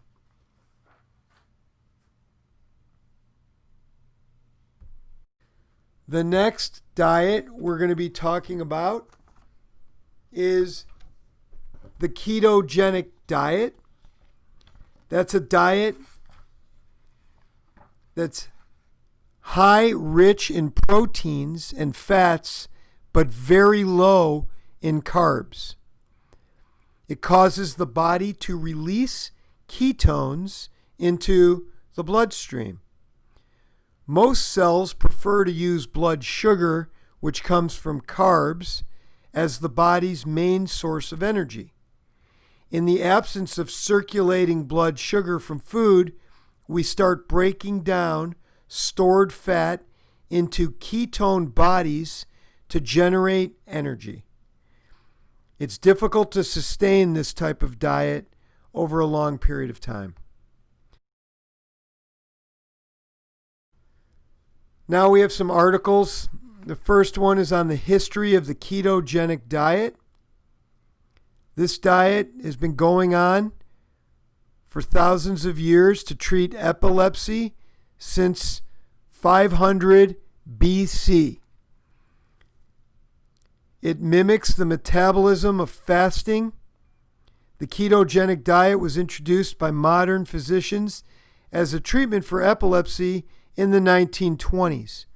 And for 2 decades, this therapy was widely used. But in the modern era of anti-epileptic drugs and treatments, its use declined dramatically. And it was only in a small number of children's hospitals being used. In the past 15 years, there's been an explosion in the use and the scientific interest in the ketogenic diet. And it is now an effective treatment in childhood epilepsy once again. The next article is, these are articles all from 2020, by the way. This one's from April 8th in Nutrient Magazine. It's a research article on the influence of the Mediterranean and ketogenic diets on cognitive status and decline. This article focuses on Alzheimer's disease as the most common form of senile dementia, accounting for up to 70% of all dementia cases. It's a slow progressive disease. It causes global mental deterioration by affecting various cognitive areas of the brain. A growing body of evidence has demonstrated that lifestyle habits and nutritional patterns could play a natural course on the neurodegeneration process. There is no single dietary pattern proven to prevent Alzheimer's. Yet there is data suggesting that by adopting several different dietary habits and a healthy lifestyle, the negative consequences of Alzheimer's could be delayed alongside with others. 2 specific eating patterns have been well investigated concerning their potential beneficial effects on cognitive status: the Mediterranean diet and the ketogenic diet. Both have demonstrated a fairly profitable role in reducing or delaying cognitive impairment. The aim of this study was to see the efficacy of those diets and the related cognitive decline. And these are effective treatments in Alzheimer's reduction and delay. A new article from 2017 on the new insights into the mechanisms of the ketogenic diet, talking about a high-fat, low-carb diet, has been used for over a century on epilepsy and treats conditions such as autism and chronic pain and cancer. These diets are, in summary, the ketogenic diet is very beneficial to provide benefits for the treatment of epilepsy and to suppress seizures, but to modify the course of epilepsy, and has been shown to have positive effects on those other conditions as well. The next article is on the ketogenic diet and sports. This is from 2015. It says a possible marriage. The ketogenic diet is used as weight loss strategy, but in many sports they use this weight control for boxers, weightlifters, wrestling, etc. It also can be used to achieve fat loss without affecting strength, power, performance negatively. Another article on ketogenic diet and Alzheimer's disease from 2019, Internal Journal of Molecular Science, August 9th. The ketogenic diet and Alzheimer's. At present, the prevalence of Alzheimer's disease is a devastating neurodegenerative disorder. It's increasing in numbers, and in the last few years, they've seen progress with the ketogenic diet. It's a very high-fat, low-carb diet which has fasting-like effects, bringing the body into a state of ketosis. The presence of ketone bodies has a neuroprotective impact on the aging brain cells. Moreover, their production may enhance mitochondrial function, reduce expression of inflammatory and apoptotic mediators. It's got a lot of interest in the treatment of Alzheimer's and many aspects of it. It's a therapeutic strategy in treating that disease. From Genes Review, 2019, July 15th, the ketogenic diet and microbiota, friends or enemies. So it talks about the gut microbial communities.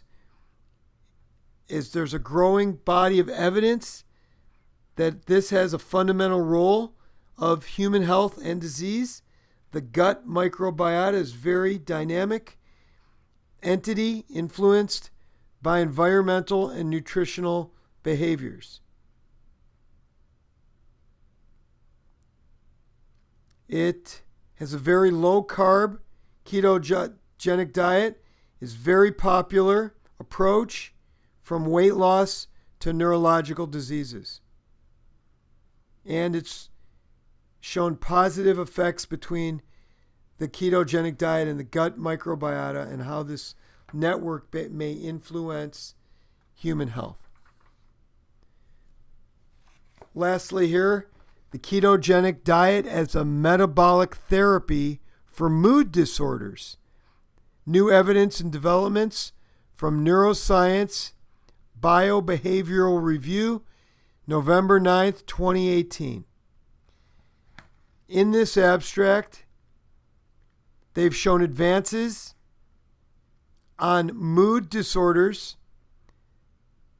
and mental capital loss with a high rate of treatment resistance from the ketogenic diet.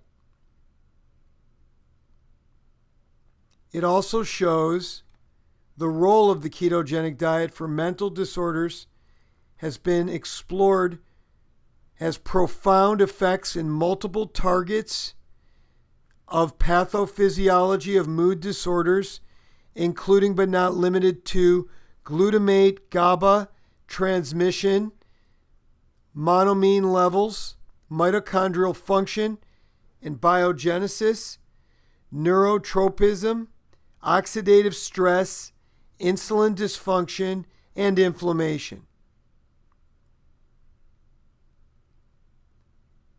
They have preclinical studies have demonstrated antidepressant and mood stabilizing effects of the ketogenic diet. However, there's been no major clinical trials for depression or bipolar have been conducted yet.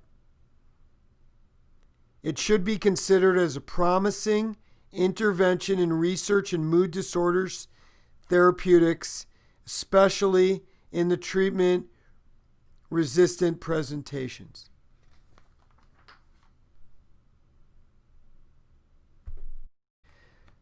The next diet is a plant-based diet. The definition of that would be focusing on vegetables, fruits, or grains, especially whole grains, beans and peas, lentils, nuts, and seeds, rather than on meat, poultry, fish, eggs, and dairy. It is not necessarily meatless or vegan in this diet.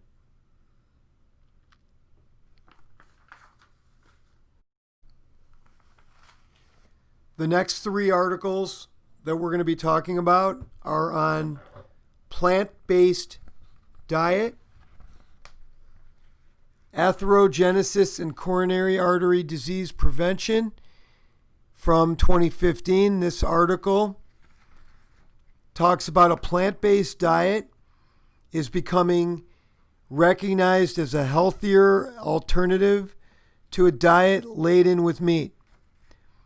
Atherosclerosis associated with a high dietary intake of meat, fat, and carbs remains the leading cause of mortality in the U.S.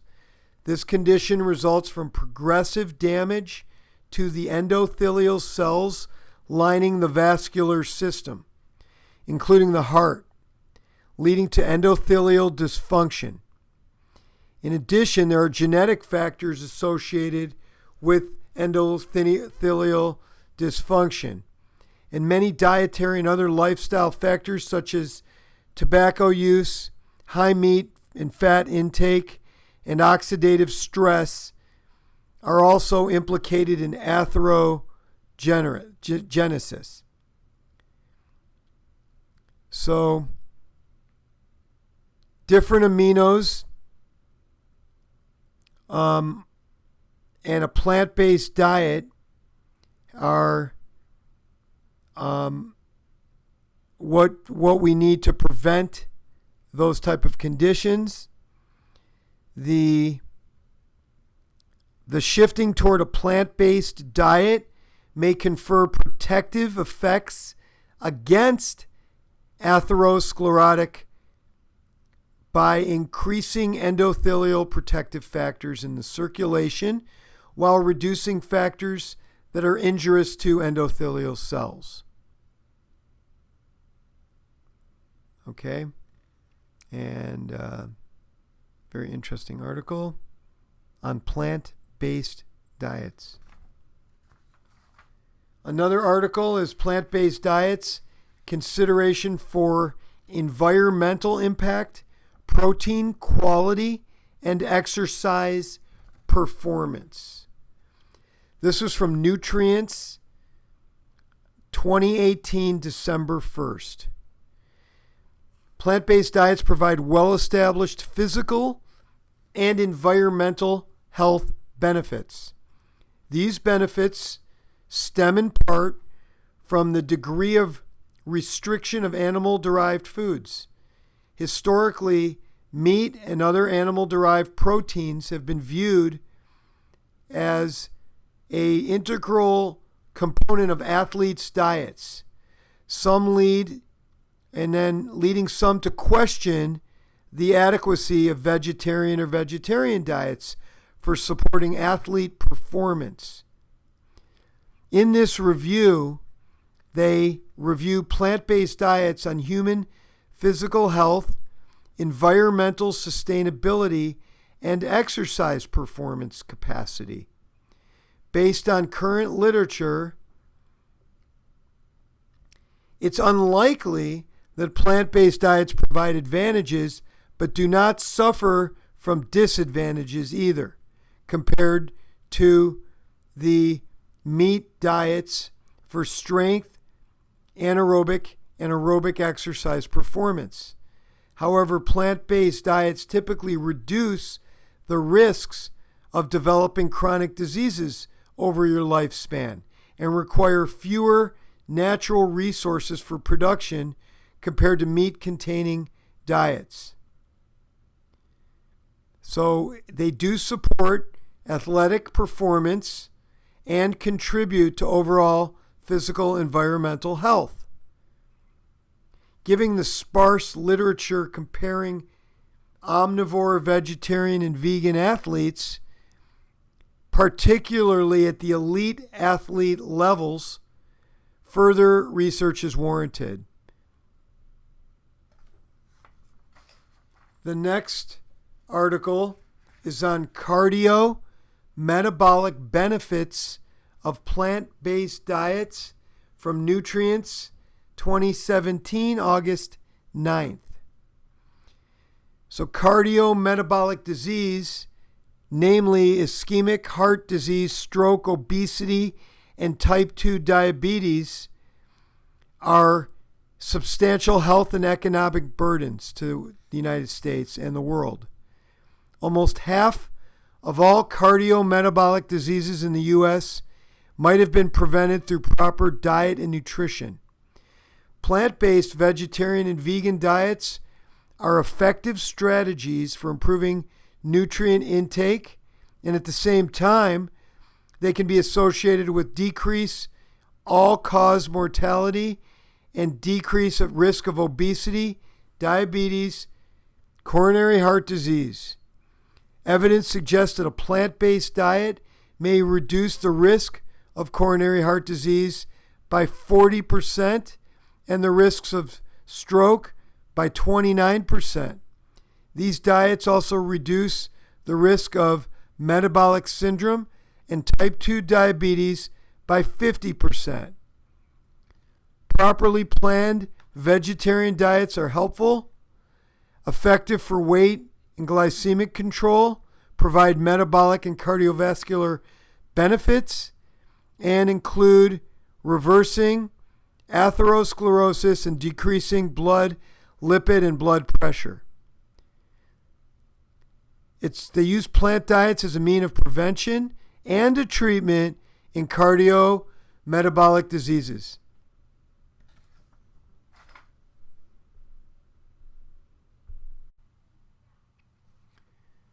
I have two articles here on red meat. So this article is from Diabetes Care 2020, February 4th. It's entitled Red and Processed Meats and Health Risks. How strong is the evidence? So this is a prevailing dietary guidelines of widely recommended diets relatively low in red meat and processed meats and high in minimally processed plant foods for the preventative of chronic diseases.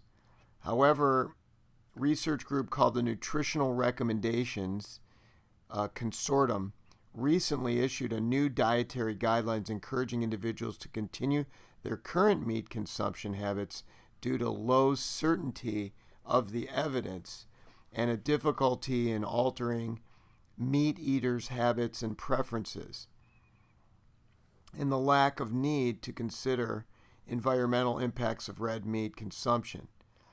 These recommendations are not justified, in larger part because of the flawed methodologies used to review and grade nutritional evidence. The evidence evaluation was largely based on the grading of recommendations, assessment, development, and evaluation criteria, which are designed to grade and strengthen the evidence for clinical interventions and trials. So, to improve human and planetary health, dietary guidelines should continue to emphasize dietary patterns low in red meat and processed meats and high in minimally processed plant foods such as fruits and vegetables, whole grains, nuts, and legumes. So, red meat was associated with type 2 diabetes, and that's about it. You know, I'm going to give you this next article on it. It's the association between red meat consumption and colon cancer, a systematic review of experimental results. This is from Exploratory Biology Medicine, 2017, April 24th. It says the role of red and processed meat in the development of colorectal cancer has been proposed based largely on evidence from observational studies in humans, especially in those populations consuming the westernized diet. Determining the causation specifically by red and processed meat is a contingent upon identification of plausible mechanisms that lead to colorectal cancer. And they reviewed in this article the data linking red and processed meats to colorectal cancer risks. And to sum it up, the review evaluated experimental data exploring the mechanisms by which red and processed meat may contribute to colon cancer.